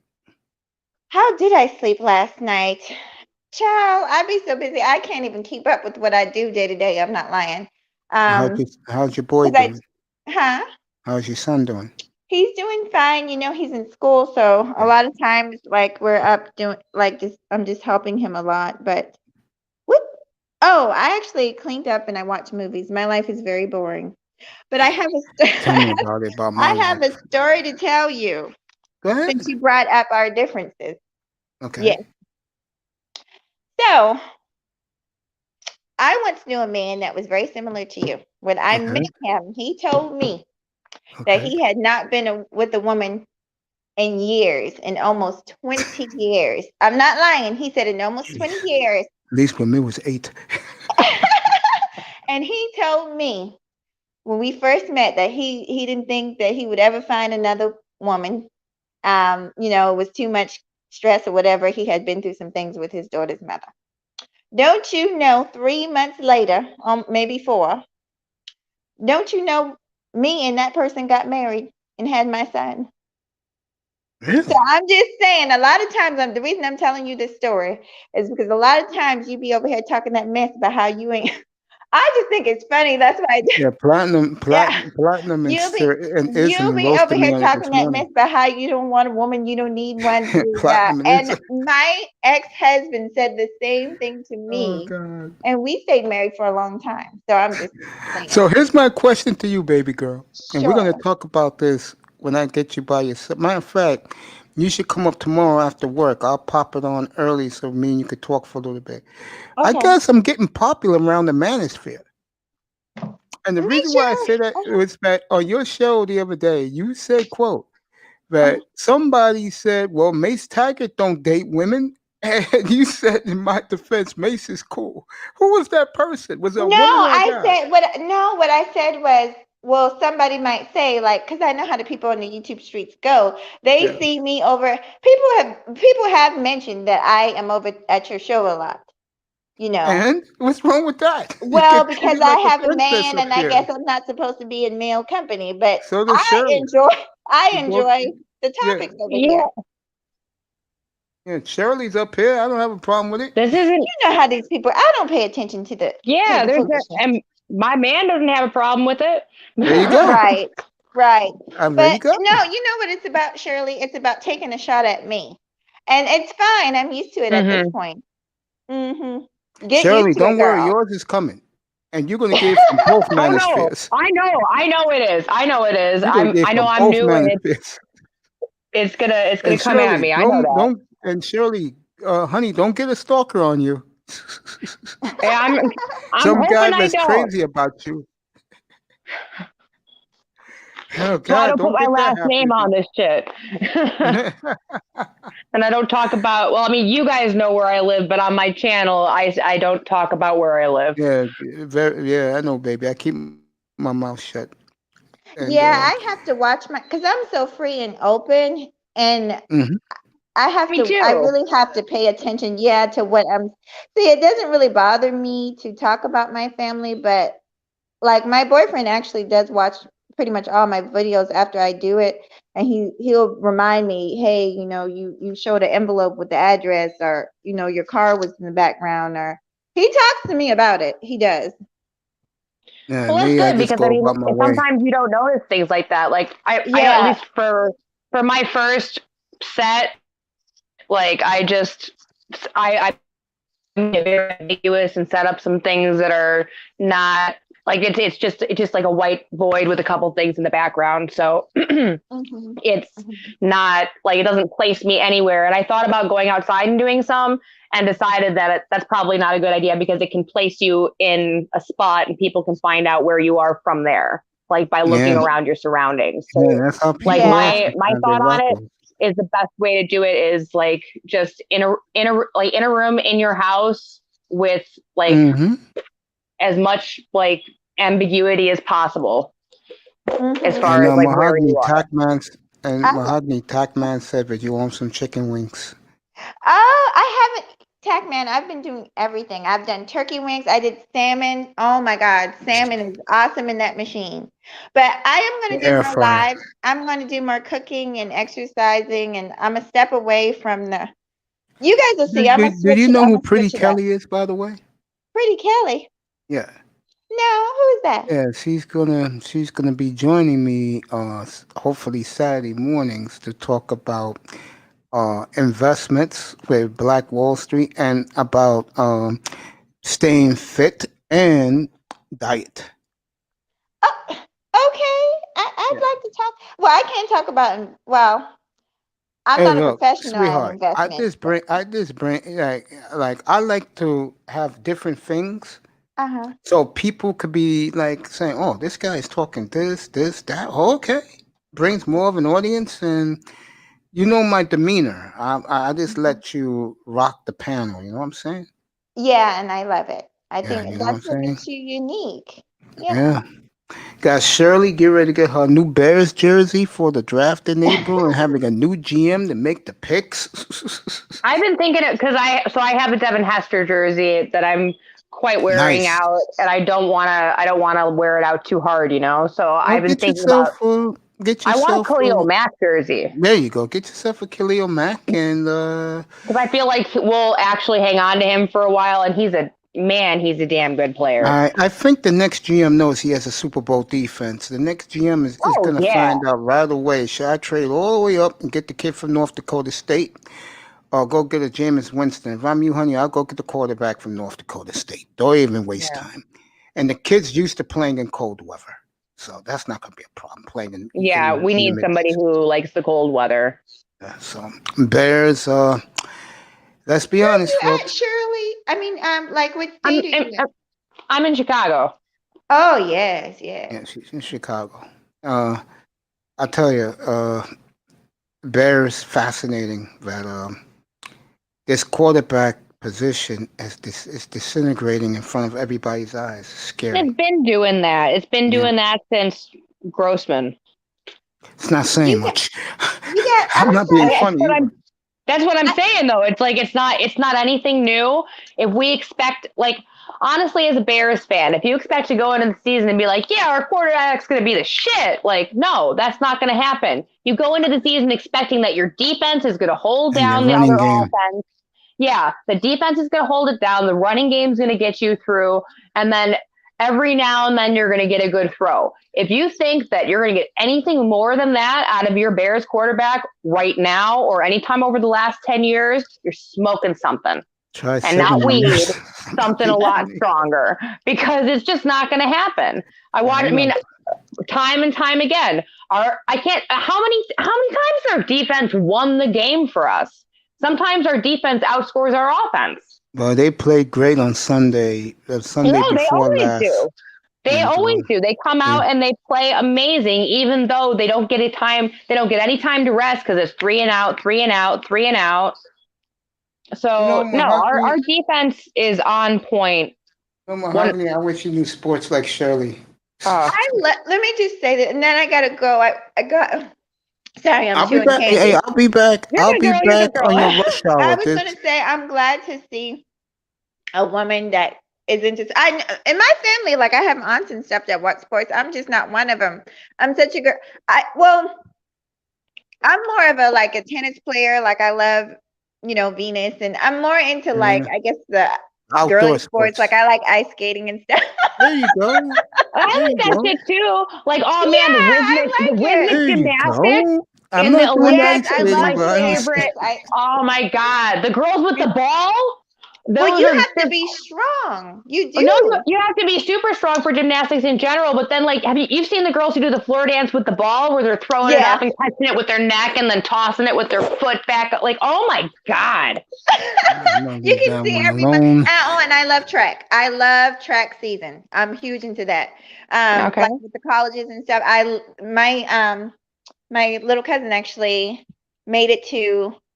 I forgot what they call it, but it's like Olympic trials. No, not that far, but it's a college level, but it's up there. Division right 1? after that, then you're looking at, potential Olympic. Yeah, so I was really proud of her. But you guys, I'm going to listen. I got to make a phone call before I go to work. Call back. I'll be back on around I'm getting off in about 20 minutes. I'll be on around 3:00. So on your way home, if you want this pop up, or when you get home, pop up. I'll be on. Okay, I'll talk to y'all later. Bye. All right, baby. Okay. Bye, love. Bye, honey. The beautiful Mahogany Roots. I got the gorgeous Shirley with us still.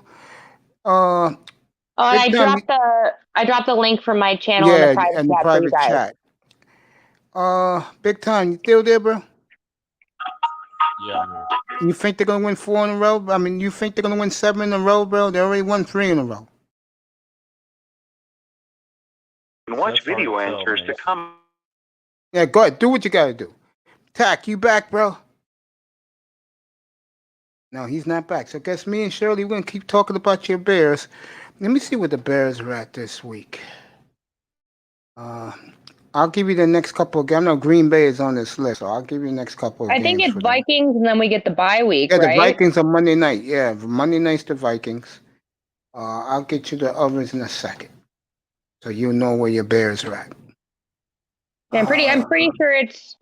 I know the last games are Jaguars. Okay, the last games are Lions, Jaguars, Packers. I was looking at. That's right. You know what you have? I forgot. You have the what you call it coming up. You got the Lions on Thanksgiving, I believe. Oh, on Thanksgiving? Yeah. Hell yeah. So. Oh my God. So I was talking to my boss about that, how we used to play the Lions here. And he was, Cowboys, we play the second game. It's the Lions and the Bears. That's our game. And he was giving me shit about it, and I knew I was right. Son of a bitch. No, it's the Sunday night game. It's the Packers. Thanksgiving weekend. It's the Packers. Oh, okay. Well, that's good enough. Yeah, you're playing the Packers. I've been wondering, speaking of Thanksgiving and No, go ahead, honey. Going a little off topic. Speaking of Thanksgiving and Thanksgiving weekend, what do you think Black Friday is going to be like this year? Do you think there's going to be a Black Friday? I think there will be. It's going to be scary. See, I think so. Here's my thought process.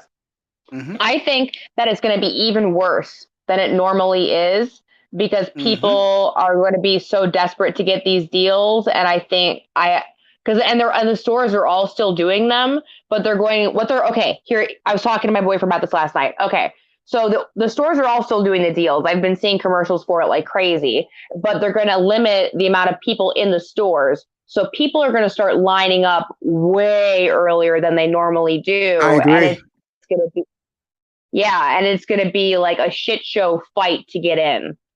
I And agree. I think it's going to be crazy this year. And then we'll see a spike of coronavirus cases like 2 weeks later. Yeah. Big time. I Like, mean, Tack, you back? No, he's not back.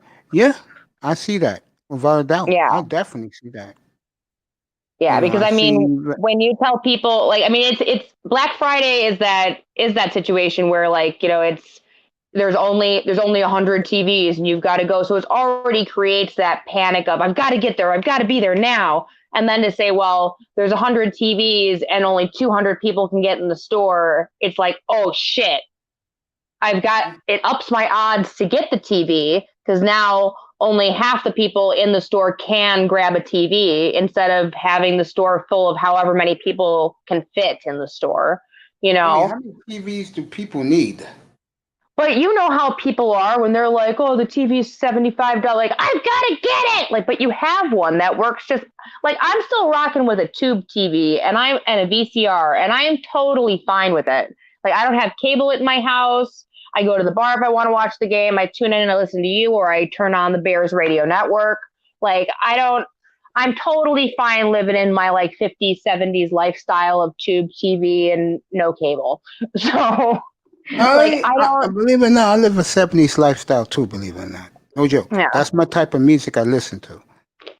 I listen to all kinds of music, but like, I definitely, yeah, I can't, like, I have favorite artists, but I Mhm. can't pin down like a genre that I love best. Like, I mean, I was listening to classical music for 2 or 3 hours the other day. I love musicals, but my favorite artists are Eminem and Disturbed. So it's like I'm all Okay. over them. But I grew up listening. Like my mom, she'd always put on all kinds of musicals and stuff like The King and I, Phantom of the Opera. Oh my gosh, I can't tell you how many musicals, how many plays I've been to. She definitely made sure to culture us in that way, and I love singing, so like I got super into it, you know. But then I found rap and metal, and I really have a connection with that as far as like the feels that go with metal music. And then I love rap because it's like a challenge. Like I love to rap Eminem because Okay. if you can get through an Eminem song, you done good. First four albums So, he made were off the chain. The first four. oh yeah, no, I mean Eminem is, I mean, I know there's a lot of like controversy because he's white, but like Eminem, in my mind, he's definitely one of the goats. You know, you can't take that away from him. He's a lyrical motherfucking genius. You know, like Kanye I West feel you. wants to be. I feel you. Yeah, but I love Eminem and his songs too for the feels. Like I have a lot of similar things have gone on, you know, that went on with me, my childhood, whatnot, not to get too into it. But Yeah, it's like, not a problem. I connect with him, you know, on that. And I, I really appreciate his music, his message. And again, there's so much fun. Like I go to karaoke and I rap Eminem. That's my thing.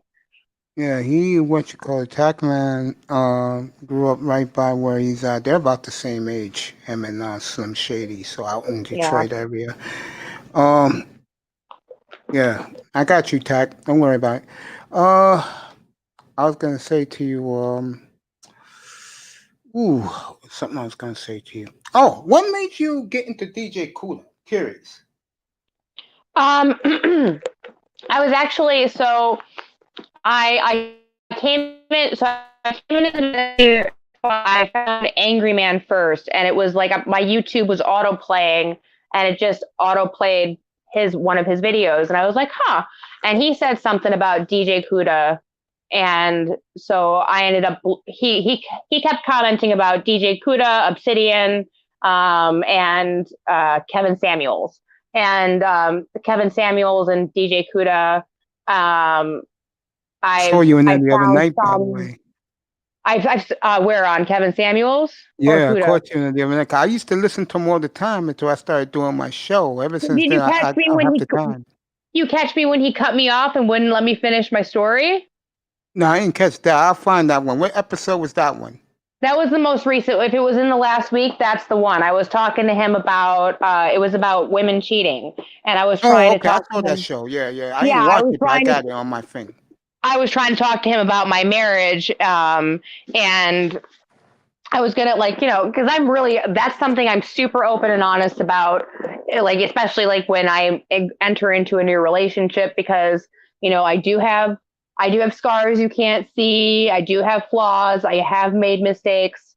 I put them all out on the table, so like you're not going to hear about it from somebody else later because it's just that's how I do things. You're Black. What's up, bro? But continue, so. Yeah, but really quick to get back to so I went on so I looked up all those people that he had talked about, and I Obsidian I couldn't really find. If at first I couldn't really find anything on him. Now that I've listened to him, I really don't care for his content. DJ Kuda, I jumped in and I just loved the atmosphere. Like it's super laid back, it's super cool, and he plays a lot of music. He responds really quick in the chat like you do. And yeah, I loved it. And he popped me with a wrench right away. I was like, what? Okay.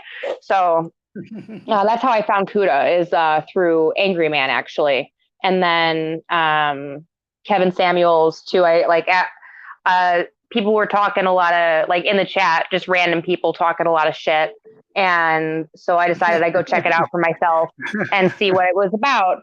And it does seem to me to be kind of like a Dear Abby, like for Black women, but at the same time, a lot of the things that come up, I think it's beneficial. I think there's a place. Obviously, there's a place for it because his viewership is insane.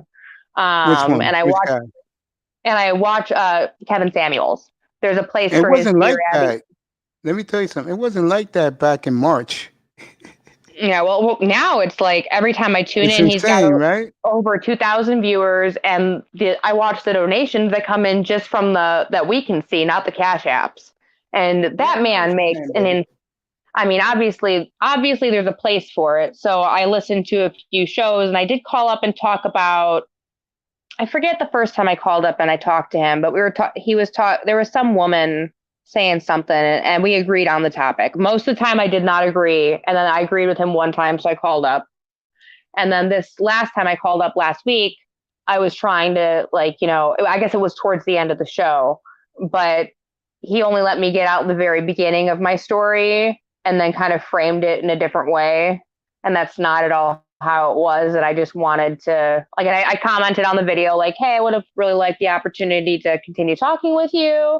And, and I get it was at the end of his show and he's got to control his content the way that he does it. But I would have appreciated being able to finish if you're going to bring me up, let me say what I got to say. I couldn't agree with you more. I'm gonna do her again, guys. When we have plenty of time, schedule a one-on-one interview with this lady. She is phenomenal. It's in the private chat.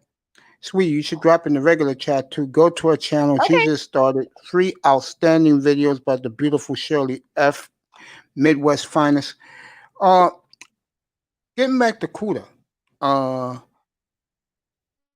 Something about him. I love Kuda. Is so. Yeah, I do too. Something about him that's unique that I love about him. And I think I have some of this quality too. That's what guys tell me around the manosphere who don't come in here. They see me in other chat rooms. They congratulate me. He is so down to earth. I'm talking about Kuda. He is so down to earth, isn't he? Yeah, no, he is. He's real. Yeah, he is so down to earth. I tell the story all the time. I know you be in the chat room sometimes and I break it up. This man, first time it was a Sunday night. He brought us all to his room. No lie. gave us all wrenches. I'm talking about there was like 100 of us. Gave us all wrenches, and it was like a big after party. And I said, "Yo," I said, "Hey, DJ Cooler, can you help me build my own radio hub?" A week later, this guy tells me, "I'm doing you a show." He had a 5-hour show that Monday night. The first 2.5 hours was dedicated to me, a guy you hardly knew about tech. Oh, wow. And everything he told me to do, I did. And every time, like that night when he got barraged by a couple of dudes in the manosphere, that broke my heart. Because if I had my equipment on, I would have defended him. And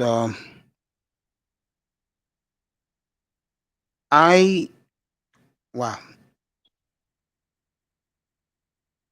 He has been so good to me. And then I get other guys. What's up, Rascal? You back home in Texas? Put a 1. You back home in Texas, buddy. Then I got guys like Tackman, guys like War Master, Laro, Jefferson,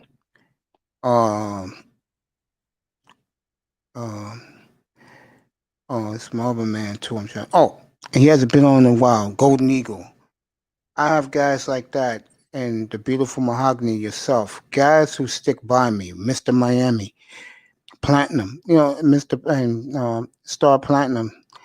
That means the world to me.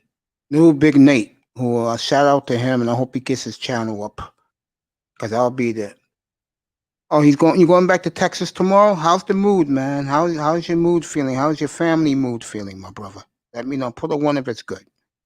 Yeah, and he lost his grandfather last week. My prayers to him. Oh, I'm sorry.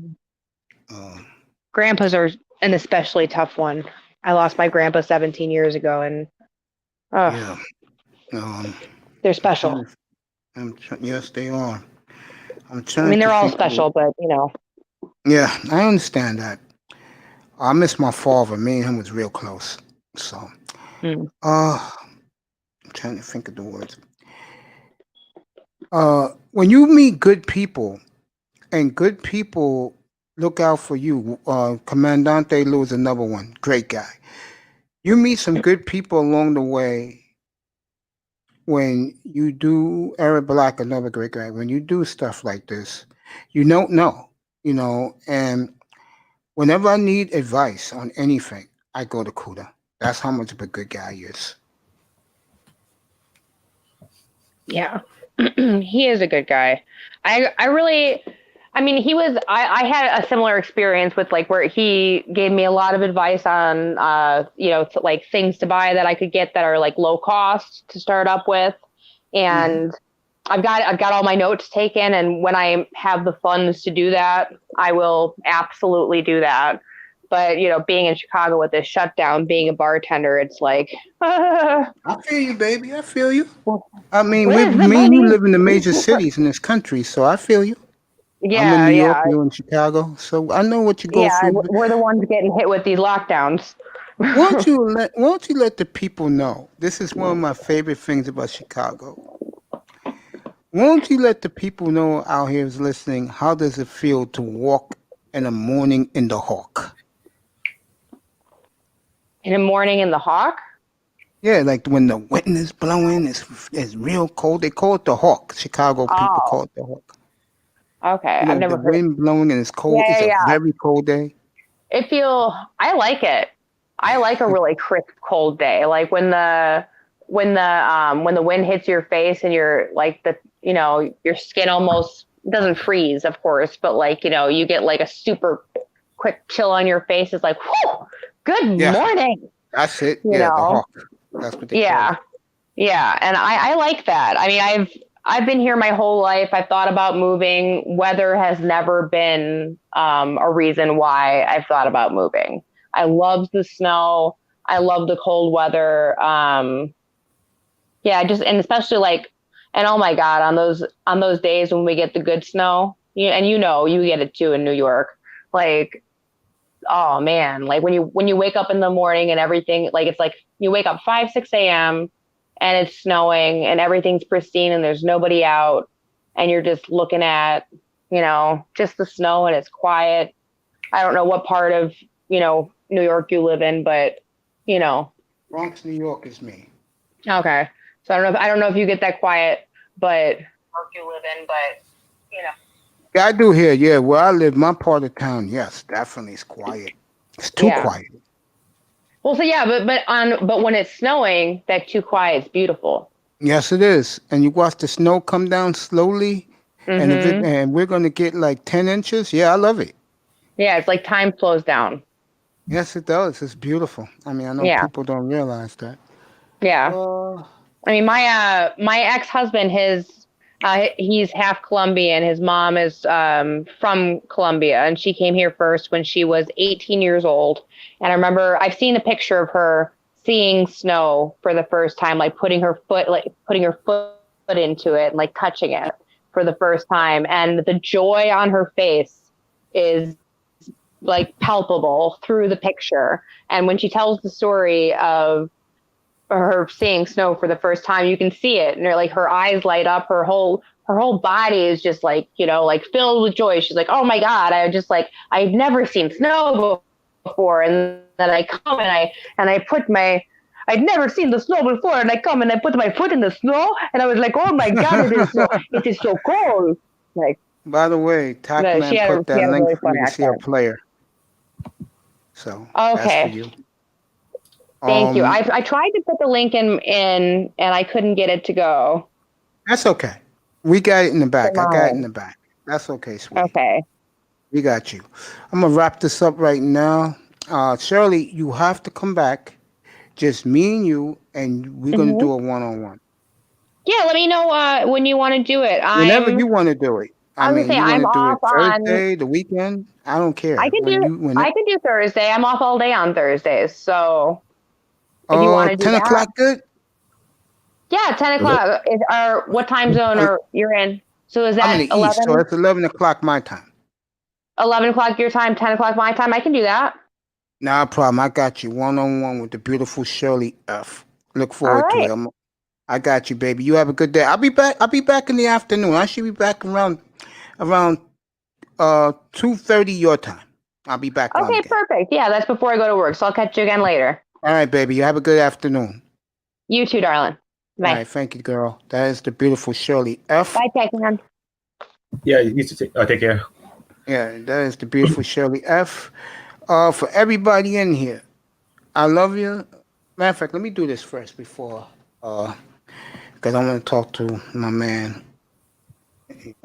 Talk to my man a little bit while I'm seasoning the turkey wings, putting them in the oven. Going here, let me go on my site.